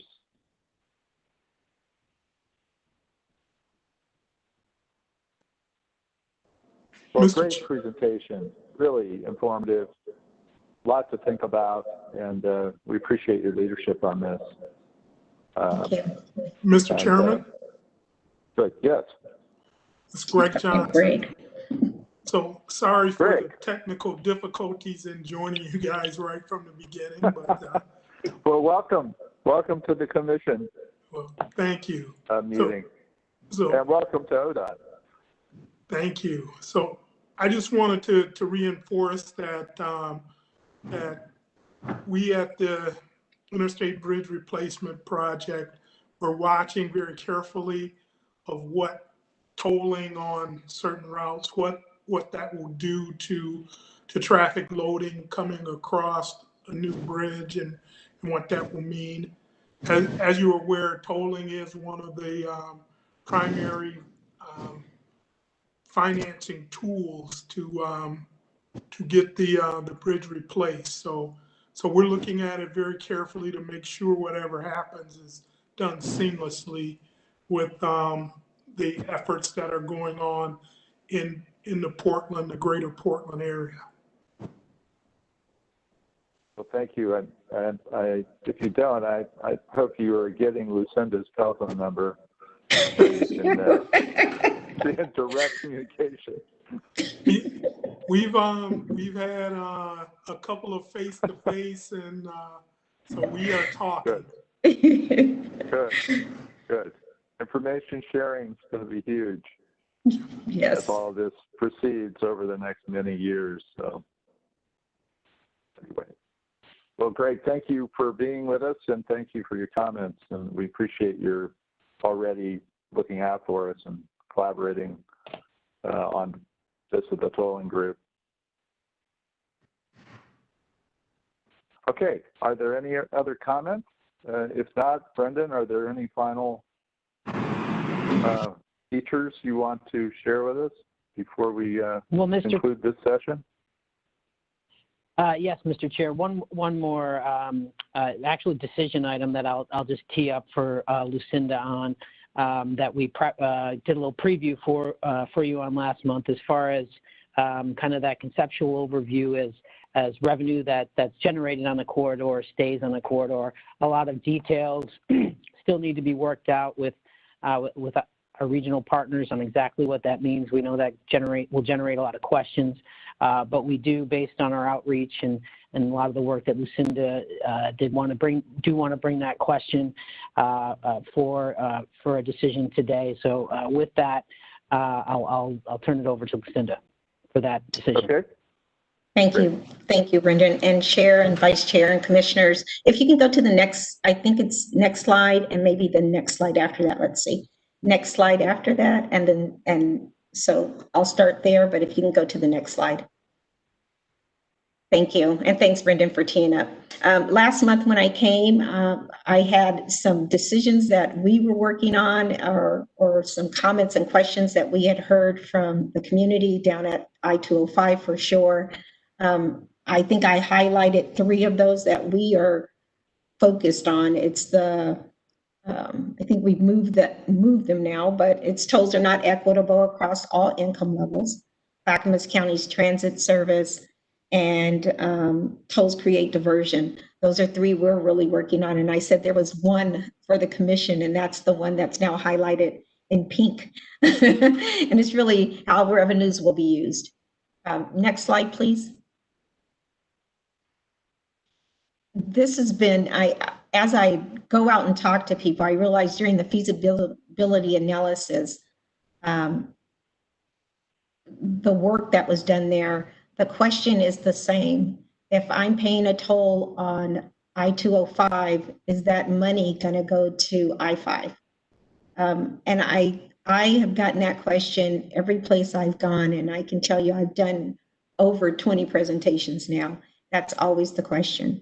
So the revenue staying on the corridor actually helps the corridor, and that's what folks are looking for in their areas. Can I not only pay for what, the seismic of the Abernathy Bridge, that work, the widening, that work, but are there other improvements that need to be done within my community because you place tolls there? So, and there's toll revenue being generated. Does that mean that I get something else out of it? So every time, I don't think I've been any place where they haven't asked this question. Even if it was the last question, it's always the question. What I realize is that under certain sections of NEPA, or the National Policy Environmental Act, and actually how you finance, sometimes determine that you can only use the money for that. What they're asking really is that further question: after you pay off all the debts, after you have your reserves, what happens to that money? And instead of it going into the Congestion Management Relief Fund or other bottleneck projects, they're asking, can it be dedicated to the work that needs to be done in their communities? Next slide, please. Next slide, please. Sorry. It's the faucet. I've seen it in a waterfall many different ways, but it's basically saying, here's the dollar that I collected on the toll road. And that first part, before it gets to net toll revenue, is leakage is right off the lane. The people I couldn't pick up, the ones I couldn't bill, that's leakage. And I can tell you, people define it in many different ways. But if you just top shelf, these are the people I couldn't bill. Banking fees, what it costs to have the collections done, facilities. I pay for that. Now I have net toll revenue. What do I do with that? I have to pay my debt service. I have my reserves. I have other things that I need to do, but then there's still money left. What do I do with that? And that's the money we're talking about. Not talking about any of these other buckets or cups. We're talking about that money after that. What do we do with that? And they're asking that money, any other revenue that we see that's not dedicated to, and this is an example of how you parse out revenue. This is not how we're going to do it. This is just, I thought this would be a good depiction of what it looks like. So you know, we're not just talking about the dollar you paid is the dollar you're asking about. It's the dollar you pay, and after you pay it all off, there's 10 cents left. Can that 10 cents go back into the go back on the corridor? So I think last month I tried to tee this up, and this month I think it's my ask now, and I ask that you approve to keep the toll revenues on the corridors from which they're collected on those corridors for those further improvements that they may have in the communities. Next slide, please. Thank you very much. Yeah. Oh, I'm sorry. My next slide is a thank you slide. That's okay. No, go ahead. We need all the help. This is Commissioner Callery. Yes, Commissioner Callery.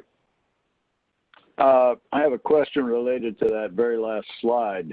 You can go back. The one before this or this? Yes. This one? This one right here, policy decision.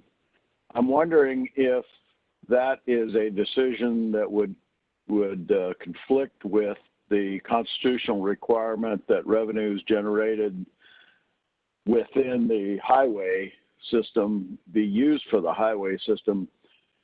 And if we were proposing improvements within the corridor that didn't deal with roadways, how would we deal with that? So Chair, I'd like to throw out a lifeline. And because I know that if Travis is on the phone, because I know that he has worked on this many years before I came. Travis? That was my instinct too. Travis, do you want to talk about Article 9, Section 3A for a minute? Yes, this is Travis. Could you repeat the question? Well, basically, my question is, if we had revenue after all of these things are dealt with, the debt service, reserve account contributions, capital funds, whatever, if there was revenue left, if it could be invested in the corridor on anything but roadway system. Mm-hmm. So, Chair Van Brockman, Commissioner Callery, when we have looked at the specific language of the constitutional restriction and the case law that comes with it, tolls are definitively included in the revenues that are restricted to highway purposes. So there's no question in a legal sense, based on our review and Supreme Court case law, that tolls are in fact required to go into the State Highway Fund. However, the State Highway Fund constitutional restriction in Article 9, Section 3A does allow for some uses of restricted funds within the highway right-of-way and for highway purposes that are essentially, a little broader than what one might think of as technically just highway. So, for example, you're well aware we can use highway funds for bicycle and pedestrian infrastructure within the right-of-way. We also have some leeway to use the highway fund dollars for transit investments that are essentially on the road investments, whether that's specific lanes for buses or pullouts or even park and ride lots that serve buses, some other things in those areas where we have consulted with DOJ and based on that believe that we have clear authority to use them a little bit more broadly than literally just for the road. There also is the ability to use funds within a corridor for non-highway or for local road purposes. So the investments within a corridor would not just have to stay narrowly on a state highway for things that you might traditionally think of as roads. There is a little bit of ability to use them for some of those things that we call non-highway, but that still fall under that constitutional restriction for highway purposes. So that may have been a very long way of answering or not answering your question. It pretty much answered the question except for one thing. If someone proposed a bike ped facility that was outside of the right-of-way of either a state or county or city property, then I don't see how it could be used for that. Chair Van Brockman, Commissioner Keller, that is correct. However, while you cannot use state highway fund dollars, including toll revenues, for those outside the right-of-way paths, we have other funding sources that if there were priority investments that we wanted to identify other revenue sources for, that would be within the Commission's discretion, whether that's our federal highway funds or our multimodal active transportation fund that funds our community path program. So there are other revenue sources that you could bring to bear from within the vast portfolio of ODOT's revenue sources. Okay, thank you very much. Thank you, Travis. So Travis, would that also include if we wanted to trade one color of money for another in order to get some of that done, we could do that? Chair Van Brockman, we are no strangers to creative funding mechanisms that involve trades with local governments, other entities. We've used those in the past in appropriate situations, obviously always within the legal confines. But there are oftentimes ways to make resources available for priority projects from a variety of sources, including trades with other entities. Thank you. So other questions from the Commission on the question in front of us?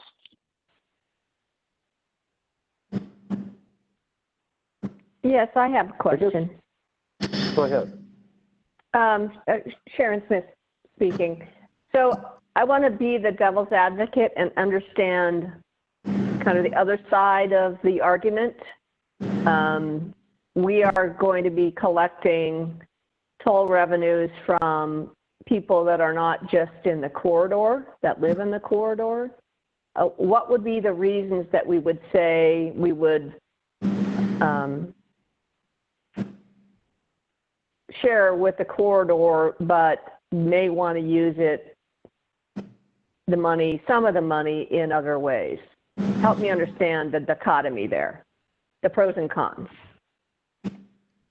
So Chair and Commissioner Smith, the pros are, even though I'm using the 205 as a visitor, I don't live over there, and you do, and you use it every day. There are things that are happening in my community because the toll road is there.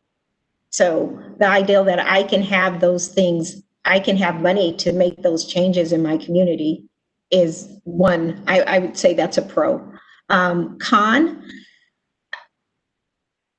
determining who's using the road who doesn't live in that area would be it would be a challenge. If they weren't an account holder, it'd be a real challenge. And then what would you say? Take that piece out, and then just the people who live on that corridor and the money they spend stay on that corridor? That'd be very hard to dissect. I don't know if I answered your question though.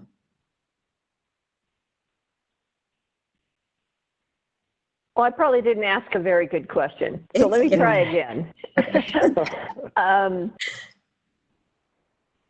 I understand the reasoning that people want to use whatever's left over in their corridor, but is that the way it's done everywhere? And if it isn't done everywhere, why not? And I guess the second question is, do we envision at some point, once we've paid for everything, that the toll would end? So it's not a matter of an indefinite revenue stream, but a set amount of funds. So I'm Chair and Commissioner Smith, I'm going to answer the second question first. You'll determine when tolls stop. That's not a determination. That's a determination that you guys will determine. But the ideal of paying a toll, I'm trying to paying a toll and keeping the money on the corridor. Washington does it. Georgia does it. I wish Phil was still on the line because he can tell you if CFX does it or if some of the other ones do it. Some of them are covenants because of the way they finance. Others are dedicated to those communities because of community outcry. So yes, it happens both ways. Does it happen all over the country? Probably not, because places like Sun Pass in Florida, they actually have enough money to do whatever they want, wherever they want. It's kind of like they're just that big kind of machine that doesn't have those restrictions for communities. They can put it in, they don't have to, they can finance themselves. Yeah, Commissioner and Lucinda. Oh, you are there. Thank you. Oh, perfect. Yeah, Mr. Miller. Sure. Thank you. Thank you, Mr. Chair. Just very briefly, actually, this issue does come up everywhere. In fact, actually, with Florida's Turnpike. And it's certainly a common concern that money paid is used, in the general area where it's collected.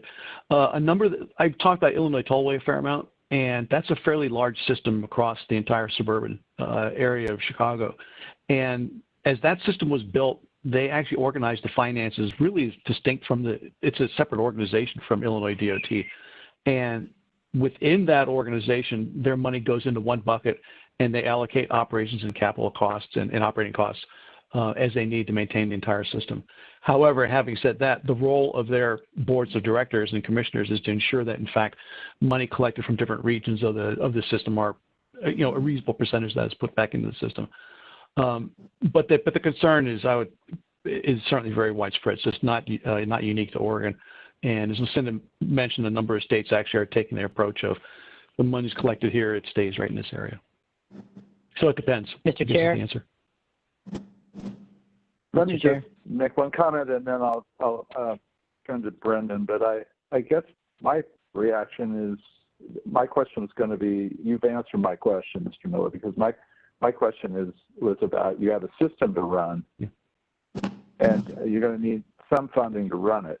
For example, you need to set up a back office. If we just take this as an example, we're not going to do this, but if we were to put up a couple of different pieces, let's say one segment of I-5 and one segment of 205 started tolling in the same year, and there were costs to run that whole system, I think we want to have the flexibility to pay for all of that to the extent we can, for the constitutional restrictions and all that, but presuming we can pay for it out of tolling, that we have the flexibility within our system to do that. So that wouldn't be keeping all of the tolling revenue. Technically, one would argue, someone that is a proponent of this idea would argue, you didn't keep it all on the corridor, could you spend some of it over in the back office? I think we want the flexibility to be able to spend some of it where we need to make sure the system operates. So I would say, some modifier, like predominantly or substantially all or something. Now, people don't like those kinds of terms because they want it to be concrete and simple, but I do think it's more complicated than that. And so I'm okay with the idea that most of it would go to the corridor, but I'm not sure we can say all of it because I think we'll have other costs and needs that are system-wide needs. And my thinking on that is consistent with the answer Mr. Miller just gave to how some other systems are using the money. So I do wonder about that. So, Chair? Yes. I would say that the first part of that waterfall that we're seeing here, where you see toll collection, O&M, and facility costs, that in Washington, there's a share. So what's the percentage between the 520 and the Tacoma Narrows Bridge? And those costs come out of what's collected on those corridors. So you're still paying for your system and all your operations using, you know, a percentage base. Don't know if that's the right way to do it, but that's one way. Yeah, yes. That gets you the net. So you're saying all that. So that would be the one thing I want to make sure we were clear with people, because if people start getting gross numbers that they're not saying, well, how come it's not all the expenditure? It should be $240 million that they collected. Well, we really only have $195 million, or whatever the numbers are that people are. I think, at any rate, that's the way I think about it. Brendan? Yeah, thank you, Mr. Chair. Commissioner Smith, just to provide brief context, when the governor did the statewide tour with legislators around the state, it was identified that these two corridors were of statewide significance. The congestion pricing and toll programs that were allowed through HB 2017 were kind of a direct output of that input from folks around the state, from onion farmers in Ontario to loggers in Grants Pass. Something really needed to be done, and using congestion management was the way to do that. As to harken back to the map that I showed at the beginning of our presentation, what we're trying to do is, with those investments that meet the statutory requirements, we're going to try to get at making those investments in that corridor to benefit, to have a statewide benefit, to manage that congestion within that corridor, to assist the rest of the state. So I guess that would be my contextual answer to your question of how does it benefit someone from different parts of our state that might be going through that area and paying the toll, is that revenue would be going to manage the system better, to meet a statewide goal and significance, for what it's worth. Thank you. Thank you. That's helpful. Other questions? Vice Chair has been involved in this, I think, longer than any of us, so I don't know, Lando, if you've got questions or thoughts on this proposal. Are you comfortable with it? Yeah, your comments are spot on. I think we definitely have to have a little bit of a cushion for it to have some alternative uses, but obviously defining whatever that lump sum that goes into the particular corridor, essentially like like an earmark percentage or an amount. I think there definitely is obviously more conversation that's going to this, because I know it's going to get real tricky once we get into numbers. But I don't know if all of it staying in one particular corridor is going to be sufficient for the entire system in its entirety, you know. Yeah, I don't know if you add the word net between keep and toll, keep net toll revenues on the corridors, whether that gets you there. But I do think we have to recognize this concept we're talking about somewhere in this this proposal. What would Brendan, what would you and your team think about us coming back and deciding this question at the September meeting? Give us a little more time to wordsmith it. Yeah, of course. I want to get Lucinda's opinion on that, but if that's the will of the commission and we have some questions to answer, absolutely. Lucinda, any comment on the chair's request? So, Chair and Vice Chair, in September, I'd like to bring the finance person who actually put this together to start talking about that. I think that would be helpful, right? Okay, I'll do that. So in September, we'll talk about it a little bit more detail. As I said, this is just an example. This is not, you know, where the money goes, and maybe we'll put a dollar toll on it and do some estimates so you can kind of see what we're talking about in real terms. We can do that. Yeah, a little bit more discussion and thought time, and then maybe a little time to wordsmith the specifics, because I think we want to avoid approving something that becomes that somehow unleashes volatility in the community or in the state about that we've made kind of made a decision that other people didn't know about. This way today, and I'm saying this on the record in the meeting right now, if people have thoughts about that are listening, that are watching this, listening to this, please provide them with a public comment would be good, and maybe we decide we want to put it out for public comment. But I don't think we have something yet we want to put out for public comment. I do think a little more time the commission to think about it and a little bit more information of the type you're talking about, Lucinda, would be helpful. And then we can get there. I don't want to slow this down. I am a big, as you know, I'm a big supporter of this. To me, is part of the solution to the conversations we were having earlier about our financial future, and we've been mandated to do it by the legislature and the governor. So I think we should move tolling forward, but I want to make sure we're not stepping into the mud here without inadvertently.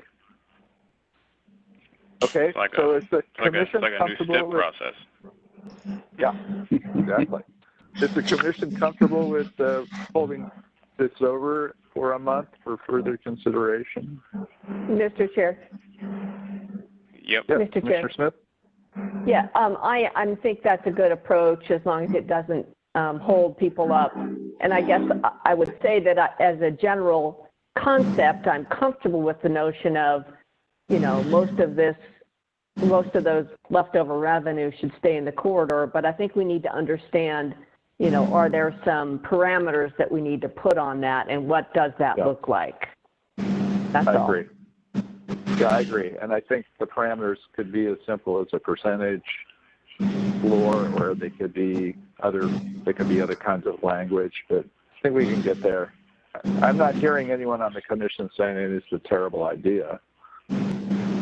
I 100% support Commissioner Smith's comments. And I think that's the smart, most diligent way we should go about it, and it's our fiduciary responsibility to go about it that way, I believe. Okay. Commissioner Brown, Commissioner Calorie. Yes, I concur. Okay. Commissioner Brown, are you okay with setting it I over? am okay with it. I think that one of the things that I would like to know a little bit more about is the Equity Mobility Advisory Committee is looking at this presently, and maybe a little update from Brendan at that September meeting as to their thoughts behind it. I think that there's a question about what is the corridor and the definition of that. And so if we're going to move forward looking at what exactly that language means, because I think that there's some conflict in some of the mobility plans that are out there. Absolutely, Commissioner. Okay. Sounds good. All right, we will hear further on this, and appreciate the conversation. Anything else on this matter, this subject today, that needs to be covered? Are we good? No, Mr. Chair. Okay. Yep. Thank you very much. Appreciate it. We had scheduled a 2 o'clock break, and it's 2:01, so let's take our 10-minute break and come back for our final 2 discussion items. Thank you.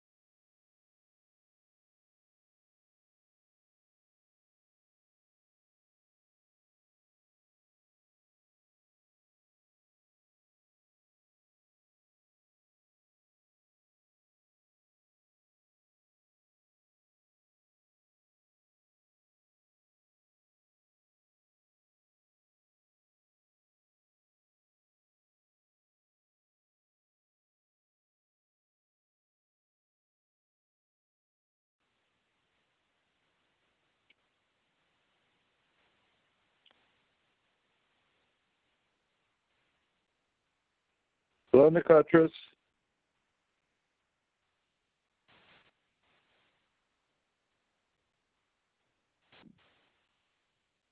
Hi, Chair. How are you? I'm fine. How are you doing? Good. Good. Well, are you ready? I am ready. Ready to talk to us? Awesome. There are no shortages of things to think about on this commission, I'll tell you that.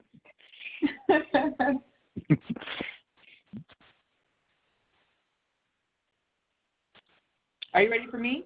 Are you still waiting I want to let me just check with Tom Fuller first. Tom, are we live? You are good to go.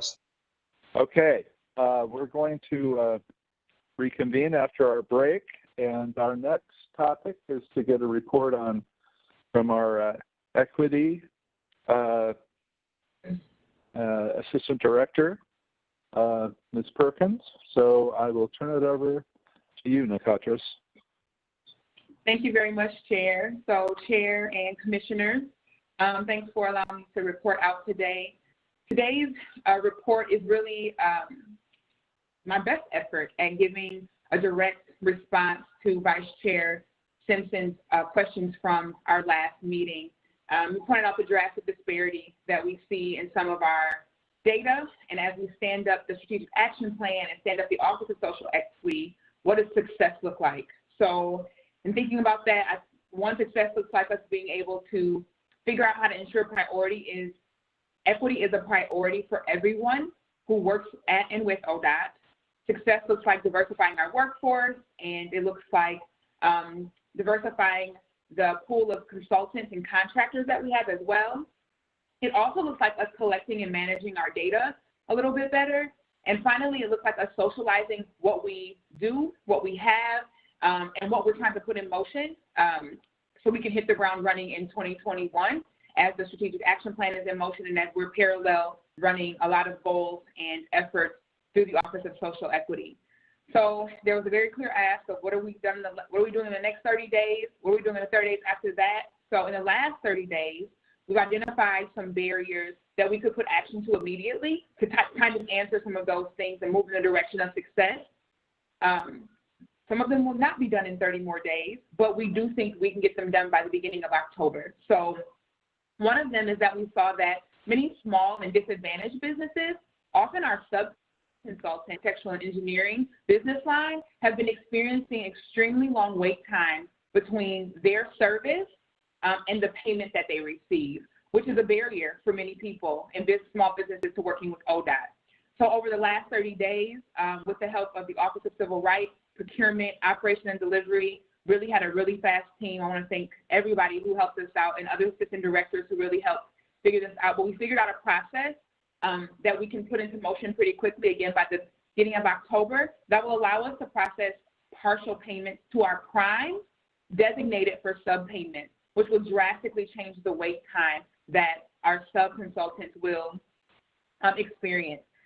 The reason it will take us until the beginning of October is that we need to figure out communication with the entire agency, communicating with our prime contractors. We need to do contract changes, and we need to train everyone on how this would work, both internally and externally.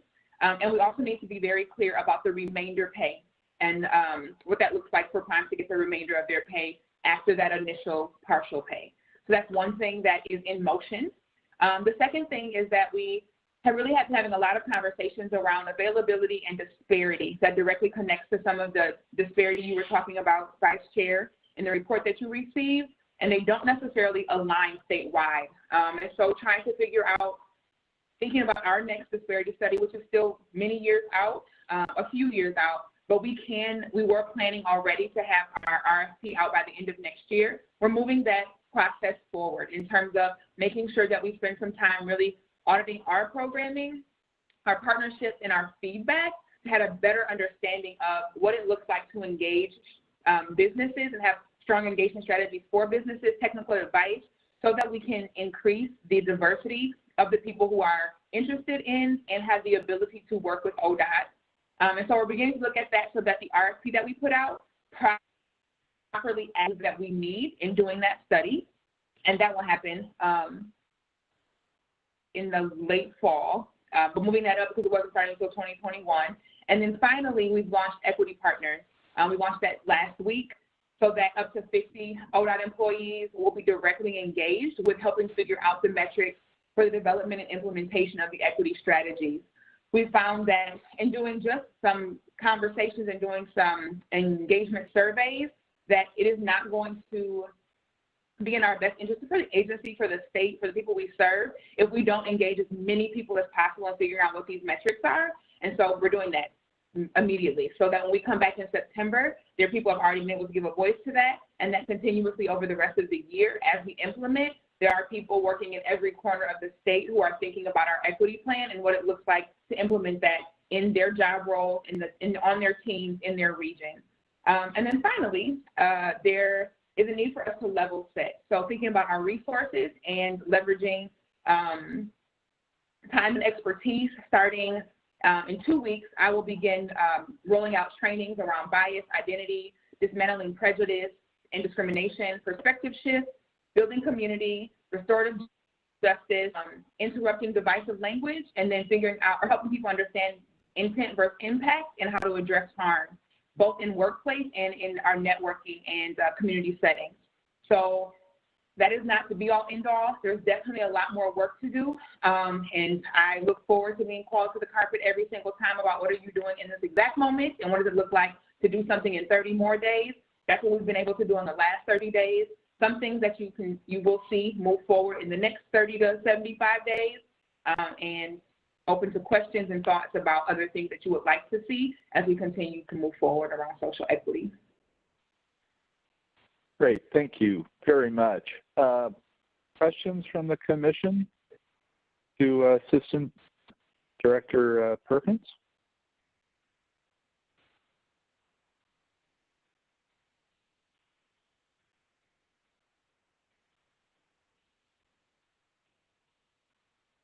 I guess one question I have, and you've touched on it to some degree, but how can we as an agency just get better data? How can we, for example, you were talking about, whether people can really work with a system where there's a delay in payment and therefore they're floating, right? Kind of floating the system while the payment's being made to them. And if that affected the financial health of 80% of small businesses and 5% of large businesses, that would be good to know. So we might have special policies and rules for businesses under a certain, under 50 people or under 25 people. Can we get at that data and be?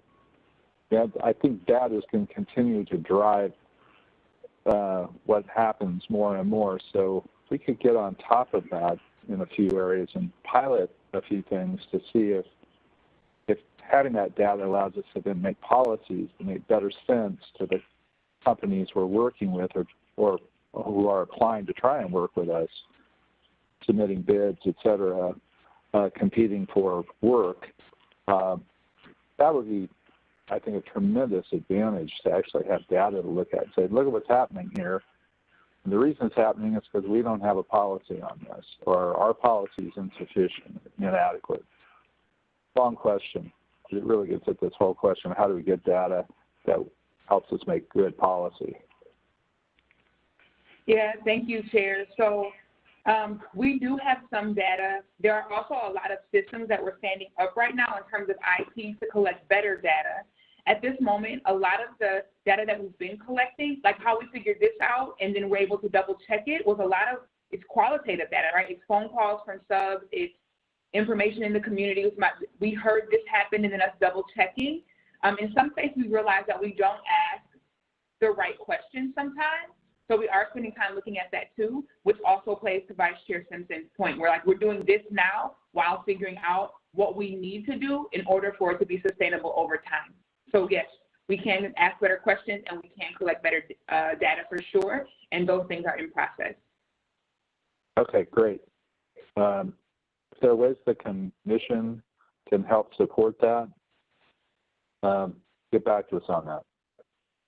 Oh, I never turn down help, so I will definitely get back to you on that. Okay. Thank you. Other questions? This is Commissioner Callery. Commissioner Callery? I find it interesting that you're going to roll out some equity diversity training, and I'm hoping that that will extend beyond the Portland Metro, maybe I-5 corridor area into other parts of the state. Can you address that a little bit, please? Thank you. Absolutely. So yes, everything is statewide. There's nothing that I'm currently doing that is just for Delivery and Operations Region 1. I did one training in the last 30 days that was for all of the DMV, and it was virtual. And because we've moved in some spaces where we've been able, because of modern workforce and how we've moved in that space, a lot of things have been able to be virtual. So all of these things will be not only virtual, but also recorded and then shared out in ways that people can use them. Even if I'm not live present, they can use them statewide in a lot of different meetings or trainings that they can do without me because they have the recording. So yes, statewide. Good. I'm glad to hear that. Thank you very much. Mm-hmm. That was a perfect comment or question from Commissioner Callery, because I when I asked these questions, it definitely wasn't heavily focused on the metro region. Obviously, that's the most diverse part of the state, but it really is to, as we embrace as a statewide agency, a culture shift to really look at this particular challenge that plagues most public agencies or most institutions for that matter. I just think it's my intent was to look at it statewide, and I would assume this would be hard, and I would assume that it's probably, if it hasn't been hard this far, it's probably going to get hard, and I'm just curious whether or not if there's already been pushback on some of these efforts to maybe start asking questions from your colleagues or people just around the community on these matters. I mean, this is new. Like I said, this is a first of its kind. So, and obviously, in some other places around the state, I'm going to just be frank. Obviously, the history of the state is not the most welcoming to this topic, and I think we should all acknowledge that because that is a fact. Even in the metro region, even though it's the most diverse, but that's a whole nother conversation.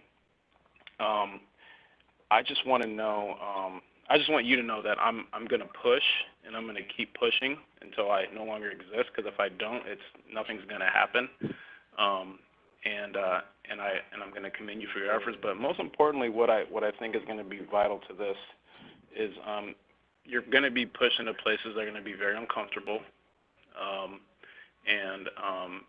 And I think most folks and your colleagues, even from the assistant director positions, even the director himself, are probably going to be uncomfortable. But I would just ask the director, Director Strickler, if he is going to be adamant about pursuing this as a priority for the agency, and he's tasked you to lead this effort, and you're getting your push from the commission, that he walks locked arms with you in this effort. Because like I said, it's not going to be a fly-by-night. Everybody just says, oh yeah, great, let's do it. There's going to be hurdles, there's going to be challenges. And the one thing that concerns me with this matter is going to be really pertaining to HR challenges and potential legal challenges. And I'm just being honest, I'm putting this out here now because I don't want us to have these conversations later on. And so addressing it up front and having the director provide some perspective or feedback on this, I think it's going to be super important that he actually start being very engaged with you in these efforts as you go around the state and you're dealing with other regional leaders and other heads of other departments, that these are potential realities. And it's not for me to just be pessimistic. We are in a society of divisiveness right now, and I think people are very adamant and bold about being divisive. And so this topic could potentially create a lot of uncomfortability and fear for folks. And I don't think you present fear. I think you're presenting an ideology in which we take into consideration not necessarily the color of someone's skin or other attributes. It's really just about humanity, to make it very simple. And so I know we're starting with contracting dollars or things like that, but it's going to go way deeper, I would assume, because equity is pretty broad. And so I just want to commend you for efforts, and I know it's probably going to be rough and challenging, but I would hope that you have the support that you need internally and externally to continue to move this agency forward to be a 21st century leader in the way in which we conduct business in the world of transportation. Thank you. Yeah, I have had great support from ODOT leadership, for sure, director and assistant directors, division administrators, region leaders as well, region managers as well. And I'm sure I'm forgetting some titles, so I apologize if you're like somewhere watching, like, I help Nakatra too. So I am definitely getting support in multiple spaces and places from the agency, and there is pushback as well. I also have found that I spend a lot of time at this moment making sure I handle one-on-one and rapidly, which means a lot of my days are usually around that, but that is good because it's creating relationships and it's also starting the dialogue. I haven't had pushback where I had a conversation and it ended with, I think we shouldn't go with equity. I don't think it makes sense. It's ended with, let me think more about that. It's ended with, I would love to talk some more. And it's ended with, oh, that makes sense. I see what you mean. And it's the right direction. I think that sometimes words and phrases do create discomfort and fear, but once we've been able to unpack them, we realize, anybody realizes that it's much bigger than what I think we perceive because of some of the things that are happening outside of the agency. So pushback is happening, moving forward is happening, support is happening. Also, it is hard, and I'm very positive that it'll continue to be hard and get harder as we move forward. Mr. Chair, Vice Chair Simpson, I would also add just a couple of things from my perspective. I mean, one of the things that's always interesting in a conversation is as you start to talk about things and fear presents itself or fear comes to the surface, we all bring fear based on our own personal kind of background and the fear that we might bring into the situation, right, or how we react to something. The interesting dynamic is when you start talking about that fear directly and then maybe even describing that there might be some implicit fears and biases that exist in every other conversation for the other party, and maybe that's the part that we haven't been talking about enough. And so as I think about the quest that we're on, and I really do truly see it as a quest, and while my general disposition is to constantly be in a sprint, although my body type wouldn't necessarily say that to everybody on this call, that's certainly what I'd like to do. This is a marathon, and we're in a game of inches, and I want to accomplish more. And I'll tell you that it's a personal and professional kind of disposition of mine, and I think you know that about me, but I don't plan to give up on the effort because as we think about the next steps for ourselves as a state, as a transportation provider, and as that customer service kind of driven agency that Lucinda was describing earlier, we need to understand who we're serving, and that includes the people that we're serving alongside with. And as we think about that next step into the future, clearly agencies at times and other kind of jurisdictions at times have found a magical person in an assistant director, Perkins, and put them out in front and said, go do great things and let me know when you need help, and then just stand back and watch. My goal is to not be there, but also give her license to do the things that she's frankly going to be better at doing than I am. And so how we balance that and how she makes sure she gets the support she needs and how I make sure that she gets the support she needs is really important as we go forward, and that's what we're trying to build on this team. So I really appreciate the comments. My commitment to you is that we are in for the long haul, and we want those incremental big wins along the way as well. Thank you.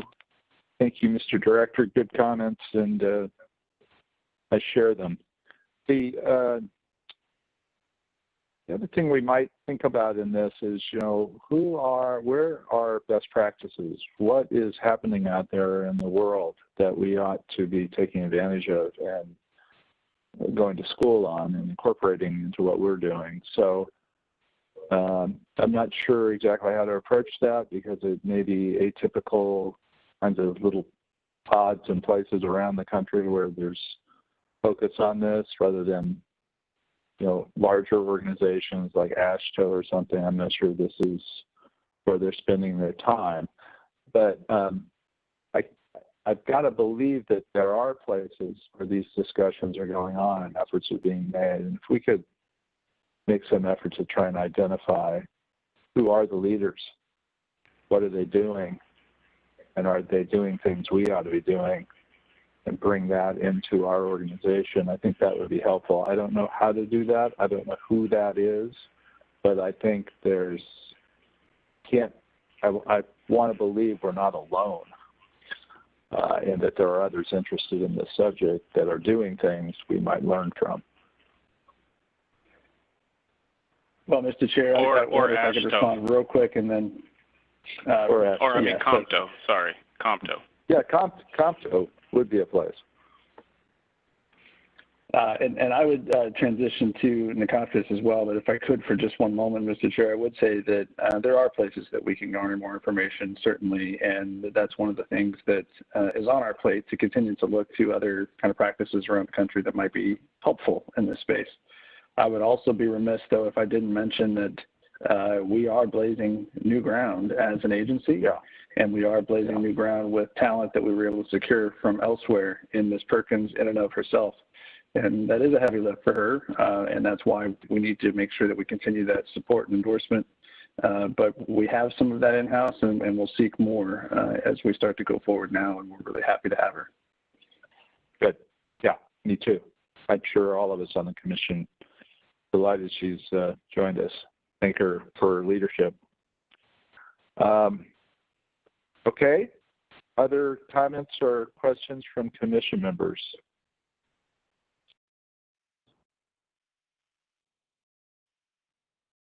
Okay. Thank you, Ms. Perkins, for your efforts to date, and keep up the good work. Thank you. Okay. We're going to move next to Strategic Action Plan Communications discussion with Assistant Director Baker. Hello, Lindsay, good afternoon. Can everyone hear me okay? Ah, recognize that voice. Hooray, okay. It worked. Welcome. Wonderful. Thank you very much. Good afternoon, Chairman Brockland, members of the Commission. For the record, Lindsay Baker, ODOT External Relations. So the conversation this afternoon, I think, is a follow-up from the conversation we began in July, talking sort of more holistically initially about how we sort of manage a proactive and a strategic communications program, for lack of a better term. And today, I kind of wanted to drill down a little bit on talking a little bit more specifically about our communications around the strategic action plan in particular, and as a very distinct body of work.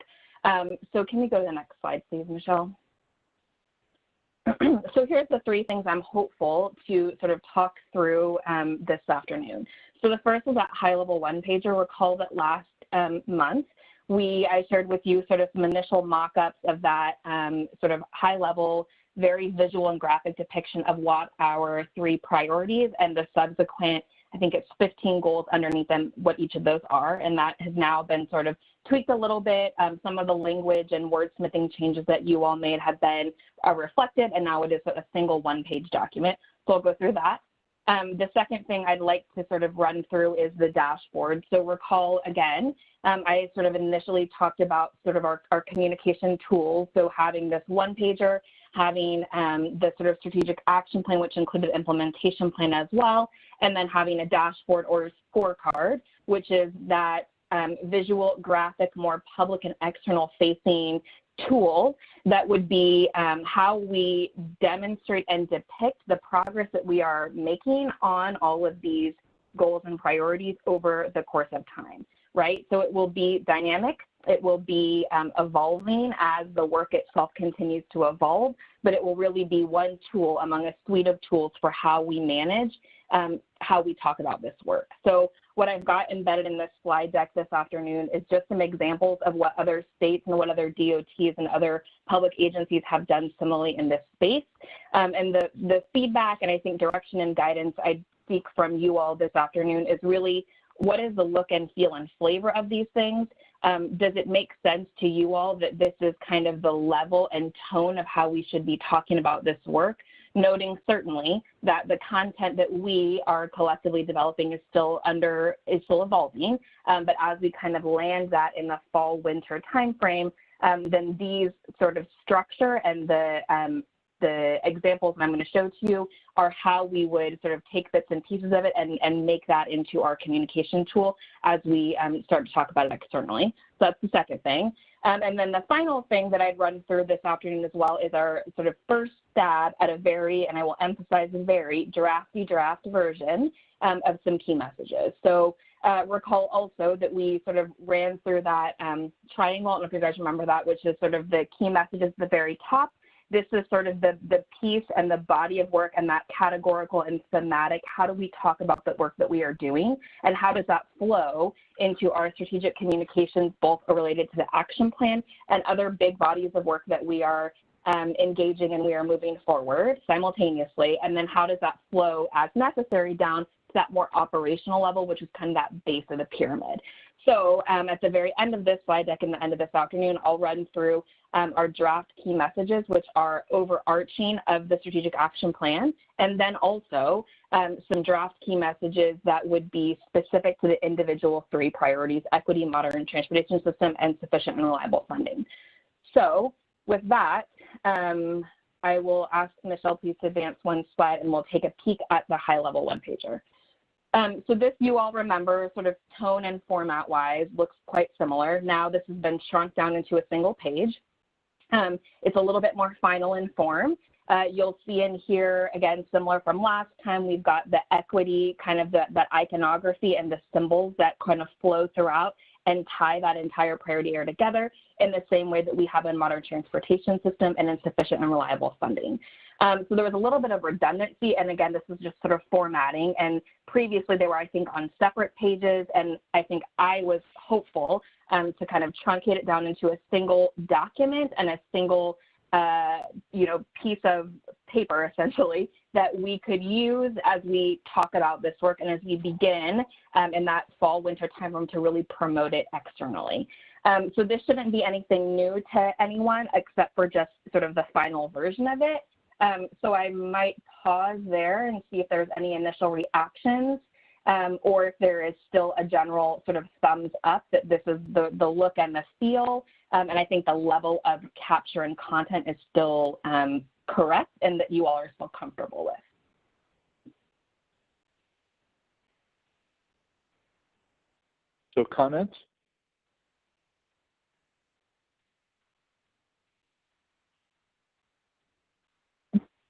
I have a comment. Sharon Smith, of course I do. I always have a comment. Mr. Smith.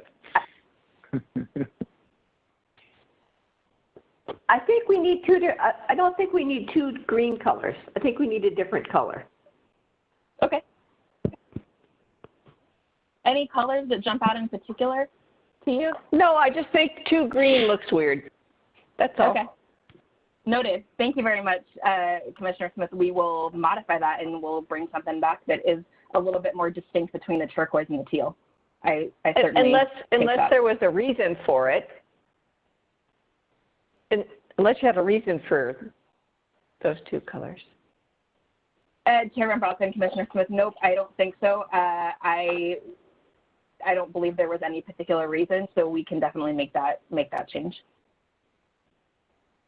Yeah, I think that's a good change. This Commissioner Calorie. This Commissioner Calorie. I would suggest that under your equity column, you possibly move climate equity up above engagement so that you're looking at engagement for all of the above.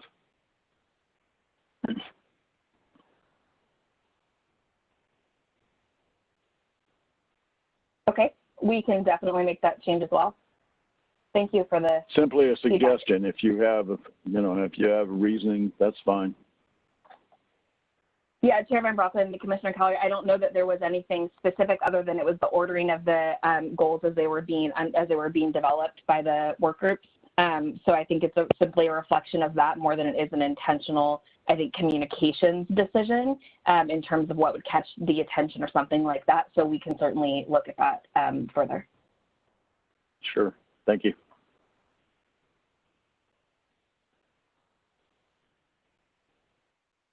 Other thoughts on this piece?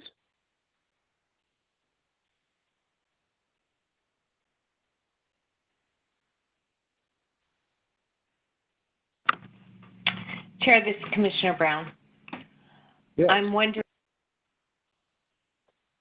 funding if we don't need to put a piece on climate equity or not equity, climate there, because I think that as we have more regulatory come towards us, outside of what the governor has already put in place, we're going to need to find a way to fund it. Mm. It's just a thought. Yeah.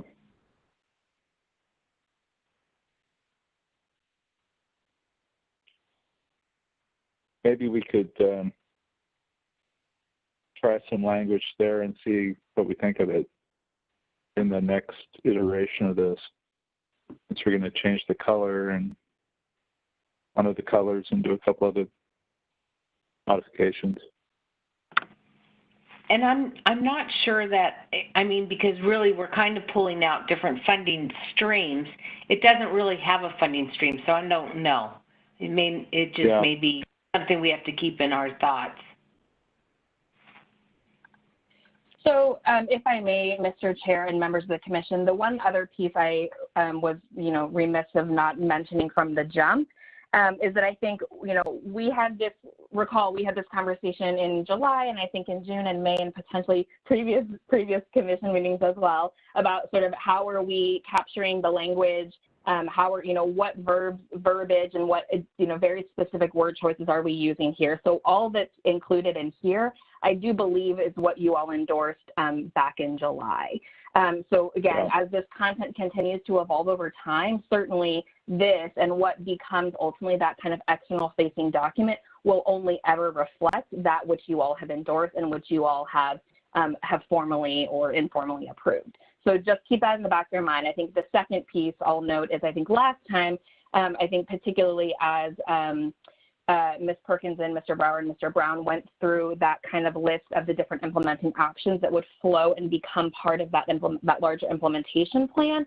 A lot of the feedback received was to, I think, perhaps strike a balance between that which is strategic and that which is more operational, right? And so I think as we look and continue to refine all of those outcomes and all of that measurement over time, as that correlates into that kind of progress report tracker, and as that then is translated into that sort of dashboard, all of these things are kind of dovetailing into one, and that is both difficult and complicated, but also completely by design, right? And so that's one thing I just want to make sure that we are all, I think, collectively mindful of, is that the content piece is sort of being generated and is evolving in real time, and then that kind of structure and the tools that we use to talk about how all that work is, they're dependent upon one another, and they're being built simultaneously.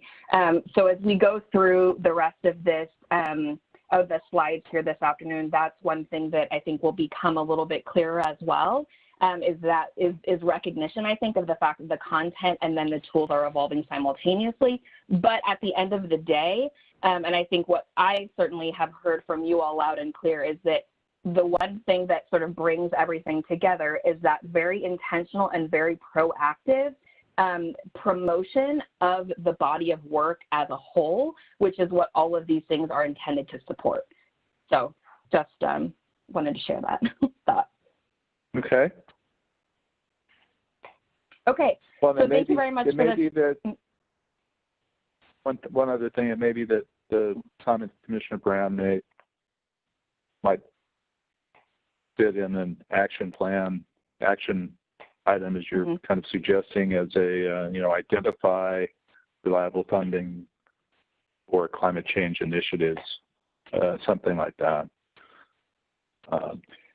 Yeah, and Mr. Chair, I might add too, just directly to Commissioner Brown's comments, there are quite a few actions that we'll be taking as an agency based upon your direction that really do fit in multiple categories. So I'd almost suggest that if we look at the toll program, just as an example, in the earlier discussion, we'll find elements of climate equity, economic opportunity, culture and workforce, and the equity lens in that toll program. We'll also find elements of the innovative technologies, congestion relief, project delivery.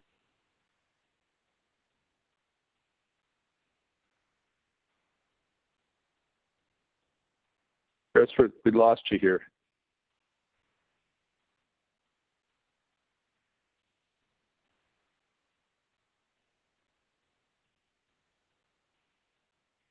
We lost you about halfway through. You back?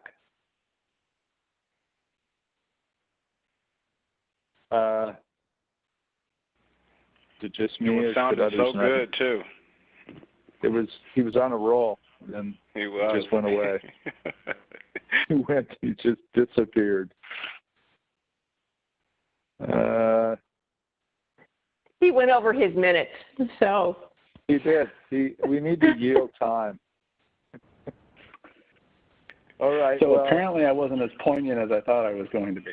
My apologies. Your own inanimate object, the computer or the phone or something didn't like what you were saying. It just cut you off. Yeah, and Mr. Chair, members of the commission, my apology. It's been working nonstop until I go to speak, which means there was something in the ether there telling me to just be quiet. Maybe it thought he was testifying. Yeah, maybe. In short, my comment was simply this. We're going to find elements of the actions that we take within each of these different pieces, and directly to your comment, Commissioner Brown, I think there are elements of each of these that really will crosswalk across all three priority areas. I use the toll program as that example. I think there's elements of climate equity, engagement, economic opportunity in the toll program as we stand it up. I think there's elements of project delivery, congestion relief from the modern transportation system piece as well. And then clearly it sits as a named section in sufficient and reliable funding.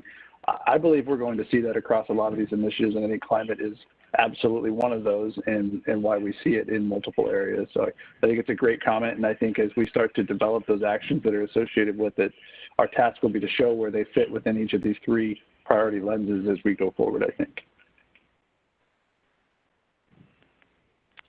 Okay. Lindsay, I had one more comment, and that is on the title at the top. I might put a hyphen between plan and the dates, because the way I envision these plans working is they will be for a 3 to 5 year period. This one is our first effort, and so it's shorter, but maybe we eventually do these for 5 year periods. I think in terms of formatting, it would be, we're going to have this OTCO strategic plan, and then kind of a hyphen. This is the 21-23 version, but then there'll be a 24-28 version or something like that. So just in terms of getting a communications tool where people can easily understand what it is, I think the words are the primary title of the document, and then the hyphen, and then the dates, the planning horizon, or that could even be put underneath, although it looks like you're kind of running out of space. So it just be a hyphen or something, or a colon, but I like a hyphen there to break it up. It's also a little long for a title, so I think if you put a hyphen after plan and before 2021, you break it up a little. So I just suggest you look at that and play with that a little bit. I would put a hyphen in there or something that moves the 21-23 piece over a little bit, so it's not just as long. It's a little lengthy for a title. Okay, please proceed. Next subject. Great. Thank you, Mr. Chair, and thanks for that feedback. We will bring another version then and share this with you all in subsequent weeks. So the next piece I want to sort of fly through, and just sort of noting that we've got a time check here. We've got about 20 minutes left. So I'm going to run through 4 different dashboards, sort of scorecard report cards from 4 different public agencies.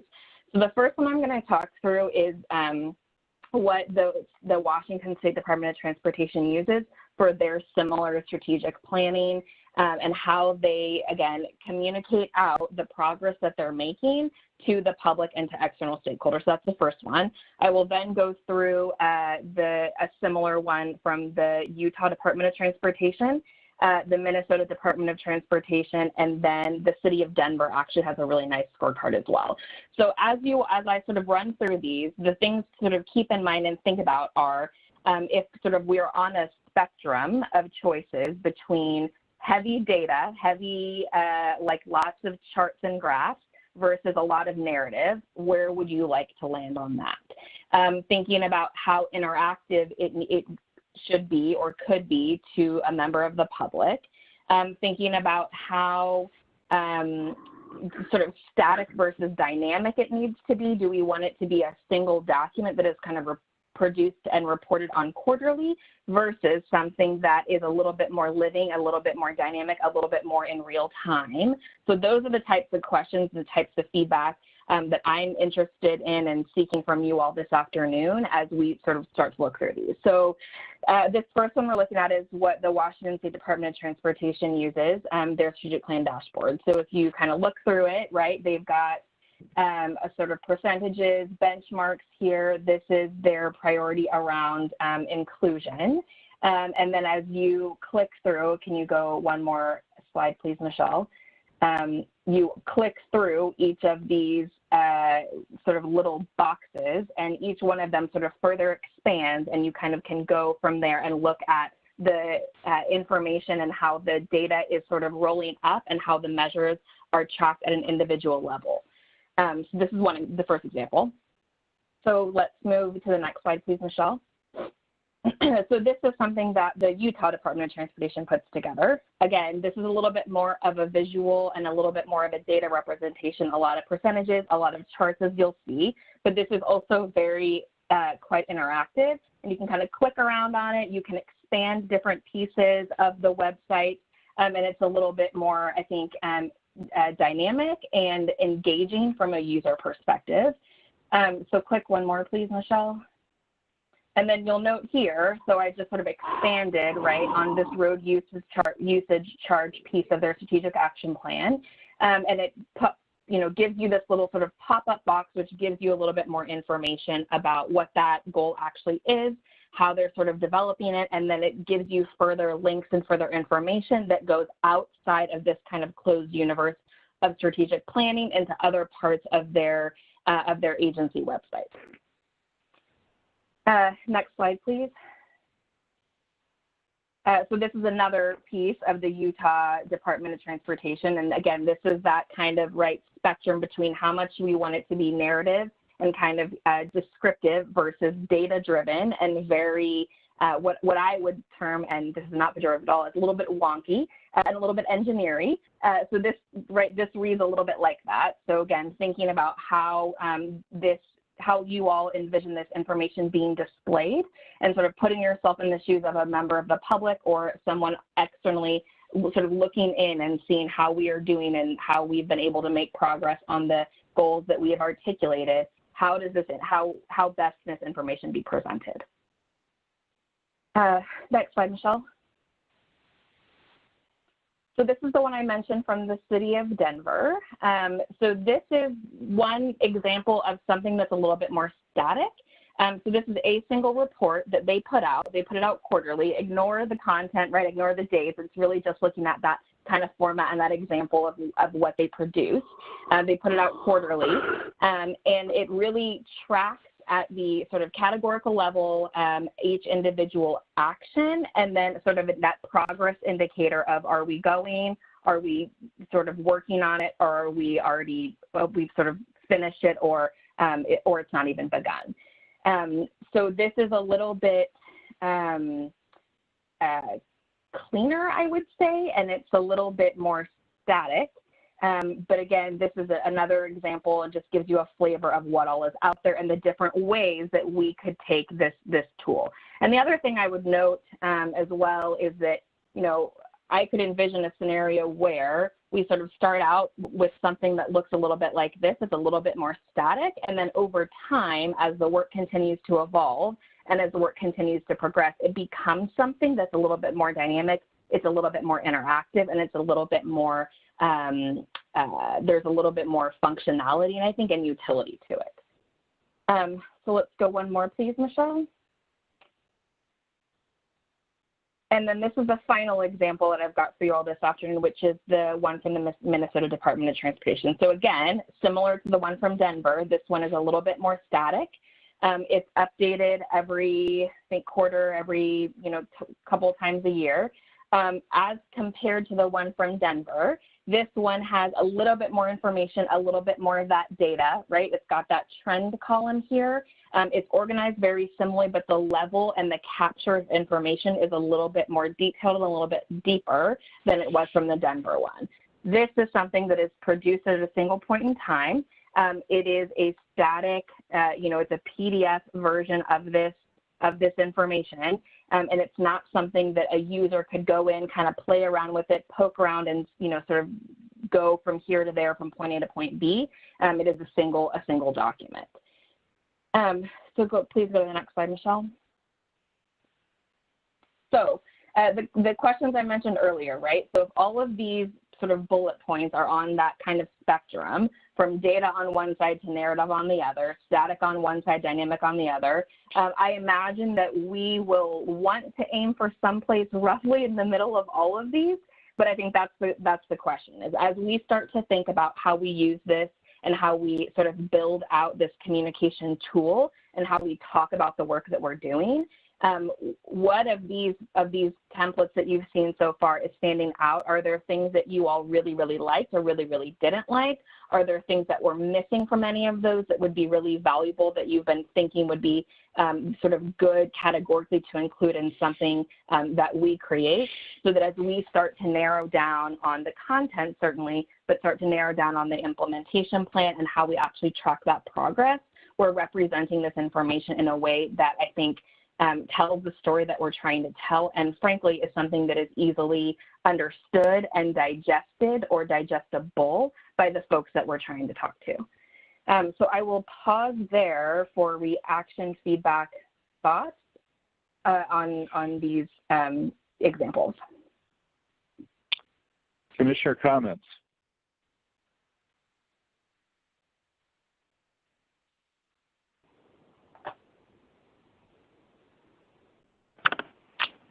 Okay, I'll kick it off.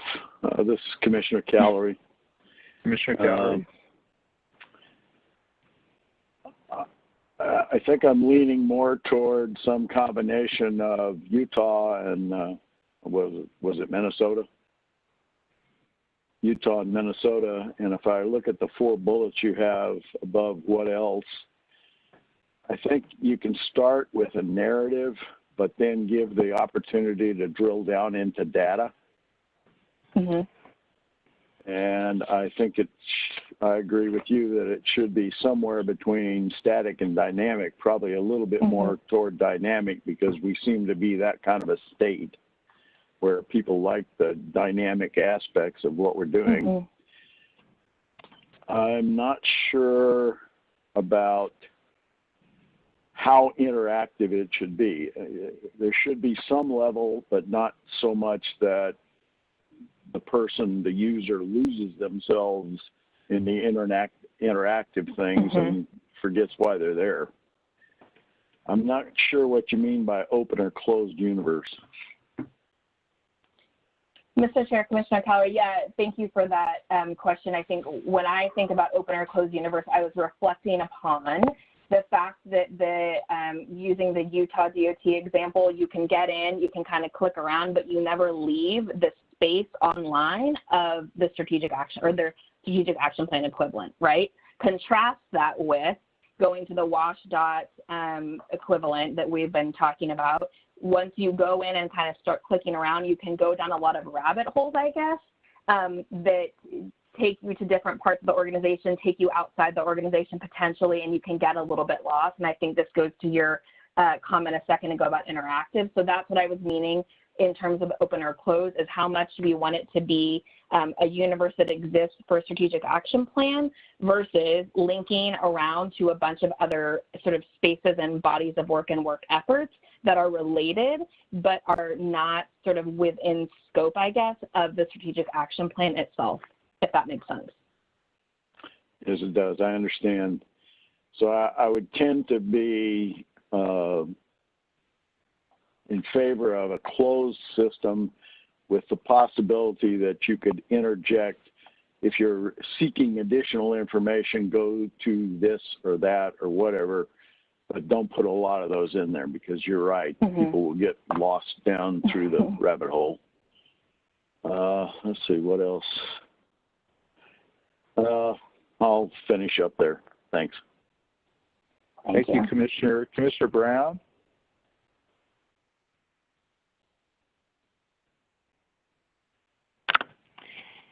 Thank you, Chair.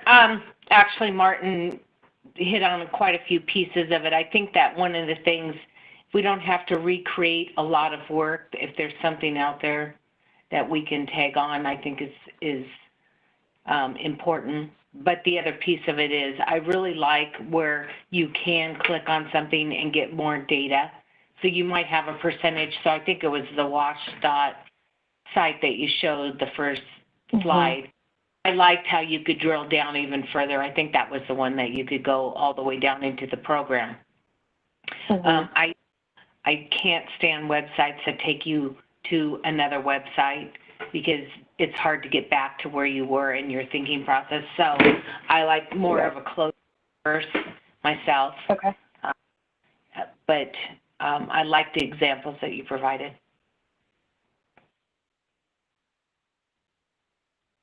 Other comments?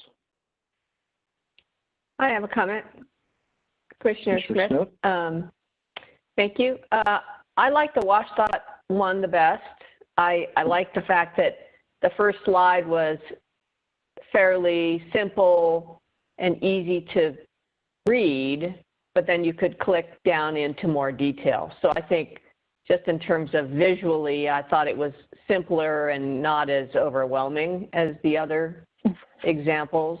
I do like being able to have a little interactivity so people can get more information if they choose a particular area. And I think I do like the ability to explore further, but I also agree with Julie that keeping it within our website is probably a good choice. And I think I probably like more data, but I think if we do it in a way where it's simple at the first slide and you can click into more data, that probably is more user-friendly. Thank you, Commissioner. Commissioner Simpson? I agree with those comments, actually, and I definitely do like the WashDOT platform. I feel like internal facing, it should be more data driven, but I'm still gonna poke on Lindsay and others that I'm curious what the linkage is from this to our external communication strategy, and how that gets, how do we tell that story? Because it's a story that's really going to resonate with the taxpayer, with the public, about what ODOT's doing, about what ODOT values, about the direction ODOT's going in, and we need people to jump on this bus and go, ride this journey out with us. And so I'm curious about how that connection ties back together. Certainly. Chairman Brockman, Commissioner Simpson, yeah, that's a perfect question. Thank you for asking. So the way I've been thinking about it, and again, what we're looking at right now, the dashboard is a tool. It is not the story. and it is not the thing that's going to carry the story, and it is not the only place where the work is going to be promoted and where we're going to be talking about it. So I think coming back, so a couple things. One, as we move into the last part of this presentation and talk about that kind of key messaging, that's the first step. And I think two, what we're planning on doing is sort of, a couple things, getting some external support. I think that we've been looking for historically, and we've talked a lot about that previously, to sort of try to figure out how we can better, I think, tell that story, write that narrative, and I think leverage the opportunities in a more intentional and deliberate way. And I think the second piece of that is just having, I think, a plan. So one of the things that we'll be talking about come September is what does that plan actually look like, and what is the implementation and execution of an actual strategic communications plan look like. This is a component piece of it insofar as it's a tool, but it's a component piece of it as much as all of the other tools are, that in absence of having an overarching plan that is actually executed on, they're all just tools. They're all just tools, right? So I recognize, and I'm certainly sensitive to the fact that this is a little bit out of order right now, but I will, I think, note for the record that I have heard loud and clear that I think what you all are searching for and asking for is something that is that holistic, proactive, very intentional strategic communications plan and program in a way that this is one piece. Does that answer your question? Okay.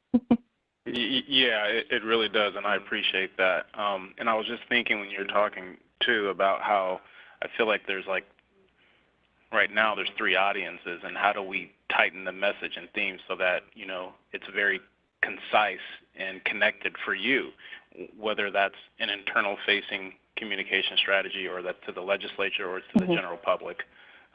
That's going to be tricky of how we align all those together, but I'm sure you'll figure it out because there's nothing you can't do yet, as far as I can tell.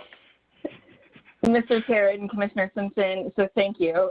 I'm hopeful to live up to that expectation. I think that, as you just noted, the nuance is really important. So I don't know that there's going to be a sort of singular message that is delivered and lands and is sort of meaningful, I guess, that is speaking to all those audiences simultaneously about something that is complicated and complex. So sort of the caveat is that is the fact, that's reality, that's kind of where we are. That being said, I think it's our job, and I think it's what is not only being asked, but it's what we are responsible to do, is provide a level of clarity and precision around what it is that we're doing so that something that's complicated and complex can be understood. And I think one of the things that we historically have done maybe is, I think, expect that people, and I'm guilty of this as well, but expect that people live in our minds with us, right? We expect that people understand the history of the organization, understand every single thing that's happened and informed all of our decisions in a way that that is not always, I think, the case, or is not always reasonable. And so whatever we can do to have, I think, a higher level capture of what are we doing, why are we doing it, and how does it impact you, or how can you be a part of that conversation, is incumbent upon all of us. And so that certainly is what this work is all attempting to inform. And again, this dashboard, the one pager we talked about earlier, all of those pieces are just component parts. And as we sort of put together the key messages, put together the plan itself, they will all, hopefully coalesce and bring a level of clarity and precision to the work that we're doing. So I would just thank you for that. And I think that's a good comment, and that's a good discussion you and the Vice Chair were having. The way I think of this is similar to the way you were just describing it. The communication strategy, I think, has got to start with some kind of framework. Here's what we face, here's what we're doing about it. It's got to be pretty, here are the challenges, here are the issues, here's what we're doing about it. And so that people, there's a little bit, it's transactional to a certain extent, right? You have the public, which is paying in many ways. And our multi-tiered, multi-dimensional funding structure, they're paying in directly and indirectly. Vehicle registration, weight mile tax, gas tax, all these things. And then there needs to be something for that, tolling, traditional funding mechanisms, new funding mechanisms, mechanisms coming from, in our case, from the federal government, from state government, from regional government, from MPOs, from cities, from counties, all this stuff, right? So there are lots of different ways that we're funding this large, complicated challenge we face, which is mobility. So then so that part they understand to some degree because they know they're paying taxes and things for service. Then what's the service, right? But really is what are we doing about addressing the challenges, addressing the problems? Like this is a problem, right? This isn't functioning right. So we can't just get around. We're in Medford, we're stuck at the Barnett interchange, we can't move. We're not happy. What's the problem here? We just dumped X millions of dollars in this interchange and it's not working. So now we're not happy. So it's a way. So the strategic plan I've been thinking as something that is, teeing up what the issues are and what we're trying to do about them. I think that starts with something pretty simple, which is I think the thing we're going to be going to in a minute, which is these key messages and how you package them up. In terms of this piece, I do think where I come out on this piece is everything we're putting out in terms of this communication plan has got to drive message. So to the extent this piece is for people that want more information, not everybody likes to sit in and click and learn how many miles of paved road we have and how our culverts, I would say it's a subset of the population that would like spending time doing that. But you have to have this piece we're talking about here, this dashboard, be, I think, presented fairly simply, like Commissioner Smith was saying. And then if you want to drill down, you can click in. So there's a certain amount of interactivity. But you have to click into things that support the message. If you're making 3 messages or 4 messages, you don't want to click in and then say, oh, this doesn't support what the basic message says green, and I click into this thing and I'm getting orange here. So I don't think they know what they're doing. So I think every piece of communication has got to be vertically lined back to those broad themes. You lay out a framework, which is, here are the issues, here's what we're doing about them. You have a broad framework from the standpoint of you have this message that's going out, this kind of like key messages, however they're communicated. And then in terms of this tool, that the tool is showing pieces of that. And then if you click, like, well, if you split it out by county, how is it working? You click it and you say, we're having this problem and here's what we're doing about it. And you click it and you say, oh, it's only a problem in 2 counties. The other 31 are fine. They really don't know what they're doing. So we have to make sure we're getting all these communications to line up to be very consistent. And so people can't shoot holes in them. A reporter gets a hold of a bunch of information that doesn't add up. They're going to write a story about how they've adopted this plan and now they're taking these actions and they won't solve the problem.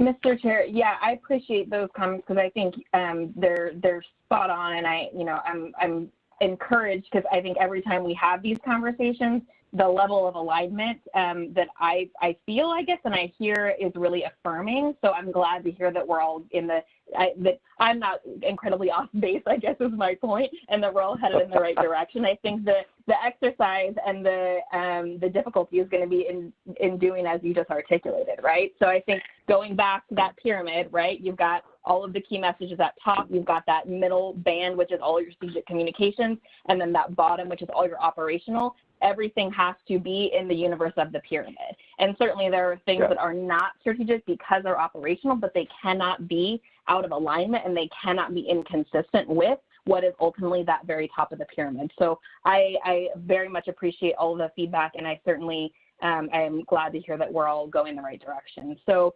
Mr. Chair, what I would note is I think we're over time now, and we've not even got to the key messages. So at the Commission's pleasure, I might recommend that we defer the balance of this conversation to a subsequent commission meeting, or happy to also talk offline in whatever way makes most sense for you all. But just noting that we are over time and we've got that last piece. So however you would like to handle, I'm happy to. Well, I'm happy to defer that until the next meeting because you've gotten a lot of input here and it may change how you present the last piece. I may be reading through the lines and there is no reading through the lines, but I would say it's fine to stop here. You've gotten a lot of feedback. It may cause you to revisit the last piece of this presentation, or maybe even come back and say, okay, from what I heard, I'm going to show you 3 slides that take you from big picture to some of the detailed tools. That might be a good way to do a follow-up. This is something we're going to be talking about for several meetings. So we want to make sure we get this right. I will just add one more piece, and then we can adjourn. That last piece is this, which is, and I've talked about this several times today and many, many times in the last 3 years. Ultimately, I think our funding, it's all of these reports are saying to us, our funding is insufficient to do what we need to do. And this communications has got to lay out that we really do have problems, because we do. And we can't solve them without resources that are going to be adequate to solve them. So part of what we're laying here, frankly, is the predicate to talk about money. If people don't understand the problems, they're not going to be engaged in the conversation about money. So I would just encourage you to bear that in mind, that at least with respect to the external and the broad conversation with Oregonians, we need to recognize we have a lot of things people want from the system, and we want to provide them because we want a great system and a diverse, environmentally sensitive, economically stimulating system that works for Oregonians, and that's going to require us to have conversations about how we fund it.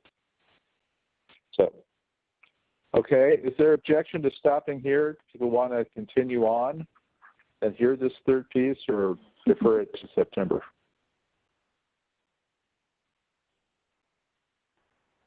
No objection. Okay. Anyone object to deferring the last piece to have Lindsay back to talk more about this in September, including the key messages?